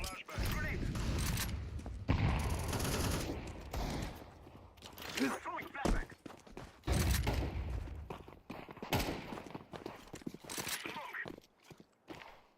Smoke. Molotov.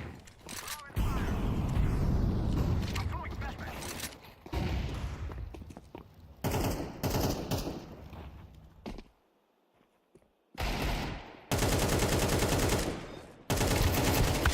God damn it.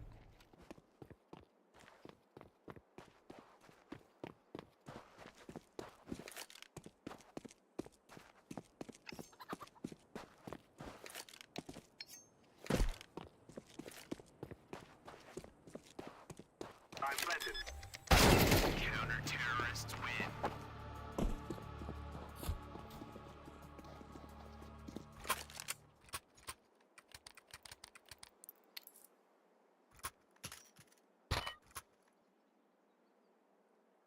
That's literally 2v1. I mean 2v5.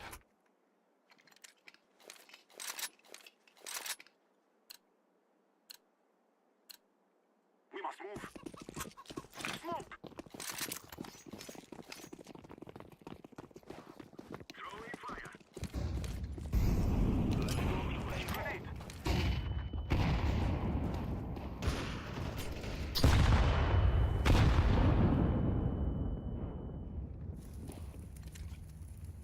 Throwing fire. Throwing a flashback.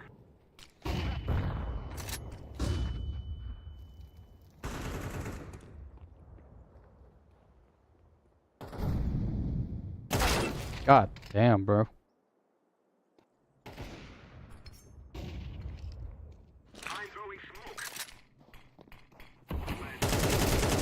Nice spam. Good shit. Alright, you little player. So which monkey's cheating and which one's just good? High game sensed. Terrorists win.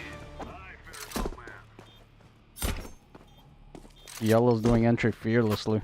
I love it.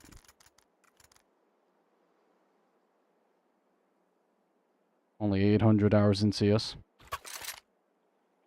But an account that's over 17 years old. That is tremendous. We must win. Smoke. Throwing fire. Throwing a flashbang.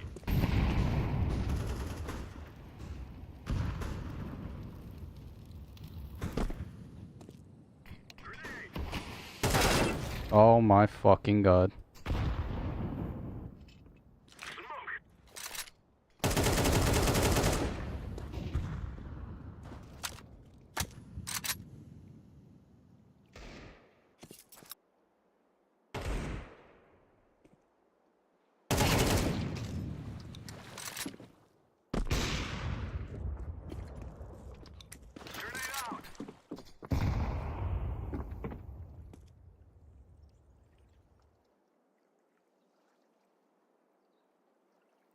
The fuck?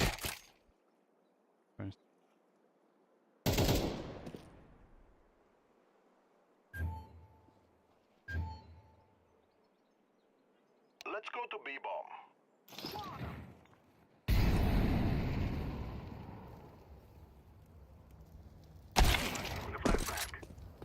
Still peeking while pressing shift, for fuck's sake. Might as well be fucking GG.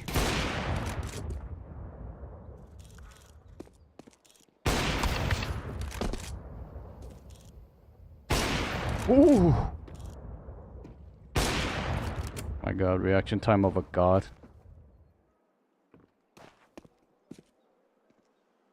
Well, die after time, you fucking idiot.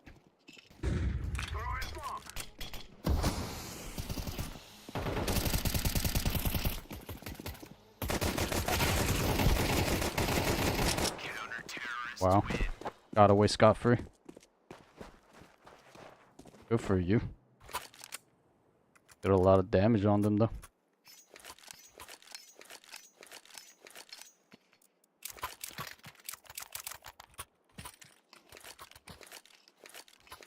Alright, let me apply more pressure towards B. Try to get an entry. Fuck's sake.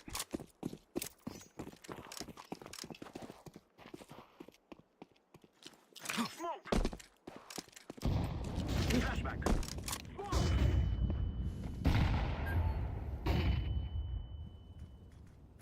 Throwing a flashbang. Throwing fire. Throwing a flashback. Throwing a flashback.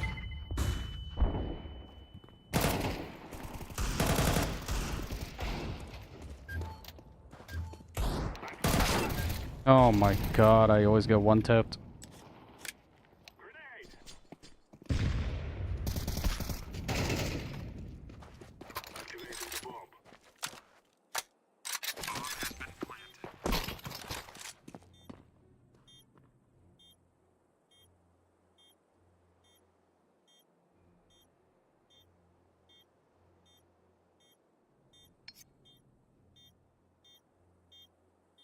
My god, just watch the positioning. Gee.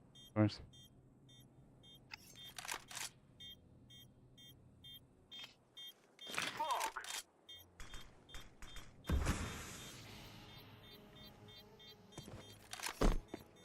Wouldn't be surprised if he gets killed.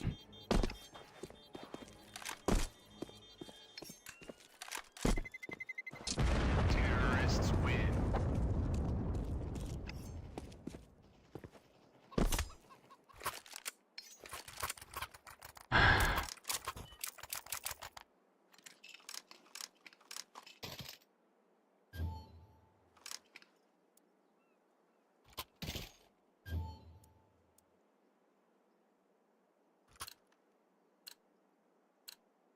Today is our day to fight. Resist the oppression. I'm throwing a flashbang. We need armor now.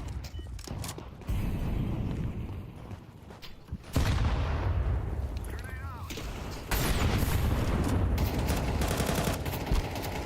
Throwing fire. I'm throwing flashbang.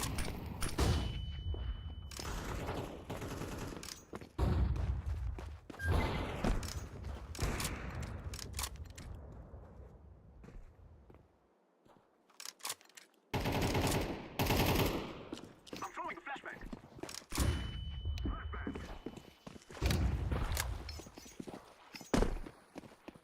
Smoke. I've planted the bomb. Bomb has been planted.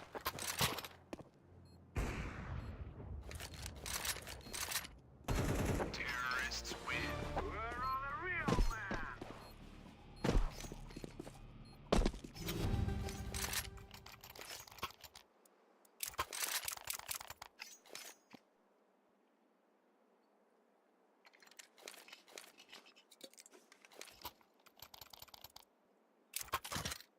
Спасибо. Thank you.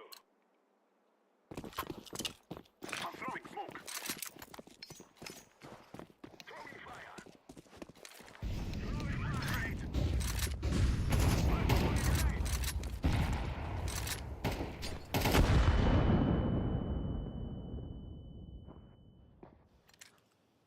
Throwing a flashbang.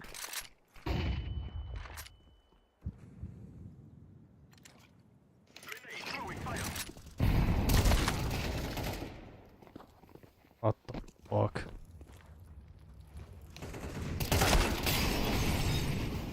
Throwing a flashbang. Grenade out.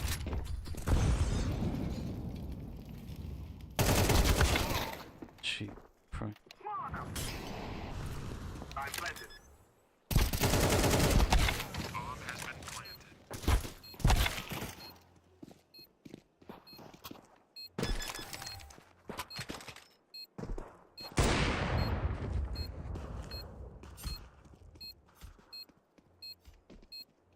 Bomb has been defused. Counter-terrorists win.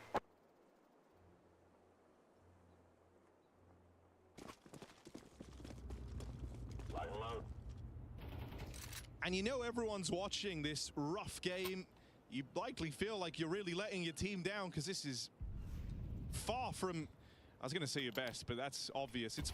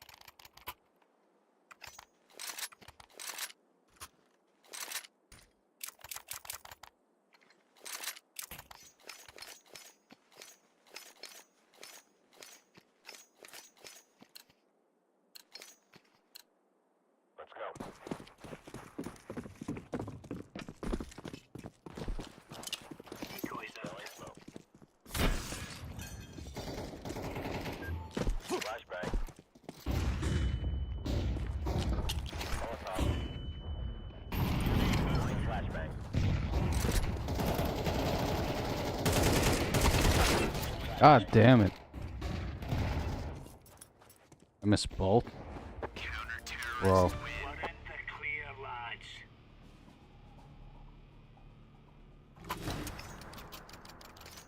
Fuck. That would have been a nice spray there.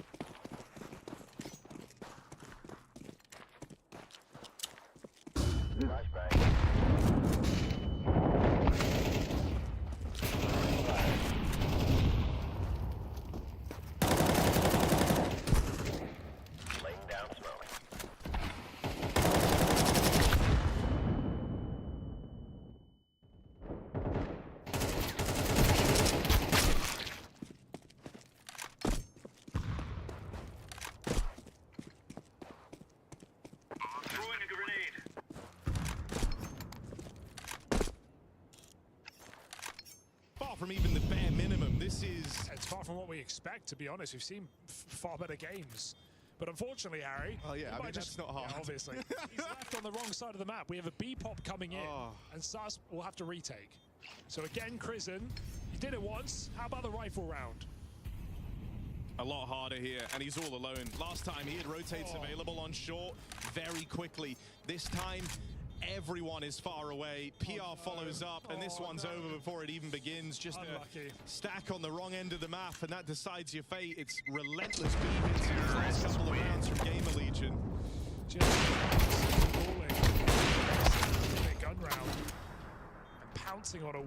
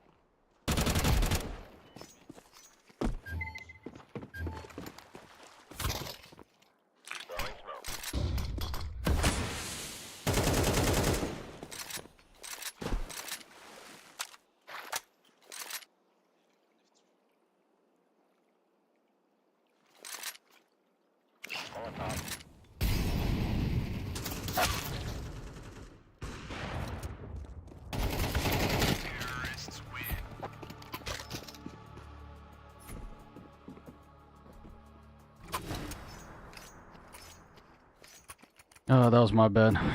Opened myself to an angle. Yeah, but with them holding a AWP, there was not much. He's holding a stagnant fucking position with the AWP.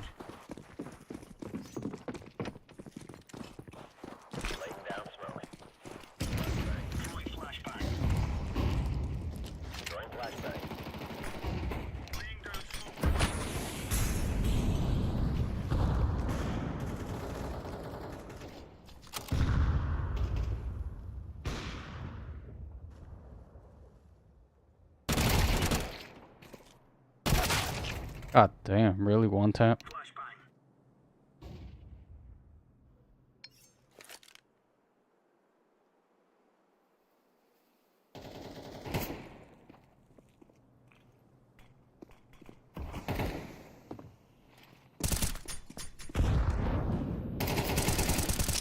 Nice.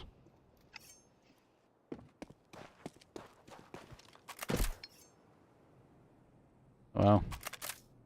Actually, someone with a brain actually playing. Jesus Christ.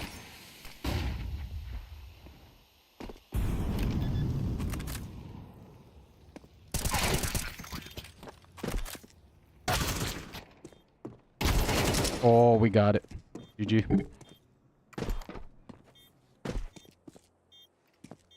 No, don't tell me Monkey can't find the bomb. I was gonna be hella upset.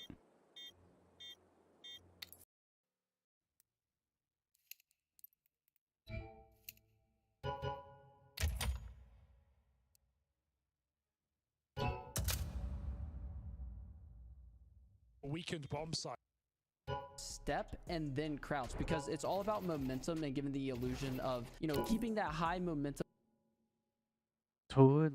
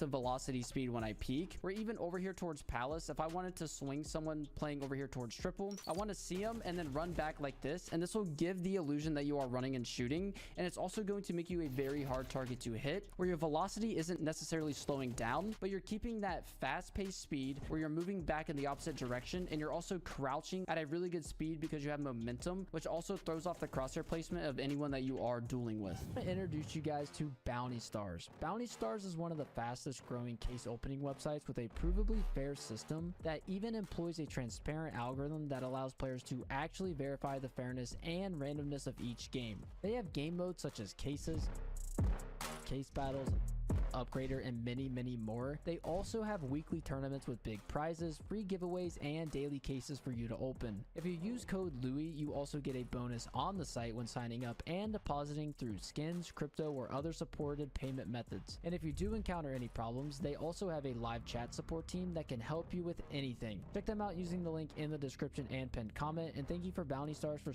once the map goes quiet, in your guys' head, you're probably thinking, oh, I'm just gonna push down ramp because there's a lot of numbers mid, and then all of a sudden there's, you know, maybe 2 to 3 guys just sitting here waiting for the reaction because the map is quiet, and this is totally wrong. When you guys want to be aggressive, you guys have to wait for the perfect timing, and it's not when the map is quiet, because after the T's want to take mid on Ancient, someone might be waiting behind this box, someone might be up here on Shelf, and the T's are just waiting for any sort of re-aggression, and this is when a lot of CTs make the mistake of actually pushing into the T's, because one of my favorite things to do on Ancient is to actually take mid, get behind this box, and just hold for anyone swinging out donut, because once the map is quiet, the CTs think that they have to get some sort of information, and that's when someone would just walk out right into my crosshair and instantly die. So the question is, when should you guys actually push? And that's when you see the second part of the aggression actually happening from the T's. So once the T's take mid and start to just sit here and not see anything, this is where the second aggression comes in, where maybe they want to smoke off donut and try to start taking house. This is going to take a lot of support and a lot of numbers, so this is your perfect time to put that re-aggression in, where a lot of T's may not be expecting it, because once they start to get into their second progression in mid, this is when these guys are starting to come come out to door, making sure everything here is clear. And this is when they want to start setting up for their nades and their execute. And that's the perfect time for you to get flash down ramp, start pushing through a main and actually getting that information, because the T's are so focused on taking second progression of the map. And you also get a good read on what is actually happening, because if you are the A anchor and maybe you're playing on B and maybe you hear a house smoke come in, someone mauling back donut, you know this is a perfect time to go get that information, because the T's are so focused on whatever they're doing off of this control that you can totally just catch them off guard. So you want to make sure that when the map is quiet, you don't want to push. You want them either instantly push where they're doing their first round progression, or you want to wait for their second progression, whichever part of the map they're taking, and that's when you want to start to regress and take that extra map control as a CT and get that information. So summary of this tip is when the map is quiet, that is bad, you don't want to push, but when the map is loud, that means go. Now this tip is all about how the player model is seen and pretty much just repositioning in a duel. So in CS, you know, a lot of people love to just jiggle peek. So if I wanted to jiggle peek anyone over here towards the end game, I would sit here and jiggle. But a big mistake that a lot of players make is that if someone starts to shoot them, or maybe you spot someone off a jiggle, they'll kind of wait here on this wall and then just try to swing them, which isn't necessarily bad, but we have to think about how the cameras work inside a Counter-Strike, where if this guy was just sitting here holding for me and I wanted to swing close to the wall, he would be able to see me first and have the upper hand in the duel. So when you're jiggling someone out, something you guys want to make sure that you are doing is after you spot them, or maybe they start shooting because they see your shoulder, you want to back up to create that 50-50 duel. Now, if I back up and swing this guy and he's just sitting here holding an angle, I have the peeker's advantage and I'm going to easily win the fight. But something that doesn't help peeker's advantage is if he sees me first, because if I come close to this wall right here, the person holding me can already see me that's holding at that box, which gives him a really good advantage at winning the duel, because he doesn't necessarily have to hold his crosshair very wide, because he can just sit here and hold for me to jiggle again, and chances are he's going to easily kill me. So if I do spot this guy off the jiggle and then I do decide to back up, not only is this crosshair placement going to be a little bit off, but it's going to be an even duel, and I'm able to use that peeker's advantage to be able to kill this player. And it can work on a lot of parts of the maps, like over here towards cave, where if the bomb is planted right here and I hear a tap, I can just sit here and jiggle and then back up and then just wide swing this guy, and he's going to be holding for my head to be here. He's going to think that I might be jiggling and peeking close again, so he's going to be holding tight. And then all of a sudden I'm just racing across the screen, having the upper hand in the duel, because I understand how to reposition and I understand how to give myself an advantage in that duel. So the next time you guys hit a jiggle peek, even if it's over here towards a main, where you know there might be an opper over here in temple, and you decide to just jiggle them out, make sure you guys are backing up and then swinging, just to give yourself a really good advantage, and also to throw the opponent's crosshair placement totally off.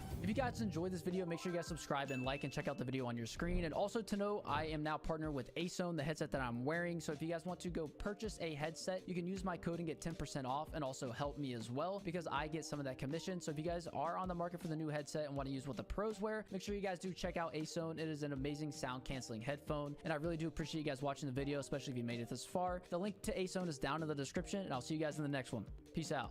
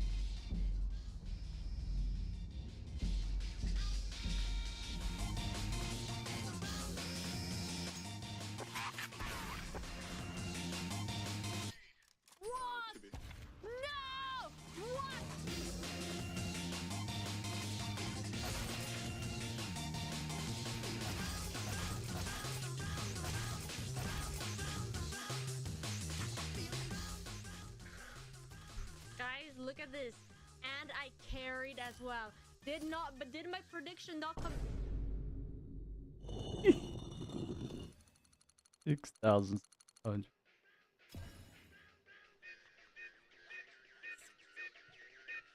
Have I suffered this long to get 6K?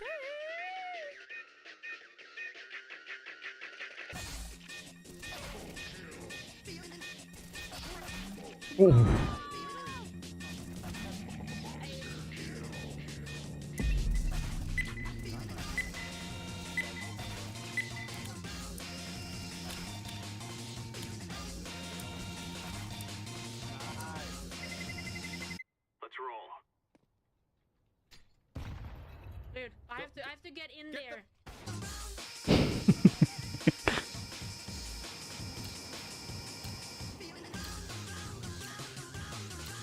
Behind you.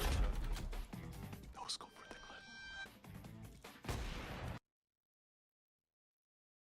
clip. Go for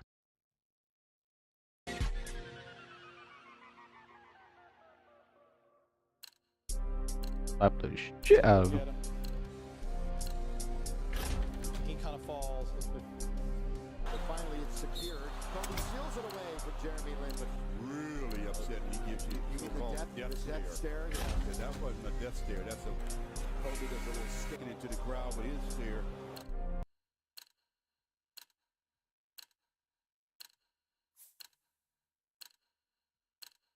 He was doing this for 40 seconds. Side looks like Ken's going to be coming along to join Snappy. It London. From BCG. He has a key role, right? Plugging into this thing. This is the first dust to the NF. That is how you get it. That's it.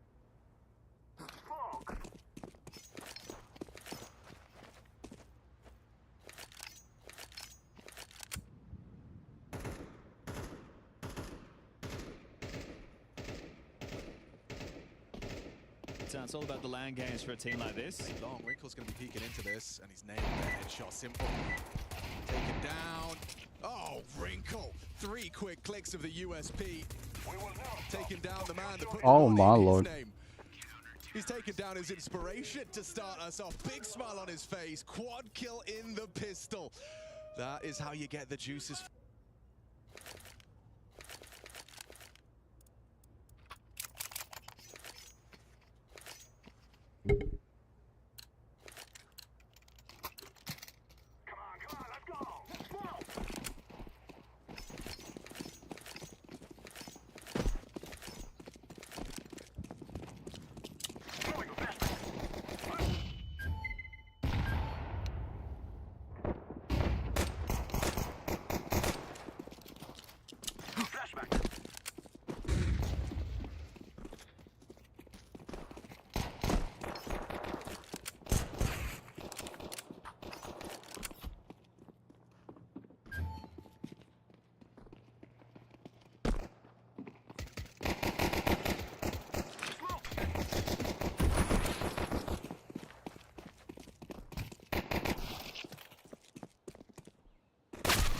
God damn, one tap, really?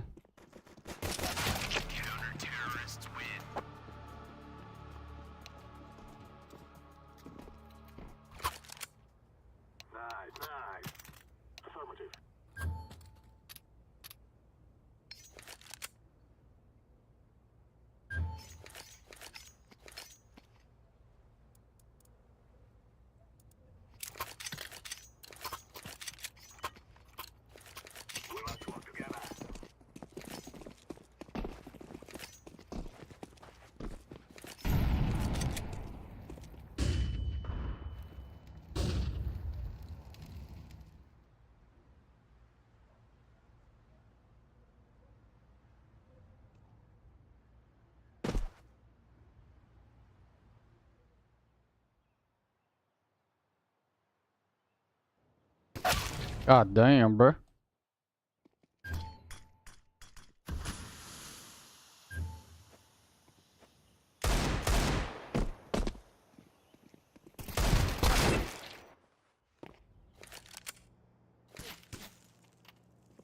Fuck this team. And this voice, you can see Fucking Ken, retards everywhere. in fact, the newest addition to the Ninjas in Pajamas. I think he is going to be a real valuable asset as far as the vibes go. I think it's with what you were saying just there as well in terms of inspiration for somebody like Wrinkle. Same thing for Ken, right? These are Ukrainian players. Yeah. And you're going to savor the opportunity to talk a bit of trash to the legend. Okay. He's loving that. Well, he has a key role, right? Plugging into this thing. This is the first, in my opinion, the best position for a CT rifle on Dust 2. You're...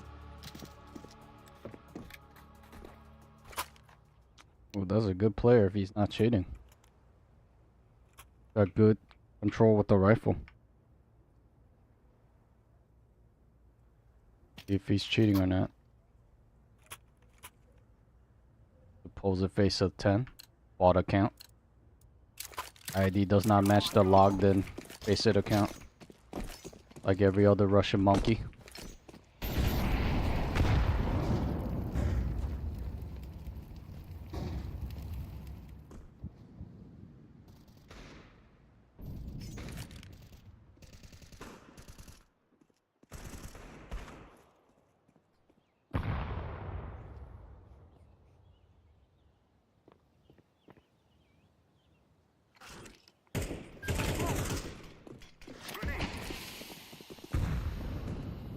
Activating the bomb.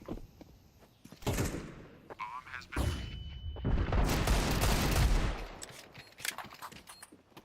I'm throwing a flashbang.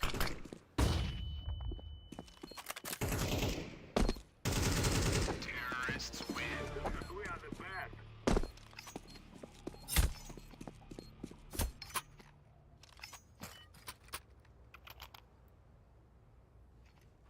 Alright, 10-year vet.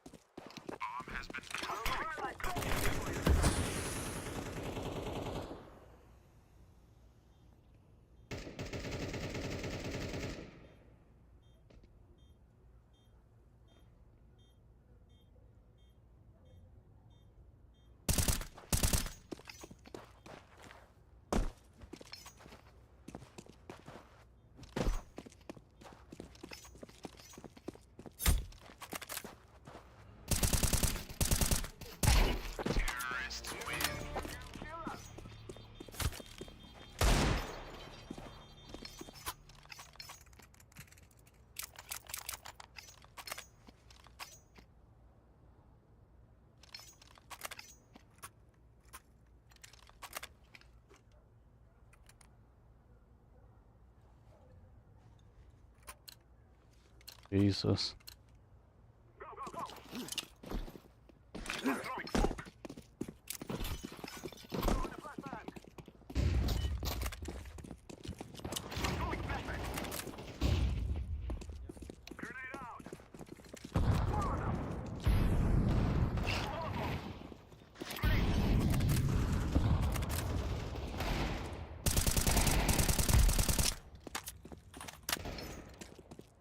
I'm throwing a flashbang.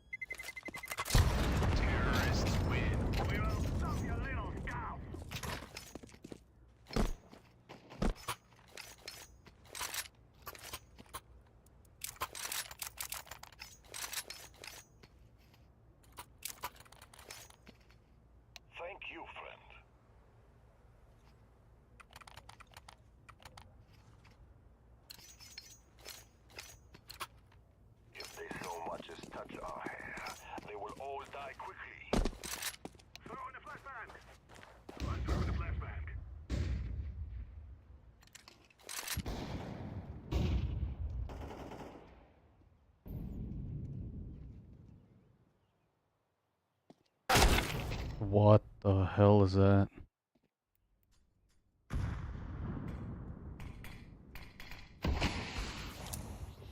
Thought they were ecoing.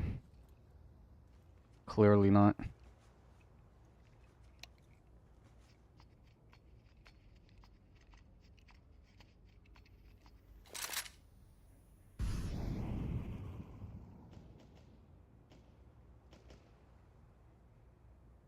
A player who supports long, but also is rotating CT for the mid to Bs, playing Goose, playing Ramp, playing Car.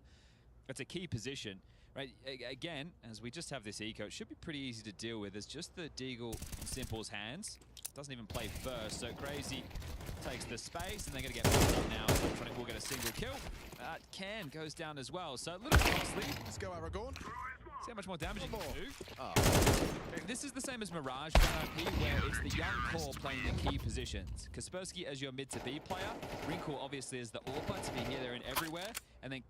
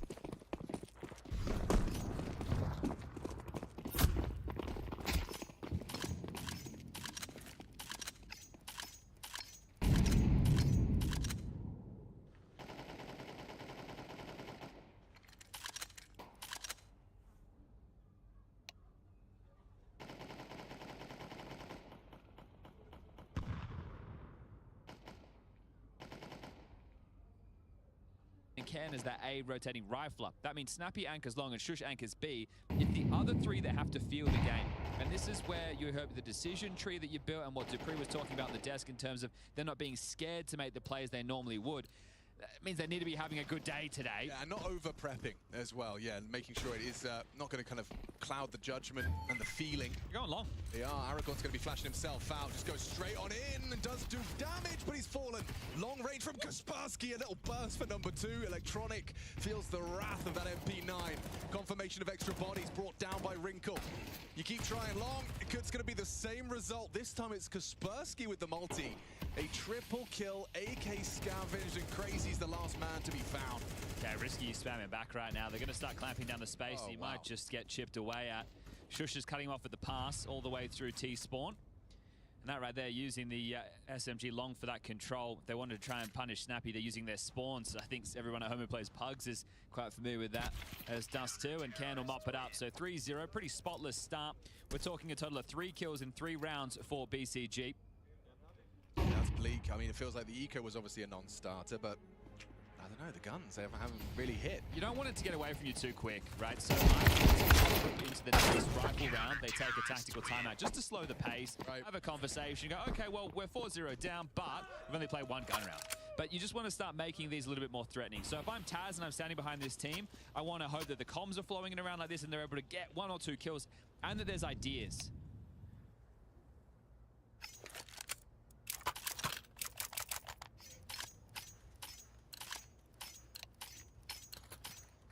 Time now, my brother.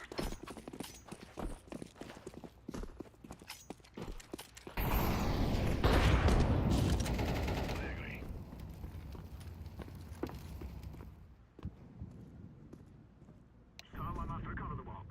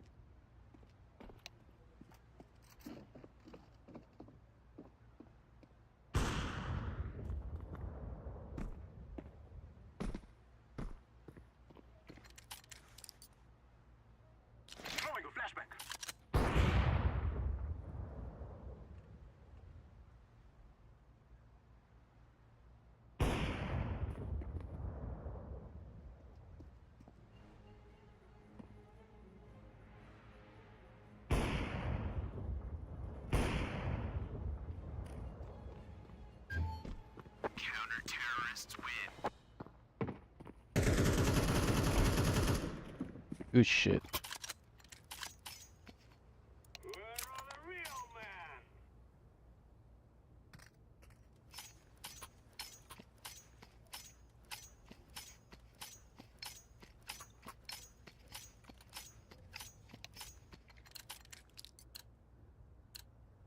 Let us go. Flashback.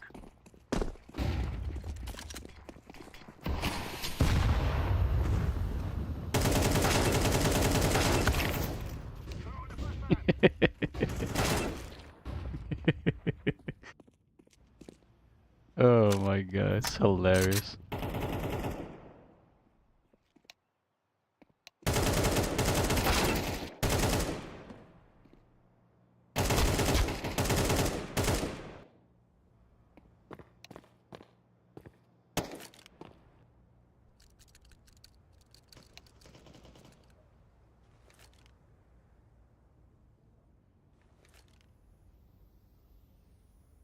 Alright, let's report.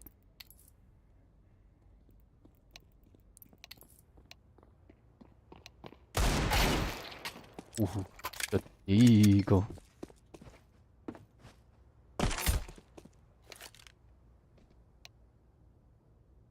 Oh shit, scare the hell out of me.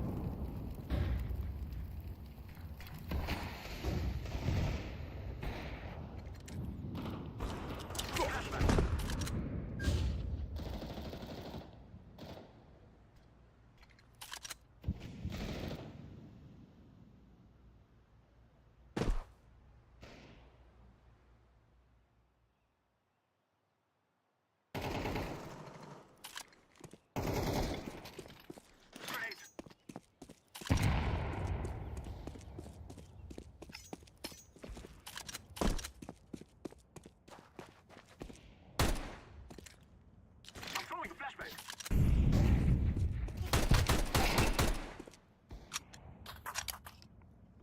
Smoke.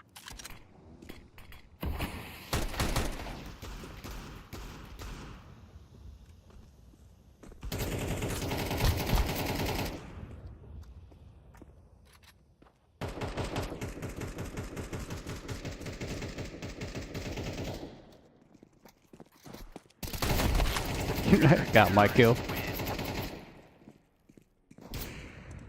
Got mine.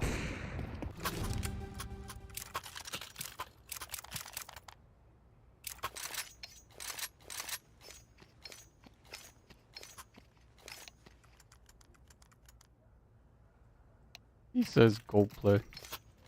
Easy game. We must win.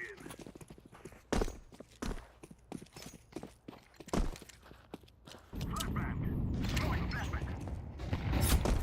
I'm throwing fire. Oh. Grenade.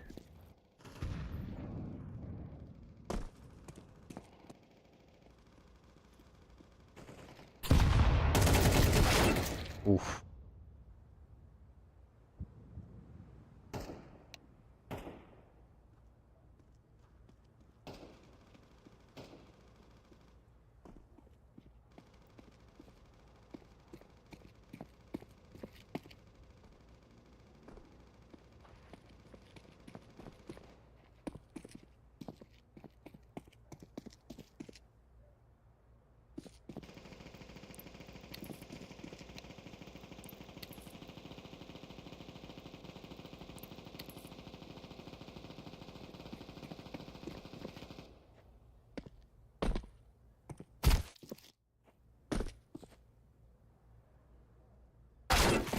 Ankle post up with the ult.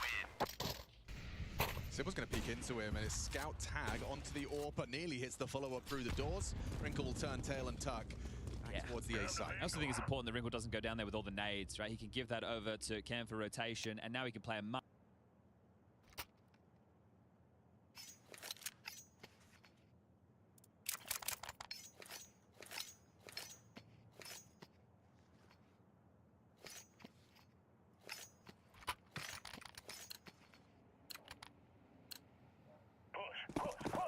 Deploying decoy.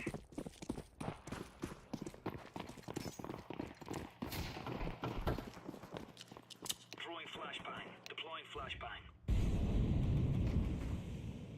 Flashbang.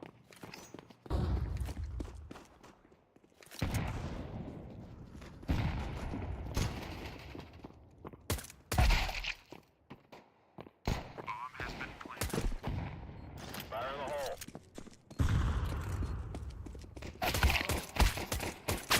God damn.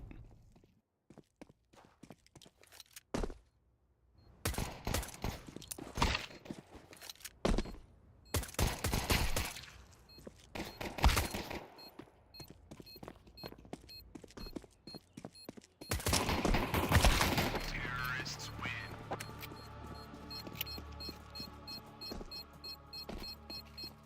Damn. Did 97 on him? Bro.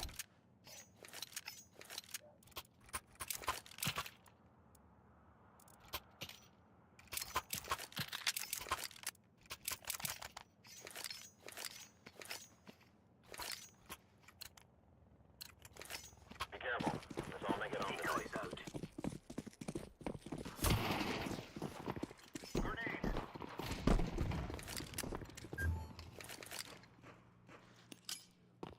Grenade. Throwing flashbang.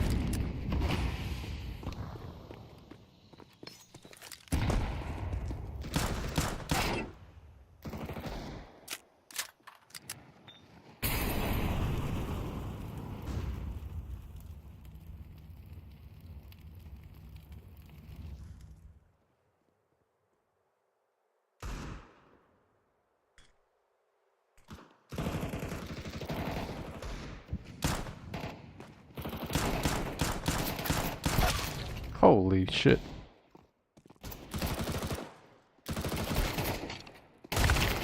Terrorists win.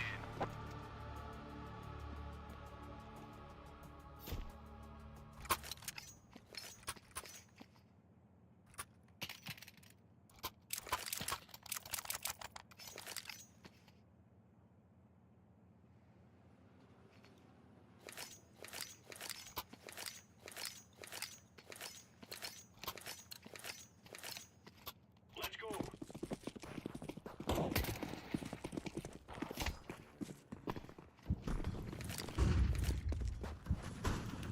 Throwing a grenade. Throwing flashbang. Throwing smoke.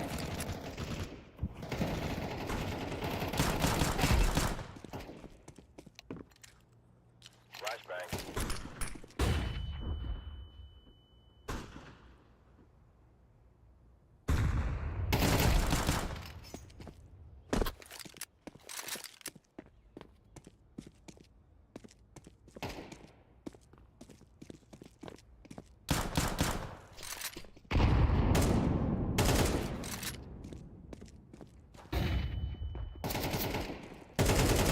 Counter-terrorists win.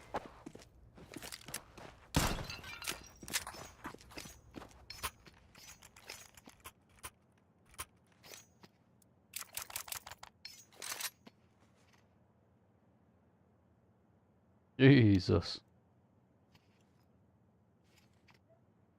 He said Orange go play Roblox. Are we rushing in? Or are we going sneaky beaky like?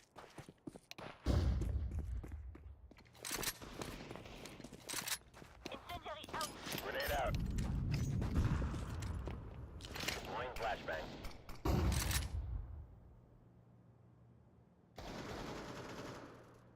Fire in the hole. Smoke.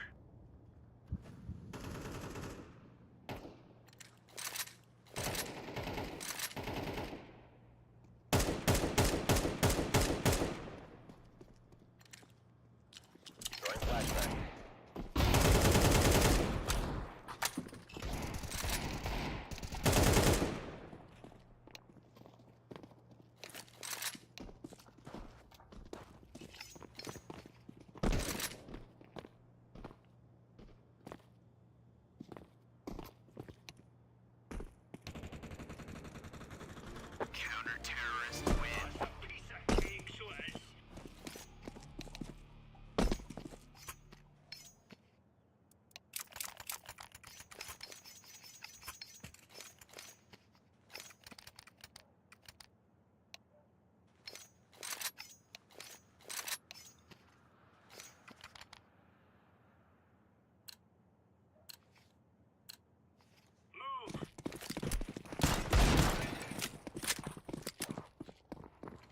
Incendiary out.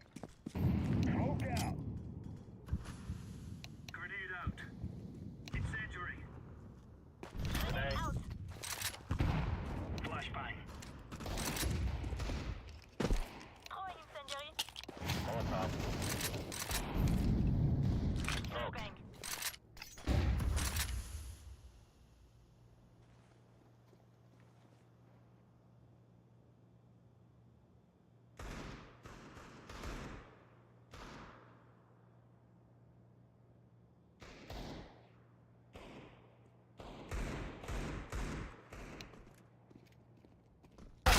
God damn. Terrorists win.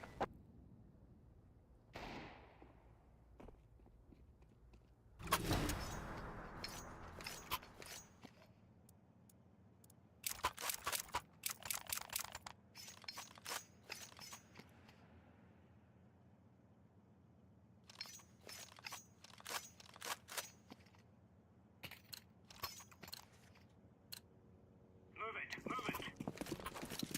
Deploying decoy.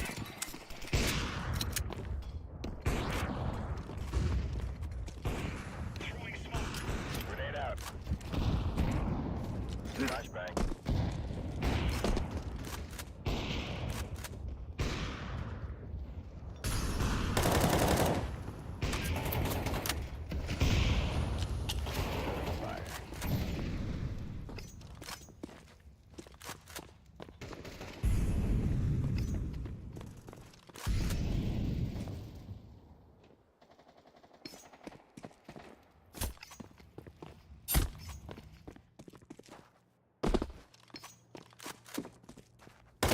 Counter-terrorists win. There you go.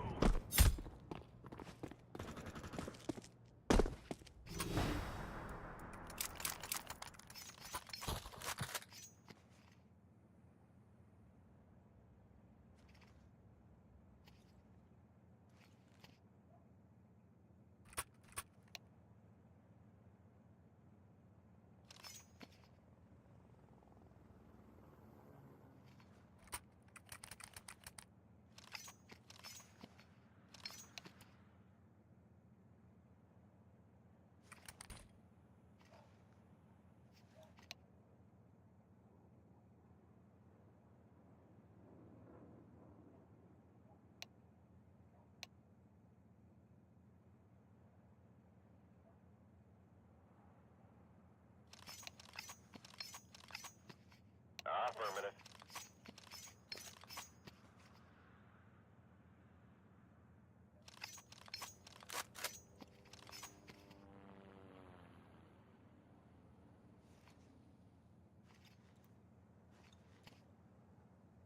Much safer position on A.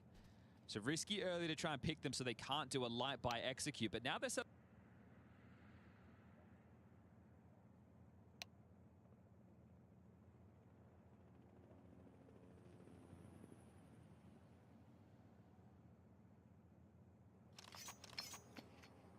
up for crisscross. Ooh, missed. Okay, that was meant to go top door. They still have two smokes to be able to execute outshot, and maybe the fact that Simple knows he's tagged Wrinkle, they want to try and scale this, because Wrinkle won't be able to take as many repeaks. I thought Snappy was pushing. He is very deep, pushed up long side. Could be very disconnected if the A players do feel any pressure. If Simple was to hit another scout shot onto that Wrinkle sniper rifle, he'll be peeking first. Oh, he has! Gets the follow-up. Wrinkle doesn't even get to pull the trigger on the sniper. Simple sits him down. Okay, how's the protocols with the retakes, NIP? Got info. He spotted out Snappy towards that pit side and hasn't been able to connect the first bullet.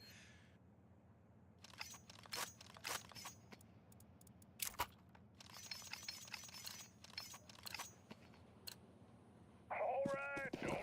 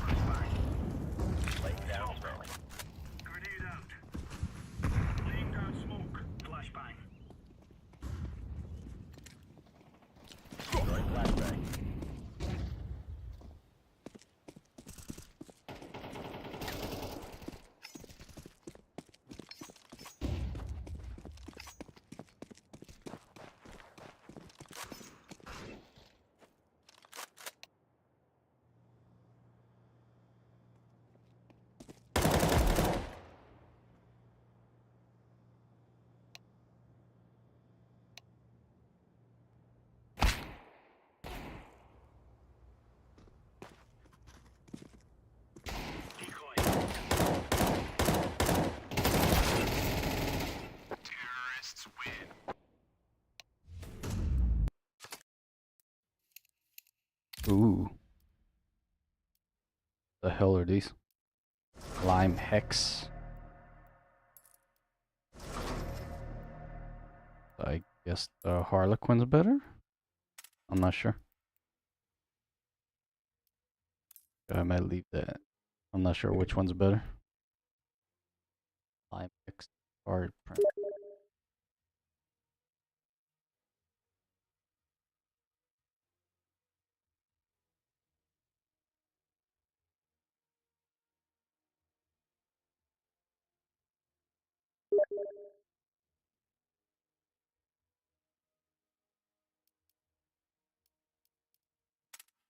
I'll probably get Genesis.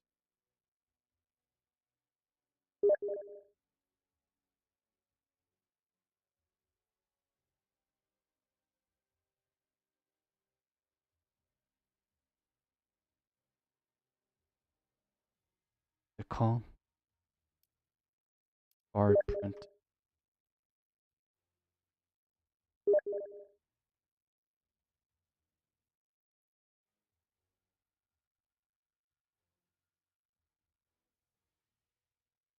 Ooh, pretty. Definitely taking this one.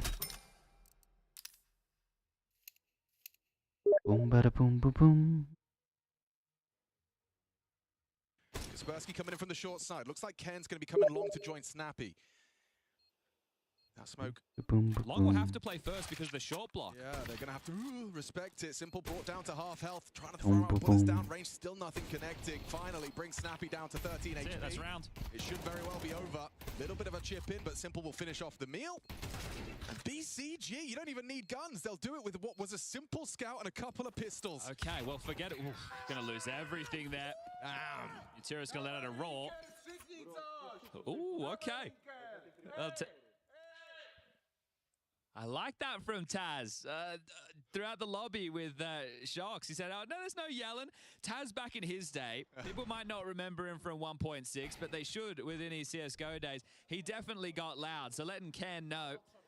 Stomaching that one, that partial bite. Oh, the swarm there. Great camera. That's an example of letting your players play. Right, simple being able to take peeks without the smokes coming in first, as they do go into this long control. What I love is that Electronics managed to get that pretty much on his own. Well, do they want to go with the classic Na'Vi, right? They can just filter out long right now. Crazy has the extremity of B covered for now, and then they can just siphon through their utility. You would be expecting some type of CT response. So they push up at tunnels, they try and go aggressive short and fight over towards middle. Well, right now, just held at bay. You see on the radar the block smoke just in front of Electronics' line of sight. Here it is. So they got a couple more of those to get through. Shush has one. And he's got that over towards B for the block. So silence falls over Dust too, and it does look like they are just going to wait this out and then try and execute through long. Utiris is dealing with the top mid push. Crazy, as you just saw, was dealing with the B push. A little bit of a short flash swing. Nothing to report for Ken. Now, you have to keep in mind what util they have as the long cross comes in. There's nobody playing car, which means they can't be as jarring to this as they would hope. There's the first long cross smoke. Is this just a bait out residual utility? Time will become the problem. Sub 40 seconds now. Yeah, and Wrinkle's just constantly been intermittently uncrouching on this box. Simple might catch him! Brutal! Back to back, sat down by Simple. There's the second smoke. Vaulting across, Aragorn's the first man on the scene. Ken turns towards Gandalf. Molly forces the fight and a quick adjustment from Aragorn. That feels like that could very well be the round. Look where Crazy is. He's already in lower tunnels, so he can try and deal with the save. He'll be hearing Snappy running B hill now. Shush has gotten past upper tunnels towards T-spawn, but they want to take these guns away. Mudras has let the boys off the leash to hunt. I'm curious as to whether Crazy goes any further. He's hearing Snappy. He has managed to remove at least one of the weapons. The rifles, however, are the prized possession and should be traded. Kaspersky loses his too. Well, they know Shush has to be around here somewhere, right? This is the B anchor, so he's been able to slip, and there's also this smoke in the upper tunnels, so I don't know if they're going to want to throw themselves to the wolves through this. It'll just be Shush being able to retain the M4. But that's back-to-back rounds where Simple's found the opening kill onto Wrinkle. Well, time's with them. Can they get the trade? No, Shush will hold on. Aragorn and Mudras cannot get that. But a very nice round. They know that one has massive financial ramifications. So this is a third teed up right now for BCG in pursuit of stage 2. He was doing this for 40 seconds, and then just as he uncrouches, Simple has arrived in that meantime. Really nice flick out of Aragorn. Gets 2 kills in this round, so good to see impact from the Portuguese contingent. Good job. G'ing him up. Good shit. Good job. Hey, there it is again. You get a Simple good job. Okay, B-pick with the AWP to make sure they're not mantling up platform there. Remember, they know Shush is the B defender. They're still testing his waters here. Yeah, Electronic, you're going to be ready for this kind of elevation, especially with the scout baiting you in. Simple tagged. Simple down to 29, and Snappy actually finishes the job that Shush started. Backing away from the nade, he lives on. Opening kills theirs, but it still should favor BCG. You were hoping for another. A 3v5 feels a whole lot more favorable, considering the weaponry. Quick rotation from NIP. Getting in position on A now. Yeah, is that really going to be a Zeus? Oh, a jumping Zeus attempt. That's going to still 2v3 on my face. Very losable for BCG. Could get weird. Nice flick. Removes Kaspersky, forced out by the Molotov, and that molly out the flank from Wrinkle. This could be game-ending. Nobody's looking. He's got 2 on his screen. Oh, and Denial, the desk disgust. Winning a gun round, losing to an eco. It's ugly. Sure, there was a save rifle on Shush, but he wasn't doing much. Yeah, look, I think right there, I like the reaction from BCG once they get blocked on B. They're quite quick to take some space, but they are very rushed. They don't have any of the extremities contained in all of this. They're trying to outmaneuver the M4 before it can get in position, and they're losing fights on the way. Wrinkle catches this perfect timing and just mows them down. Beautiful, beautiful.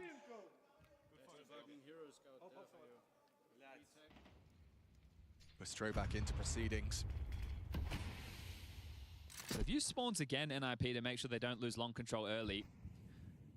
So we're seeing a change in terms of positions of Ken and Kaspersky. See if they cross paths and go back to what is the standard, because at the moment, BCG are playing with a bit more of a default, but heavy through lower tunnels and down the mid-ramp now. Okay, so yes, they have gone back to standard. Oh, that's a very chunky nade.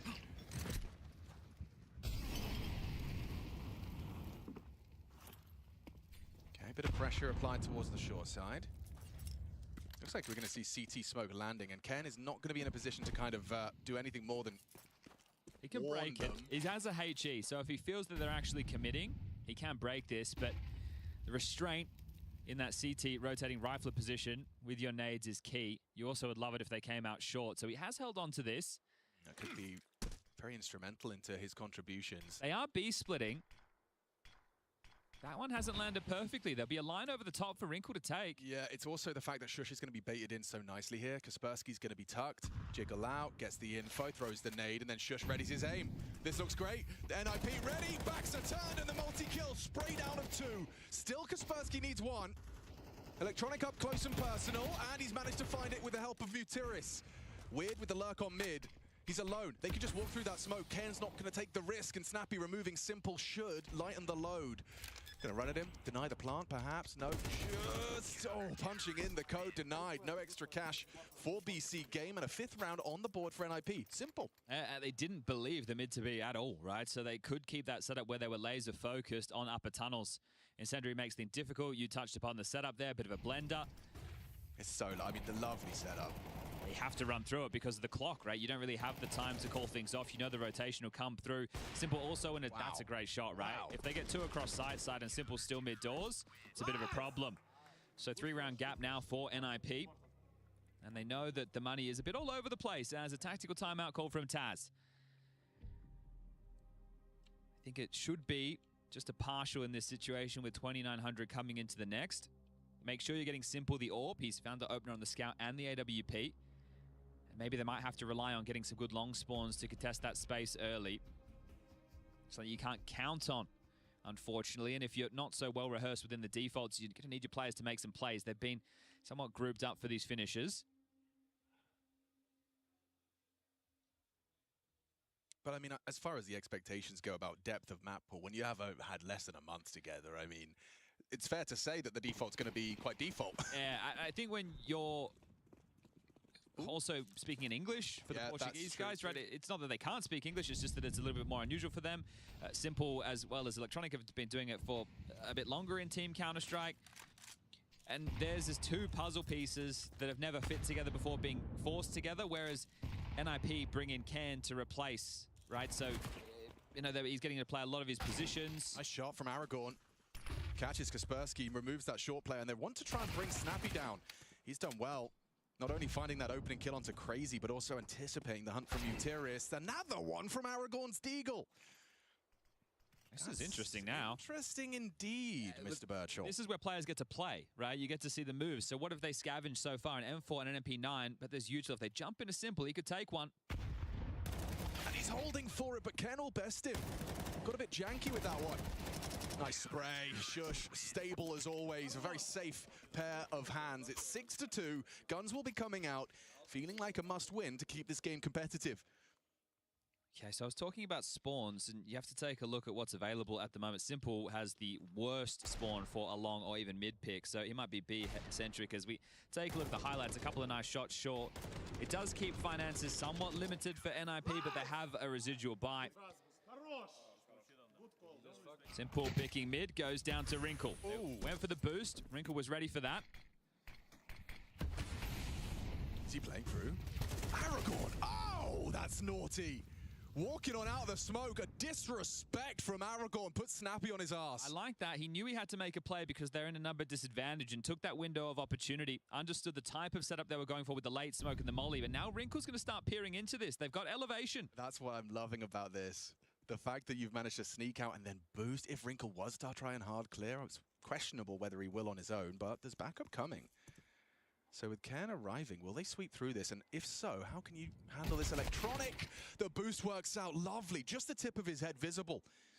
Finding that little pixel to roost upon. Kaspersky spotted on the edge of the smoke. Crazy's patience is rewarded. It's a 2-on-4. BC game, a must-win round. Aragorn pulling them back into the lead and building upon it. Did Electronic? They do line up, but Electronic not scared from the shoulder shot. Guess that trade necessary. Shush, what have you got? A HE picked up from Spawn. Could very well be good. Electronic's not going to get caught by the flak. Still, regardless, it is going to lead to a plant and a third. Yeah, I said they had cash for another buy. It's 1,400 loss going into the next. Wrinkle will be fine. Gets a little bit dicier for the likes of Kaspersky, but it should be bang on the money. So Shush is going to hold on to this for the rainy day. They've already got 6 on the CT side. So give yourself more opportunities down the stretch. When the round is lost, it's okay to give it over in this scenario.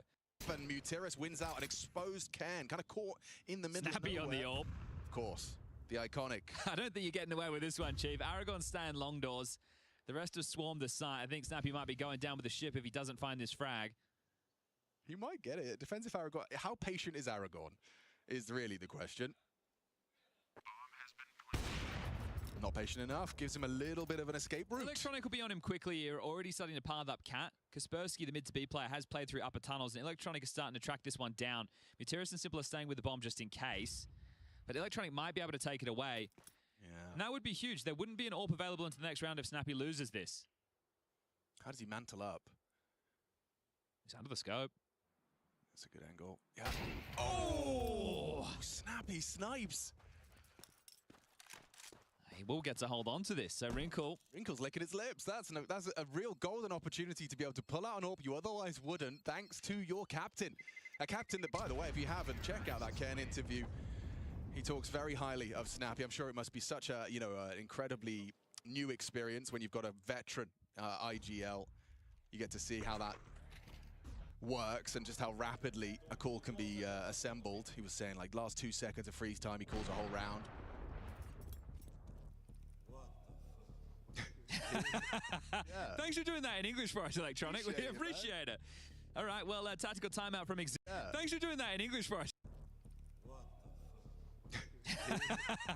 Thanks for doing that in English for us, Electronic. We appreciate it. All right, well, tactical timeout from Exist.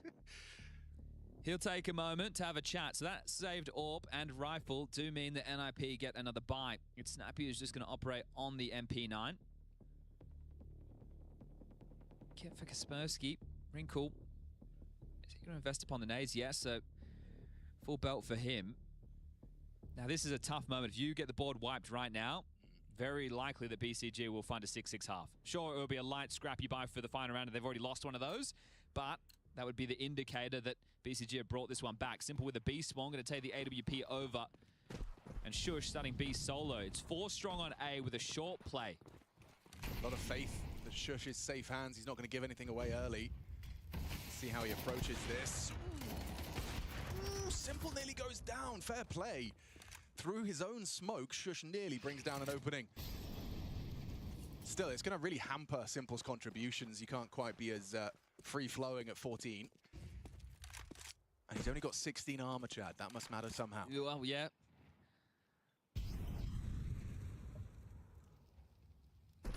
So they've completely rerouted, and they want to get another player back over towards B, right? You don't want Shush to stay on his own the entire round. You play 4 strong A for a move in case it's a long pop or you're trying to find that short pick, but you need to go back to the standard 2-3. So Snappy's burrowed in at long, using his MP9 at its perfect range. They are returning to long. Long door smoke deployed at 50 seconds. They're going to come through. Snappy's so ready for this. He won't get blind here. No, sir. No, he won't. And oh, they just run to their demise. Aragorn and Mutiris sprayed down, positionally sound. MP9 pays off. Very well-timed smoke, and then perfectly handled from Snappy, right? The only thing that he can lose to in that scenario is them popping through the doors and him standing there, copping the flash in the face. So playing right in front of the grey screen, and that should be probably the save. So 7 rounds now for NIP. Snappy even gets himself an upgrade, so guaranteeing the half win at this point. It's one of the things with Dust 2 again, it's in those spawns and long. Aggressive from Electronic. No, yeah. You don't need to hear it from us. Nope. But here's the force buy. Galil for Ken. All right, what's this? You don't need to. That's yeah, like saying. Triple to Good Day, has to do it all. A quick click from Wrinkle, he's so precise with that P250. On a good day, has to do it all here and overwhelmed by Crazy. It's his turn in the spotlight. Impactful triple to get PC Game the pistol. Okay, well we split the pistols. Yes? Shocks? Hello? That was cool. Yeah, we could hear it. We were like, I felt like I was in her brain for a minute. Yeah, no, I felt like I'd left my stream open. Wow, yeah, okay. I hope she enjoyed the pistol, because, look, this is very important for BCG. The bomb goes down, and we know Snappy loves a force buy, Alex, so... It's because she's doing it right next to the booth, that's why. Yeah, oh, so I get it now. it's I've solved it. Yeah, it's the crowd mics. Yeah, okay, cool. I think she's talking about the seeding and how that's all going to unfold. Oh, that's my favorite conversation. I'm really good at that. Oh? Well, VRS. Oh, it's not the... Well, okay. There is I'll save... Shocks is doing a whole bit about it. We'll save it till later. Yeah. You don't need to hear it from us. No. But here's the force buy. Galil for Ken. All right, what's this? The Deegs tell me it's going to be a slower pace, right? It's not a B pop because it would be very Tech-9 heavy. They're going to go for a long pop, and Aragorn's in the doors. He's in the Snappy spot. Oh! Ooh, they pulled his cross there, but he still manages to get away with 2. A third asking too much, apparently. Kaspersky on the short side. Mutiris can't go down and refuses to. An important kill that stops that from spiraling. Yeah, that got sketchy for a moment. Bloody hell. How much more damage can you do? This force buy for NIP, I understand that it's probably not going to go their way, but you want to get another kill, maybe 2, try and limit the finances of BCG so they're not too strapped by the time you make it to the first rifle round. This will not be a scenario where it becomes like a 1v1 and the bomb goes down and then Snap says, let's force again. This will surely be them taking the eco, right? Right? Oh, no. Really low. Deagle, hard to hit. Spots him out towards the Gandalf. He has got spot as well. The flank coming in. I think they were aware there's a possibility from Electronic. He doesn't want to overcook. Doesn't want to go too soon. Mutiris, I like this smoke. It's going to bail out his teammate. Wrinkle comes swinging in. An important kill provided by Electronic. And Snappy might just try and play for the plant here. Oh, they're giving it to him. Yep, he gets extra cash. Not going to be too bad. Does actually manage to get the drive-by onto Crazy, so denies one of them. Okay, so I actually take that back. This is the type of scenario where Snappy does do the Crazy scenario of let's force again. And that's where Wrinkle gets his first AWP in this half. 6 rounds in. Yeah, look, and then they knew they would go again. Yeah, you were right. We are going to get that head-to-head still. Scout versus AWP is a potential if Simple was starting middle. However, that's not the case. A 4 spies. You wouldn't have, if you thought it was just going to be the eco or a hero AK, you wouldn't have played 4-1. So this is essentially a gun round.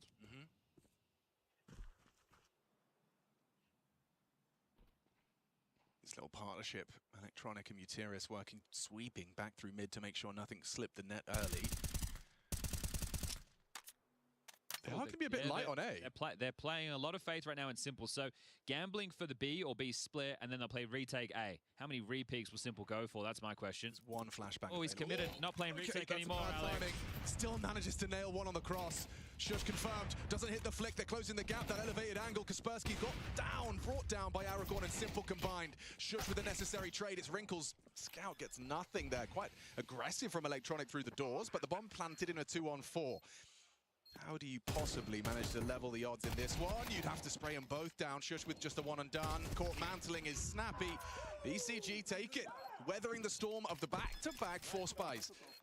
All right, well, they've grabbed Simple's AWP, and this is tough because those issues you were talking about of it being late to the party by the time Wrinkle gets his AWP, if Simple continues to find multiple kills like this, he's going to feel like he's literally outgunned. So they will take another partial now. But this can snowball quickly. They're in the lead. BCG, 8-7, their map choice. Nuke up next. And that's one where I really feel they're going to be tested and put through their paces. But Ancient to close if we need to get there. Snappy with the Hero Scout. Had one in the first half. Worked out quite nicely. Both teams winning lighter buys within the first half of play. And we've split the pistols. So pretty damn even affair so far. As they played 4-1 again, BCG, to guarantee this long control. Aragorn chipped away, Wrinkle on top of the car, so he gets a bit of flak damage. Biggest issue I see right now for NIP is just not enough utility to make any magic moments. So if you can get a cheeky pick, and then you can scale on a timing while BCG try and calm and calculate how they need to rotate, that's their best way into a round like this. So you wouldn't want to be in any rush if you're NIP. Take your time, give yourself as many opportunities. One domino falls, you could snatch this round away. Yeah, you've got Shush equipped with that armored AK-47 if you do need a closer. So B split, they have the one smoke for the mid to B on Kaspersky. Hasn't been much of a test for this B duo, so intrigued to see how Crazy and Electronic handle things. Are they just going to try and B explode with Kaspersky smoking doors? If he was down for the mid to B, I might get interested in this situation. So it's been juggled across to Can. Is it Lurk smoke? No? Okay. It's lining it up for doors. So they're hoping to overrun a light. Ooh, a bit early on that. I was going to say if Electronic threw that off of the timing, but here they come. Oh, he's got a lot of work to do. Crazy's going to be smoked off. Channeled into Crazy. Force forward. Does stand his ground. Spray controlled. Finds the head of Shush. That's the rifle gone. 2-on-4. It's fallen apart for NIP. Gutierrez arriving on the scene, confirms their position. A nice headshot. Crazy delivering buckets and spades. 4 kills in the round. Not the first time we've seen Crazy with an impactful multi. Strong start to the half. Puts them up to 9. Yeah. Now we get the guns out. It's still going to be with like a little asterisk. Great spot default. There's always...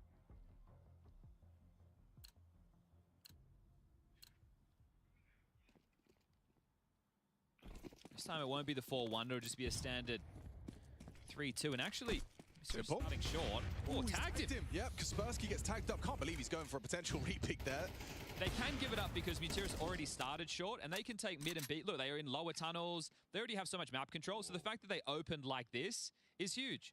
But also 2 ex-Na'Vi players, surely they know the counter to the Na'Vi. Well, because you have the info, it means you haven't had to use your util to block. So they haven't been blocking B with the traditional incendiary or smoke. They're going to have so much more util to cause issues on the cross. So Electronic is closing the door on this by being in T-spawn. Crazy staying in lower tunnels to make sure they can't come short. And then they can continue to block, and now you have them completely boxed in. Once you've cleared out top, mid, green box, they all have to be long. This will still come down to a brawl. You have the information. That's good, but you still need to win the fights as they come for the cross. Okay, Electronic. He should play to contain. I think that's the plan. They're blocked again. So what, you either find an angle around that smoke, or you push at 25 seconds? Like, that's not a nice... Now that Aragorn's at car, this becomes extremely difficult. And you're right about this util, Chad. There's another one. Yeah. Like, you can see how difficult this has become. Uncomfortable. Doesn't quite really explain. Double molly. Aragorn forced forward. Just going to have to unload his mag. He does some significant damage. The mag will activate. Doesn't spray down too simple, though. Finds Snappy towards the car cross. Ken trying to make a cross for it, but Crazy manages to catch him with a break of the smoke. Save. Yeah, Frinkle and Kaspersky both very worse for wear. Aragorn's bullets. Have Wrinkle's going to take the line. Okay. How do we see? Last tick of the molly. They'll go last tick. Yeah, Here we go. Going to go for a little pop. Yep, Crazy tucks in. Electronic gets his gun out. Crazy's got to find the first. A little pre-fire does deliver. Tucks in, forces them wider. 2 is absolutely absurd. A third! Crazy and Mutiris defending the site valiantly. Flawless CT side still. He has had sort of the aggressive core. Orp takes the long time to block U2. And second top door smoke.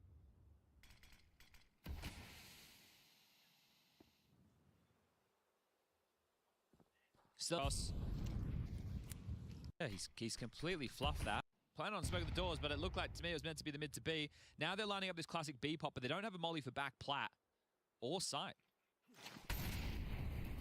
They're coming through the flames. Crazy eats the flash. He's completely blind. How is he still alive? Messy from Snappy's Tech 9, but the site is theirs. Electronic is outside of the bomb site, conceding the space, conceding the plant.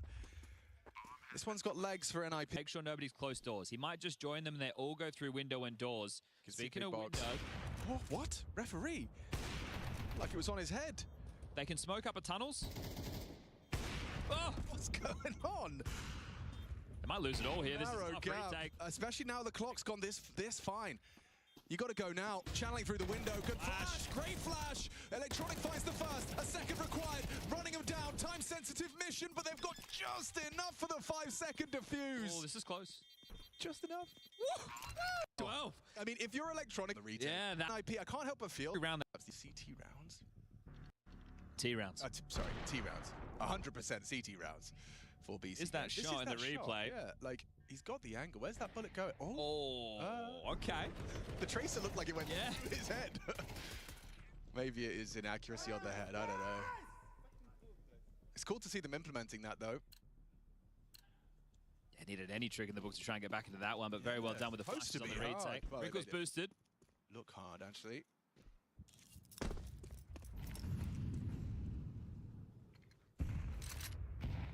Is it the sweep to close for BCG? Back to their winning ways.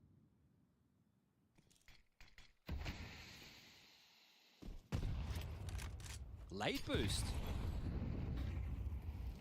You think it's clear. That smoke does cover the progressions. Wow. Simple, real quick to that one. Has Kaspersky dead to right, books him. An opening kill to keep this clean. Nice from Ken, though. He has managed to remove Crazy with a quick tap. He knows there's likely a second man, and so does fall back and plays his life. What's the finish from Snappy? Short being held, Mutiris with an incendiary. They might choose to push it head of, and they will. That B-flake is limp. HE, good damage onto Snappy's front door. Could spread that, could get really uncomfortable for Mutiris. He's going to take the fight. Hectic, he's done well. Gets the burst, finds the frag. Spread finds him as does the Wrinkle Orb. Shush should be planting. Wrinkle's going to try and lend a hand. Presence on the long side from Aragorn.